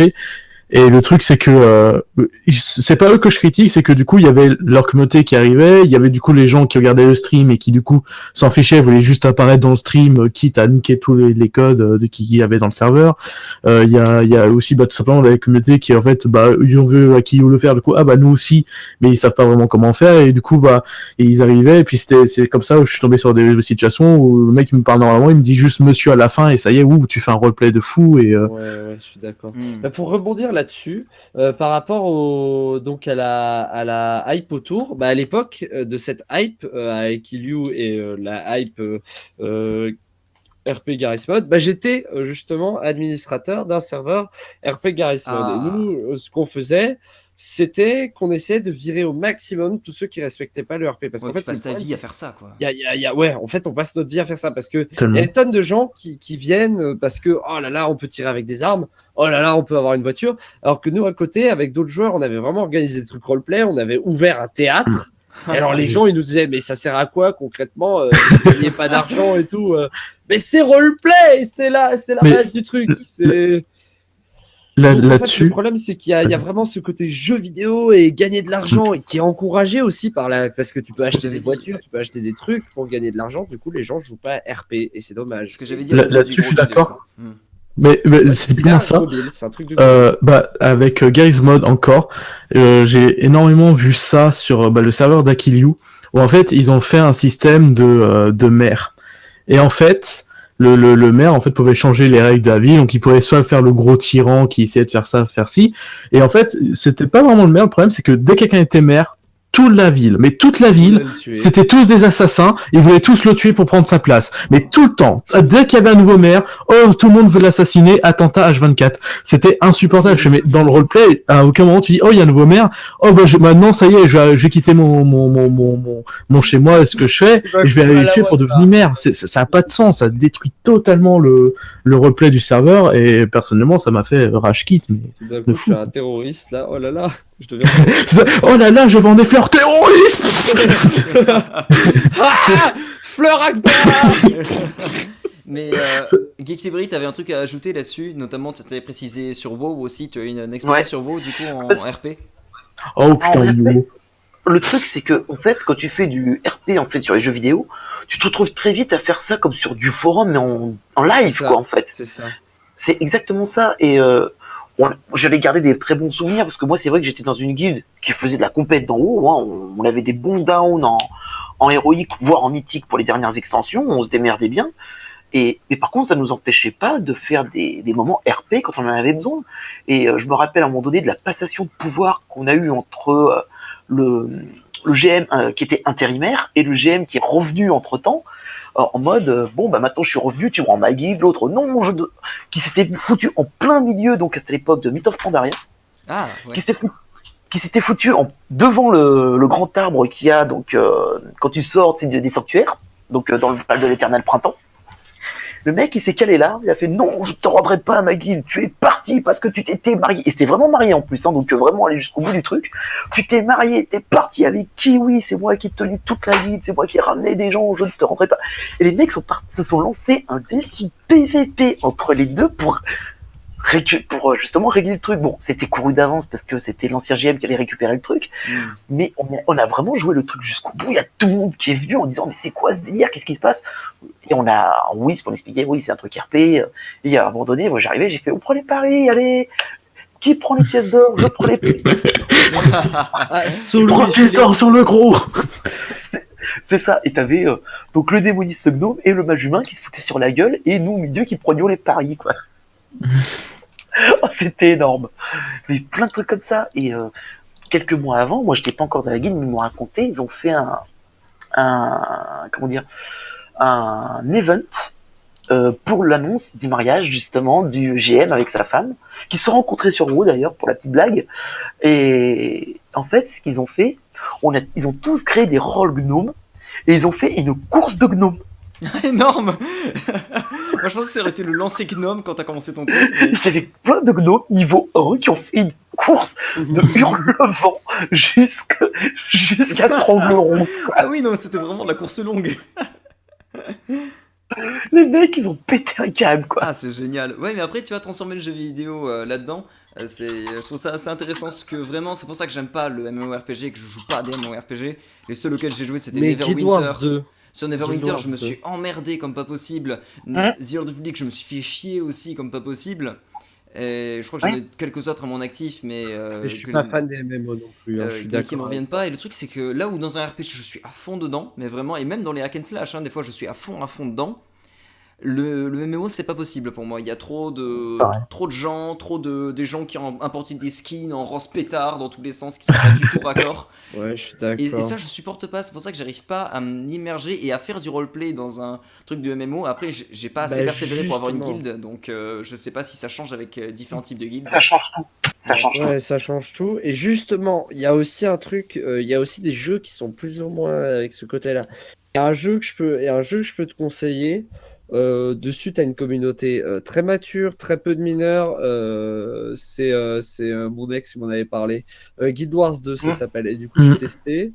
Elle m'avait convaincu d'y jouer. J'ai testé. Bon, après, j'accroche pas trop à MMO. Donc, Moi non plus.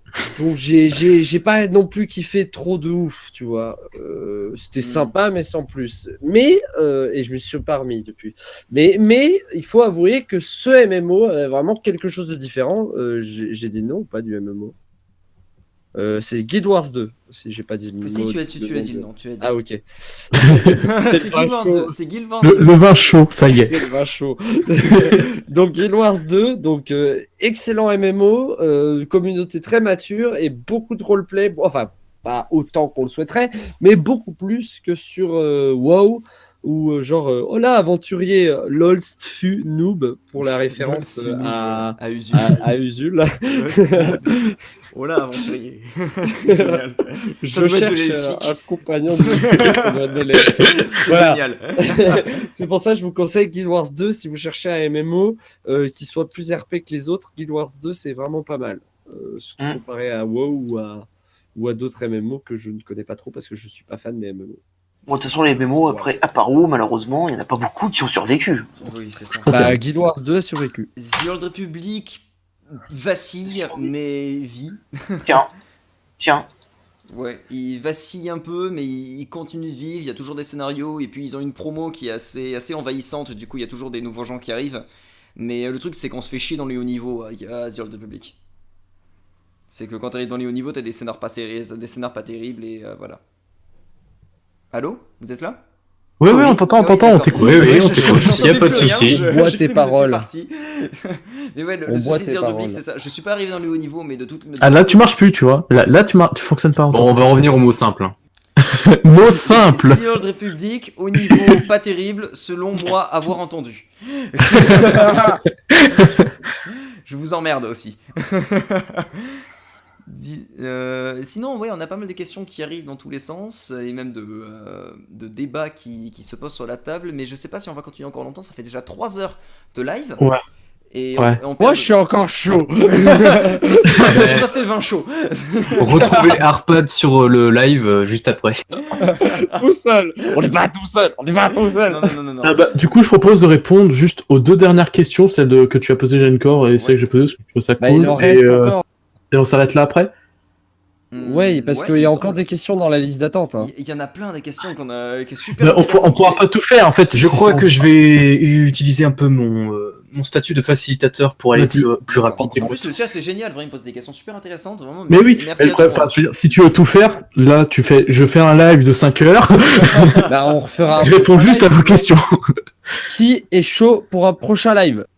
Non, mais. Non, clairement, moi, je trouve que c'est une super bonne expérience et je suis chaud pour qu'on fasse ça souvent. Quoi. Ouais, pas tous les jours, pas toutes les semaines, mais.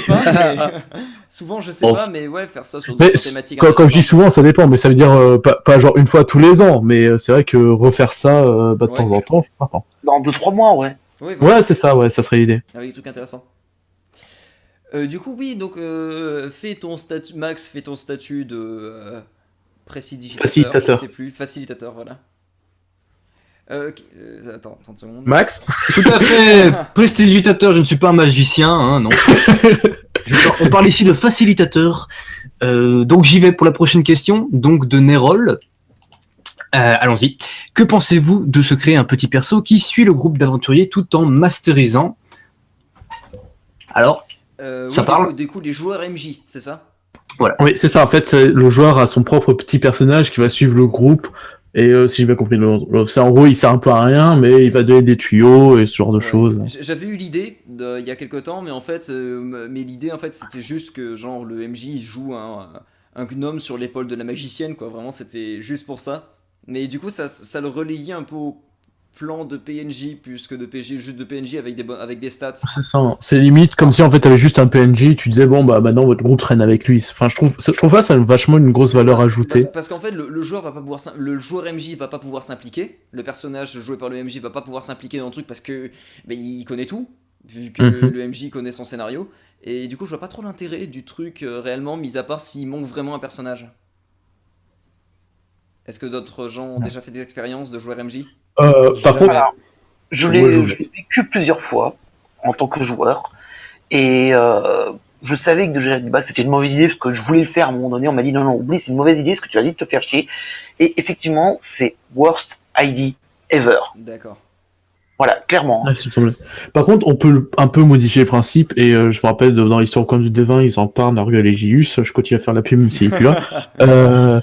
Non, mais qu'ils avaient eu un de leurs premiers MJ, vu qu'ils avaient des sessions très courtes, le temps du midi, il avait mis un personnage qui les suivait tout le temps et dès qu'il s'écartait de la mission, il les lâchait. C'est ce genre de PNJ qu'on peut créer pour suivre le groupe. Bon après c'est une solution extrême, je suis pas très fan du slasher derrière, mais c'est quand même marrant et puis bon avec leur contexte tu comprends que bon au lycée entre 2 heures de cours ils ont pas forcément le temps de faire des grosses sessions, mais voilà c'est vrai qu'on peut créer ce genre de personnage, mais après je pense aussi c'est pas forcément une très très bonne idée. D'accord. Et Arphéor, t'as déjà essayé? Nope. Voilà. Et... Voilà. T'as une question parce que t'en as sauté, Max. Il y en a encore au-dessus qui sont. Ouais. Il y en a plein. Attends, j'avais pas vu. Il y en avait Il y plein. en a Attends, des rapides. Il y en a des. Ok, vraiment allons-y. rapides. Alors, The Little Boy Man, FR. Que pensez-vous de Cthulhu pour débuter et surtout quelle édition? Du Donc là, coup, en fait, on avait vous- déjà parlé Ouais, de Cthulhu. on a déjà C'est pas mal répondu génial. au truc. Mais Ok. juste Mais surtout, édition, quelle tu prends la édition V7, c'est celle qui est sortie. Voilà, enfin, te prends pas la tête, c'est la dernière en date, elle est géniale, prends-la. Elle est pas un Voilà, peu c'est chère. ça. Non, si tu prends l'édition, enfin, il y a l'édition augmentée là, à 130 €, que bon, ok, là c'est cher, mais si tu prends une version normale, ça vaut le même prix qu'un Deadlands, non, un peu plus cher Ouais. qu'un Deadlands, mais même prix qu'un Vampire Masquerade. D'accord. Voilà, donc ouais. Bon, voilà. Moi, sinon, pour Cthulhu, je déconseillerais peut-être. Après, j'ai pas eu une excellente expérience sur Cthulhu. Voilà. Pour commencer, c'est peut-être un peu chaud parce qu'il y a tout un travail. En tout cas, pour les MJ, c'est peut-être un peu chaud parce qu'il y a tout un travail sur l'ambiance à gérer. De Ouais, Cthulhu. mais pour les joueurs avec un MJ expérimenté Oui, clairement. Cthulhu et des joueurs pas expérimentés, je trouve ça bien. Ouais, Parce que c'est clairement le meilleur truc, ça- les gens pas expérimentés, le MJ ça- expérimenté. Yes, et en plus, comme l'avait dit Gilus tout à l'heure, je crois que c'est Gilus qui en a parlé de la statue contre un zombie. Oui. Non. Oui. Non. Ouais. Ah. Non. C'était qui Enfin, je c'était crois toi, pas. Guy Librairie Je crois que c'était équilibré. Ou c'était Gilus? Non, c'est pas moi qui ai parlé de Non, la c'était bien, statue. Non, le zombie, c'est Gilles, hein. Ah bon, bien, non, Gilus, Ça ouais. n'amène à je suis à rien. l'ouest. Ouais, bref, Gilus qui l'expliquait très bien tout à l'heure, c'est vrai que quand tu emmènes des joueurs qui étaient à la base jeux vidéo sur du Cthulhu, ça leur permet d'apprendre un peu autre chose que le simulationnisme C'est clair qu'au niveau et des le, règles, ils sont light. narrativisme, tu vois. Et le narrativisme est beaucoup plus présent. Du coup, si tu les emmènes vers du Cthulhu, c'est vraiment cool parce que du coup, ils vont avoir cet esprit narrativiste. Et ensuite, tu peux les emmener sur du D&D et ils se rendent compte qu'ils peuvent mélanger narrativisme et simulationnisme.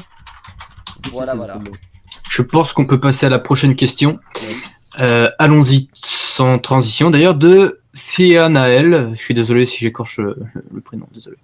Donc, c'est quoi le perso le plus chelou que vous ayez vu en JDR? Oh. Max, tu peux répondre. Non, Là, c'est il y la en a première tellement. question que tu peux répondre. Oui, ah bah, cette fois-ci, je vais répondre. Tiens, mon expérience grande en JDR, évidemment. Alors, moi, c'était le premier jeu. Donc, le premier JDR que j'ai fait, c'était avec Arphéor, justement. En MJ. C'est Arphéor MJ, c'était jusqu'à... on avait fait une soirée comme ça jusqu'à 4h du mat, on avait joué, et en fait, il y a un moment, il a interprété un personnage qui était complètement taré, quoi, et qui faisait non, pas boum boum dans la tête, enfin, je sais plus comment. Pas boum boum, ouais, c'était pas boum boum. Et il disait ça tout le temps, et bon, c'était chelou, voilà, donc ça, c'est le personnage chelou, enfin, le plus chelou que j'ai rencontré pour l'instant. Après, j'ai dit que j'en rencontrerai peut-être d'autres. Geek Livery, ça peut être Le intéressant. gars était enfermé. Ouais, on était enfermés, c'est ça, on était dans une pièce, et on était aveugles. Et le gars le frappait tout le temps et du coup bah il était là, pas boum boum dans la tête. Tu Je l'avais raconté gueulais, à quoi. fond, Geeksy, Shadron, votre personnage le plus chelou que vous ayez rencontré ou joué? Alors, je voulais jouer en tant que PNJ à Cendre. J'avais créé un perso stupide as fuck. Mais vraiment. C'est-à-dire, en fait, j'avais fait un min-max où j'en ai fait un bourrin. Mais un vrai, tu vois. Genre, il avait le maximum humain possible en force. C'est-à-dire 24. Parce que tu lançais 4d6 hein, pour les caracs. Mais en contrepartie, je lui ai mis 4 en intelligence. Ouais. Tu vois le truc, donc c'était une montagne de muscles. C'était l'homme le plus fort de la Terre. Hein, mais d'autre côté, c'est... Quand il ouvrait la porte de l'auberge, vous êtes... Voilà. Et en fait, c'était le genre... Quand tu parlais gentiment avec lui, il arrivait, il voulait te prendre dans ses bras en faisant copain. Magnifique. Voilà. Mais le perso, le PNJ était super sympa, tout ça. Sauf qu'à un moment donné, les persos se font enfermer parce que l'auberge était un traquenard. Mais vous êtes, ils l'ont gardé parce qu'ils s'en servaient pour les corvées. Et t'as un joueur qui jouait une version de l'agence Tourisque. Il y en a un qui jouait un taré aussi. Et à un moment donné, il avait sa casquette à hélico. Il fait tourner l'hélico. Et là, ça vous êtes. Et là, pour le fun, je fais un jet de dés et je foire le jet d'intelligence. Bon, je suis bon, normal, hein, c'était prévu. Ouais. Juste pour la blague. Et en fait, il passe, je veux casquette, vous êtes, je veux casquette. Et là, mon pote sort une paille, fait, regarde, elle passe pas à travers les barreaux. Là, je dis, bon, je mets quand même un bonus quand même. Je lance le jet de dés juste pour voir. Je me dis, bon, normalement ça passe pas. Et là, je lance le dé, je fais échec critique. Bon, ok. Arrache les barreaux. Les mecs se Génial. Ah tiens, et ça me fait penser... excusez-moi, je prends la parole, mais ça me fait penser à un coup que j'ai fait, que je trouvais pas mal sur mon premier JDR, c'est que j'ai ouvert une grosse porte en bois avec des cuillères et des couteaux en bois, enfin des trucs pour manger en bois, quoi. C'était magnifique, ça. Réussite critique, ils étaient en merde, j'en avais un qui avait perdu une jambe. Ouais, tout le monde était au bord de la panique, j'ai ouvert la porte avec mes couverts. Et je me suis dit, bon, ils ont souffert, il a fait une réussite critique, on va être clément, il va ouvrir la porte avec les couverts. Non, c'est les dés qui ont choisi. Oui, mais j'étais clément quand même, parce que c'est quand même un peu abusé. C'est pas faux. Shadron, du coup, toi, t'as le personnage le plus chelou que tu aies joué. Alors, je vais dire jouer. C'est pas forcément le plus chelou, mais c'est juste qu'il y a un concept que je trouve absolument génial. C'était en fait un one shot qui est fait par un des membres du groupe, et en fait c'était cet été. Je prends des trucs assez récents parce que c'est les trucs que je me souviens le plus, logique. Et il avait et c'était un Toulouse, mais en fait inversé. En fait, c'était nous qui jouions les membres d'une secte Toulouse, et qu'on était en mode oh là là, les grands anciens, tout ça. C'était pas vraiment dans le mode horrifique, c'est d'avoir peur. C'était vraiment prendre à l'autre pied l'univers. Et donc moi, pour trouver quelque chose, parce que c'était improvisé, on utilisait d'ailleurs le système que j'ai trouvé, donc le Secret Worm. Non, pas du tout, c'est pas grave, j'ai oublié le nom. Comment ça se fait tard. Et en fait, j'ai créé un perso qui est paranoïaque et naïf. C'est-à-dire, bon, qui est deux points normalement qui se contredisent totalement, mais en fait, c'est-à-dire mon perso était totalement paranoïaque, donc le moindre truc il prenait comme une attaque, mais était naïf, ça veut dire que n'importe qui pouvait arriver et faire je pense que lui te ment, et moi directement je fais oui, il me ment, il a raison. Et mon perso, j'avais ma feuille, donc ma fiche de perso, et en fait on avait sorti un petit taille de feuille blanche, j'ai pris une taille de feuille blanche et j'écrivais tout ce qui se passait dans la tête de mon perso durant la partie, je faisais des dessins, tout ça, vraiment comme un fou en train de paniquer dans sa tête, quoi. Et à la fin, j'ai une feuille remplie que j'ai gardée dans le souvenir parce qu'elle était absolument géniale, où en fait à chaque fois il y avait par exemple un perso, parce qu'en fait on a voulu, enfin un des joueurs avec qui je joue, il a un gros problème, c'est qu'il a tout le temps envie de devenir le chef, il a un problème de pouvoir et c'est son truc, et du coup il fait je vais renverser le chef, et moi il m'a tourné vers le chef en disant tu trouves pas qu'il est bizarre? Et moi je suis en mode mais oui, t'as raison, forcément il est bizarre. et du coup il arrivait à m'utiliser pour que nous en fait on arrive à la fin à le tuer. D'ailleurs c'est moi qui a tué le chef à la fin, parce que lui du coup il avait pas semé, il fait tiens c'est le moment de l'attaquer, comme ça tu vois il est en train de faire un plan pour nous tuer. Moi je suis en mode t'as raison, il doit sûrement faire un plan pour vouloir nous tuer. Et du coup c'est moi qui a tué le chef, mais du coup je me méfiais d'absolument tout le monde, c'est à dire que même des autres joueurs à un moment ils me disaient quelque chose, je faisais oui tu as raison, et derrière sur ma feuille j'écrivais non il a pas raison. il est en train de me mentir. Excellent. Du coup, mon perso, c'était un gros naïf, il croyait tout ce qu'on lui disait, mais il était quand même paranoïaque. Du coup, ça lui faisait des gros écarts et c'est pas Les le plus schizophrènes, chelou. du coup aussi, les schizophrènes. Ah, c'est génial. C'est pratiquement ça, quoi. Mais enfin, c'est pas schizophrène au sens pur, mais c'est le principe, quoi. Moi, dans les persos les plus chelous que j'ai, en tout cas que j'ai joué, je l'ai pas encore joué celui-là, mais je l'ai préparé avec un Des mots simples. Ouais. Démo simple, Jaden Core. Démo simple. Ça a coupé. Putain. Moi, bon, moi, je reprends normal. Mes personnages les plus chelous que j'ai joué, en tout cas que j'ai joué, je l'ai pas encore. Ah non. Je déteste. Jaden Core, à toi, terminé. Je suis coupé. Mais je pense que les gens du chat m'entendent bien. En tout cas, je l'ai pas encore joué mon personnage à moi. C'est un personnage que j'ai fait avec Arphéor où en fait j'ai tiré des bonnes grosses stats de merde sur Nullbuck et je suis tombé sur un gobelin et j'avais le choix entre gnobe, gobelin et hobbit oui. et j'ai dit gobelin et il m'a fait bon gobelin tu vas faire archer, guerrier ou ingénieur. Oui, d'ailleurs, Et du il faut qu'on y joue vraiment. il faut qu'on fasse une petite partie de Nullbuck assez sympa. Et du coup, j'ai yes. mon gobelin qui n'a pas le droit de parler humain, qui va faire comme ça, faut parler comme ça va être absolument génial. Et je pense que je vais tenir bien plein de séances. Sauf si t'as la compétence don de parole. Non, je l'apprendrai pas, de toute façon. Ouais, bah, d'accord, Et dans très les bien, PNJ, c'est toi qui et dans vois. les PNJ, c'est dans la trilogie des Harlock de Dark Heresy. Il y a, dans le premier épisode, il y a eu un moment, les joueurs arrivent au grand temple de la noblesse et tout ça, ce qu'ils appellent la. J'ai oublié d'ailleurs comment ils appellent. S'en fout. Si, au domaine de Gabriel Chaz. Et du coup, il rencontre une lady qui est Lady Obelia, qui est censée être une vieille femme un peu extravertie et voilà. Et du coup, j'en ai fait une droguée bourrée et qui ressasse ses anciennes conquêtes et du coup qui drague les joueurs. Et je pense qu'on a rarement eu autant de barres de rire pendant une séance de jeu de rôle avec Lady Obelia qui fonçait toujours sur eux à chaque fois au moment le plus simple. À un moment, ils étaient poursuivis justement dans la foule, ils étaient un peu à l'Assassin's Creed, genre dans la foule à essayer de se fondre parce qu'ils étaient poursuivis par des invocateurs de démons. Et t'as la meuf qui arrive et qui les fait complètement chier leur mission d'infiltration. Ouais, salut les copains, salut, t'es une beauté toi. Et on s'était vraiment bien éclaté pour ça. Et donc vraiment dans les personnages pas mal chelous, il y avait ça qui était assez sympathique. Question suivante. Tout à fait, Jean-Pierre. Faudra Nous passons à la question. Faudra terminer genre la dernière Parce question. que j'ai plus de 20 Alors là, on en a encore deux, si tu es d'accord. 2 questions. Deux questions, Allez. c'est parti. Alors de Tarek Daka. Mais du coup, si vous utilisez des JDR déjà créés, comment vous faites pour pas vous ennuyer? Bah, au contraire. La question, Oh, elle est- ça, c'est oui, c'est bizarre parce que, enfin, je comprends pas. Enfin, le Je vais lire la suite 30 secondes. Je vais lire la suite. à peut-être ça va l'univers, aider. et Pardon. enfin, je sais pas, ça t'empêche pas justement, tu rentres dans l'univers En et fait, tu le c'est fais un jouer. univers, ouais. En plus, tu peux le modifier autant que tu veux. Enfin, normalement, t'es pas censé non plus dire, ah, ça je retire, mais, enfin, je veux dire, tes joueurs peuvent le modifier directement, tout ça. Enfin, le fait que l'univers soit défini et pas créé par toi, ça t'empêche pas de t'amuser. Et d'ailleurs, je pense qu'on pourrait faire un stream sur la création d'univers tellement que c'est passionnant, Oui. n'est-ce pas, Jaden Core? Ah, Ah, je reconnais un qui s'y connaît, je crois. Mais, salut.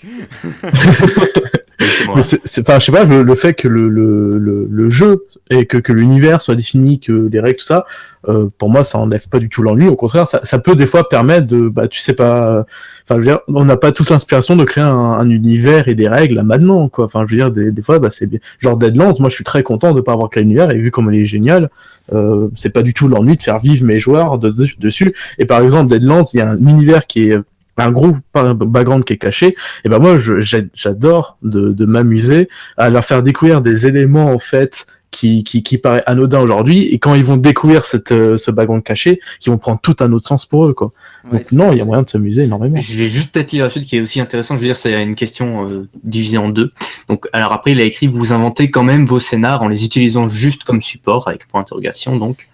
Et puis même les scénars, qui sont déjà dans le commerce, il y en a qui sont très très intéressants. Et puis même c'est un autre plaisir que la création en fait. C'est un plaisir d'adaptation et d'appropriation qui est très différent. En effet, tu vois, de quand tu crées un scénario et que voilà que c'est toi-même qui va construire les intrigues et tout. Là, on te donne les intrigues, mais c'est justement comment tu vas les interpréter. Qu'est-ce que tu vas ajouter dans le scénario pour que ça soit intéressant et que tu les fasses à ta sauce. Je trouve que c'est très différent, mais c'est aussi c'est une autre expérience qui est tout aussi intéressante de jouer des scénarios déjà existants.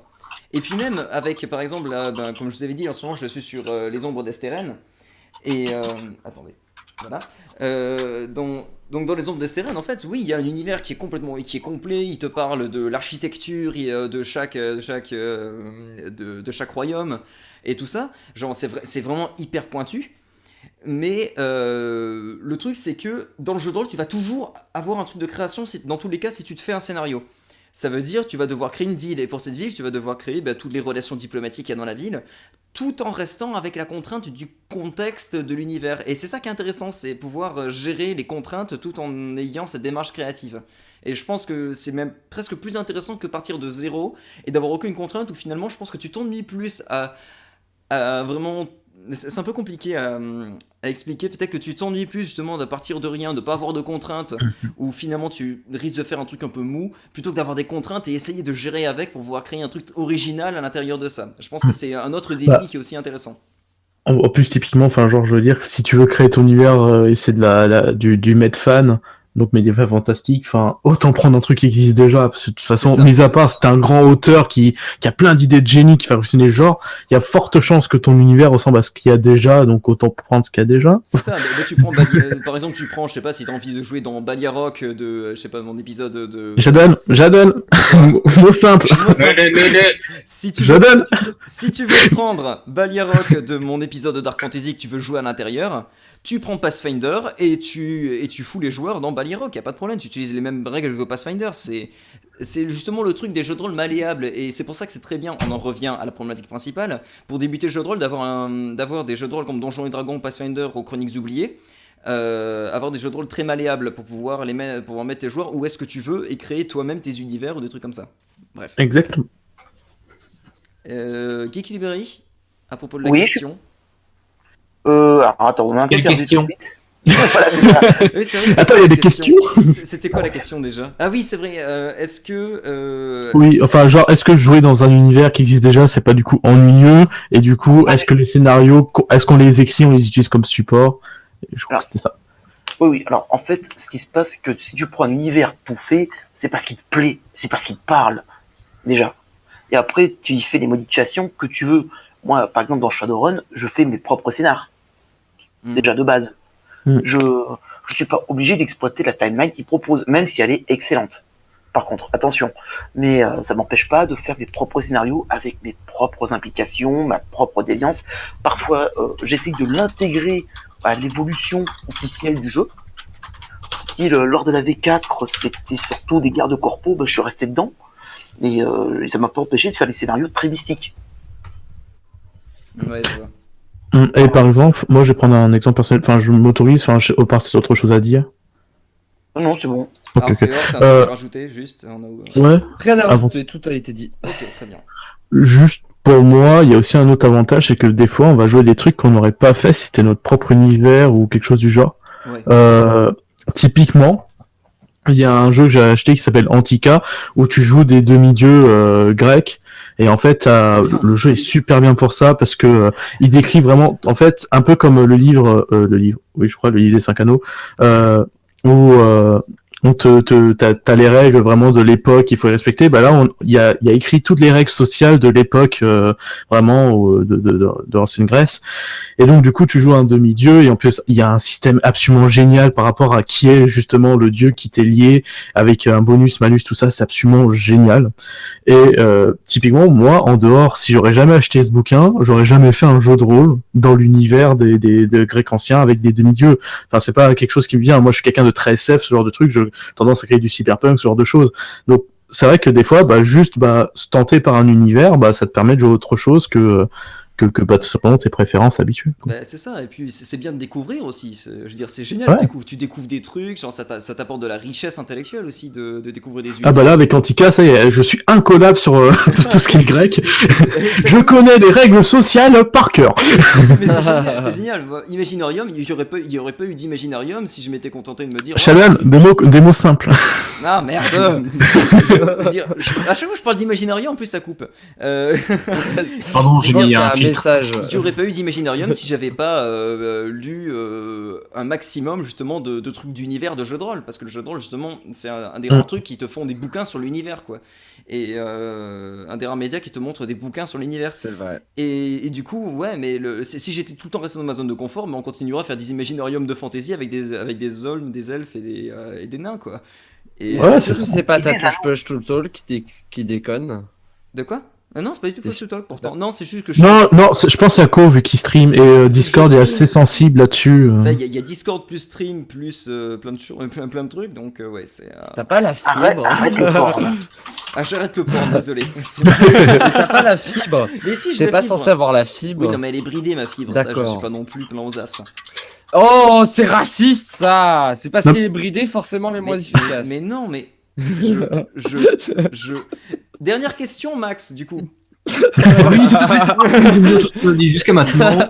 La dernière question de Piki. J'ai une question d'ordre cognitif, tout à fait. Si je vous dis JDR et musique d'ambiance, vous nous dites quoi? C'est parti. Ah, c'est intéressant ça. Ah ouais. Voilà. Oh, c'est- À bientôt. Bah déjà, tu vas éviter de mettre la musique de Benny Hill sur du Shadowrun lors d'une... c'est lors trop d'une- bien. Par contre, du coup, on est désolé, c'est la dernière question avant la fin du live, mais on fera un autre stream et je pense qu'on pourra répondre aux questions. Donc gardez-les de côté, on va essayer de les Ouais. garder de côté. Mais je pense que c'est mieux que vous les gardiez de côté parce que on n'a pas trop d'archives comme dans Rogue One, donc Ouais. Pas mal. donc voilà. Non, mais de toute façon, techniquement, niveau musique, tu prends toujours ce qui se colle le mieux à l'univers, quoi. Mais évitez de prendre des Évidemment. trucs trop connus. Parce que ça peut faire Bah. sortir les joueurs de la Ah, partie. mais complètement.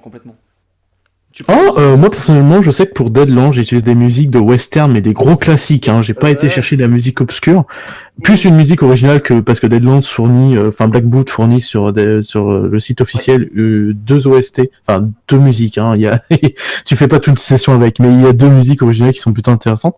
Mais sinon, j'ai utilisé des gros classiques de films de western et ça les a pas plus gênés que ça. Enfin, personne a. Après, Ouais. ouais, Le West- il y a Dovadrim qui dit un truc intéressant avec les chansons de Nullbug. C'est clair que dans une taverne où tu veux faire un truc un peu rigolo, si tu mets une chanson de Nullbug d'un seul coup, c'est rigolo quoi. Je veux dire, c'est dans l'ambiance quoi. Ouais. Ouais. Vous êtes pas du tout convaincu. Check ça, Geek Librairie.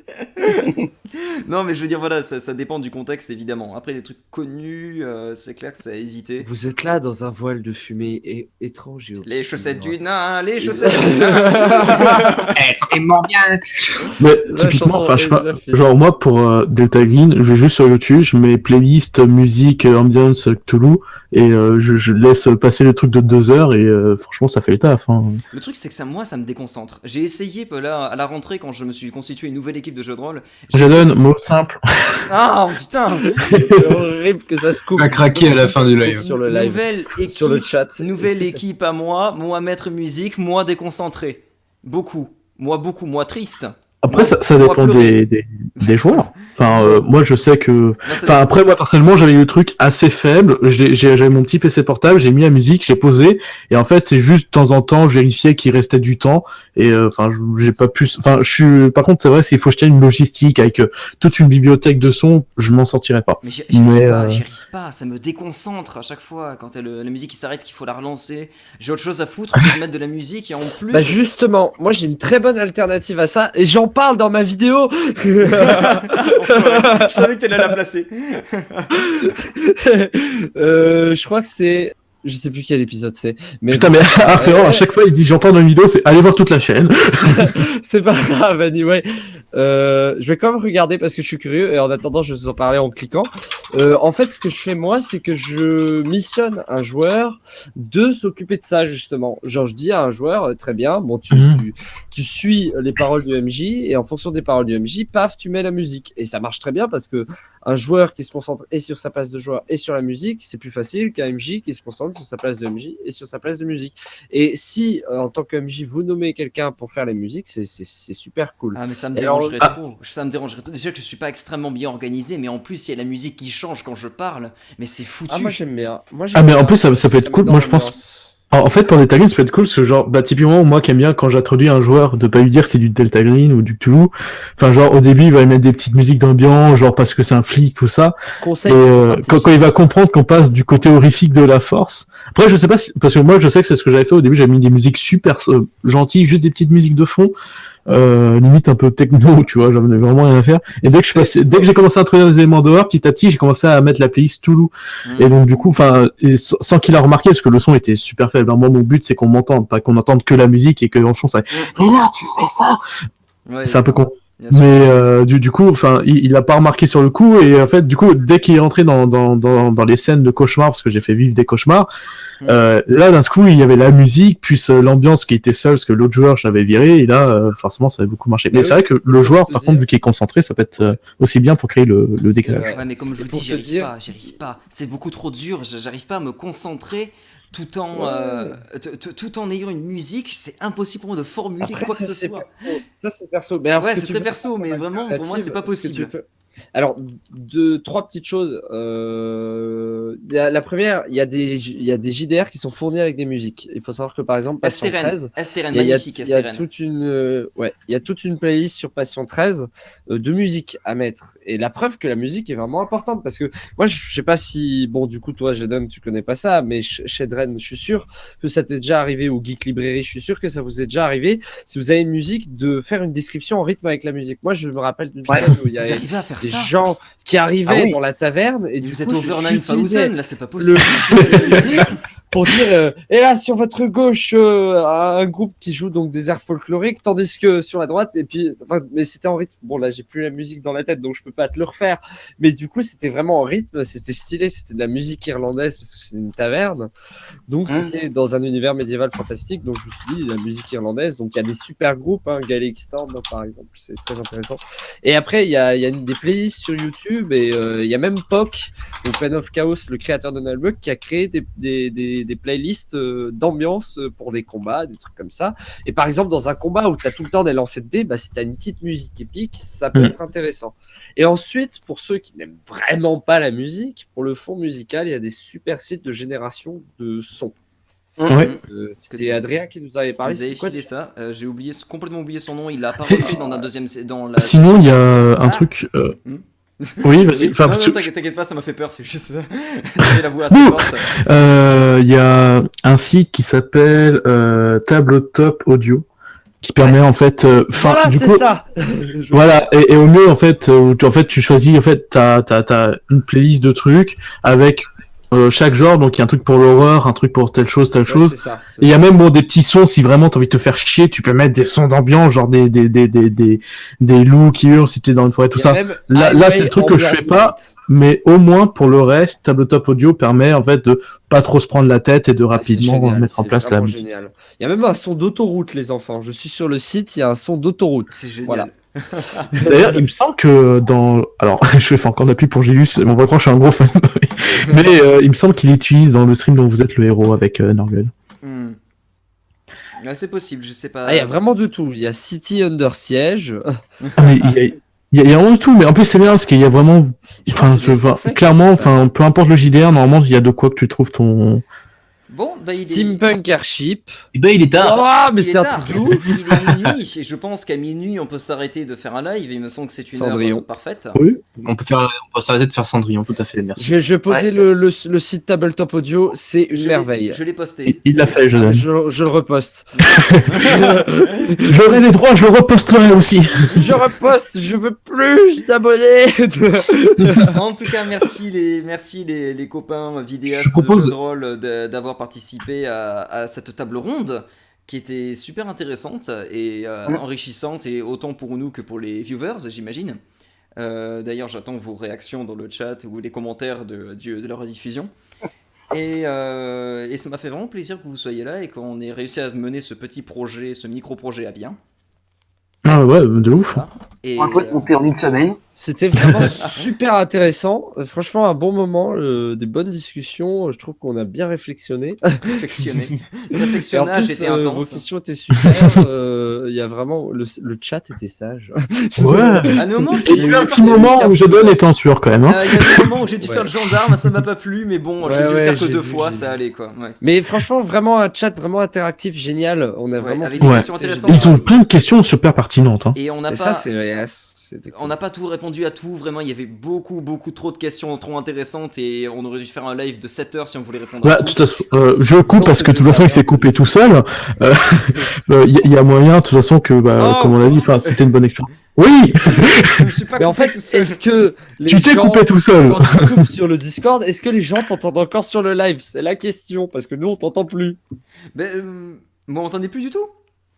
Non, on Si, t'entend plus là on sur t'entend, mais tu Discord. sais, enfin, ouais, la question c'est est-ce que, si ça prouve, ouais, tu coupes sur le Discord, si ça prouve, les gens du live t'entendent Eh encore, bien, et dans ce cas, on on est écoutera Ça d'accord. compte pour les là. deux, et c'est tout aussi drôle, quoi. On écoutera Ouais. ça à la rediffusion. Voilà. Tout à fait. Voilà, c'est ça. Exact. Parce que ça serait con qu'on on a l'impression qu'on on t'interrompt tout le temps. Jadon, c'est le mec qu'on veut pas laisser parler. Ma gueule. Je vois. Chut. Enfin, C'est voilà. En plus, vous êtes des dingues, vous étiez 108 108, c'était dingue. de ouais. malades. Ouais, Oui, on il y est avait 108 D'ailleurs, viewers. Ça on blague. confirme qu'on entendait Jadon Core. Donc du coup, en fait, nous on l'interrompait en disant, hé, Jadon. Alors que eux l'entendaient. Ah, ça va être drôle à la rediffusion. Ouais, la rediffusion, il parle que ça, tout d'un coup. Il va se faire t'entends un gros victime. gars qui fait Parle plus moins fort. Voilà.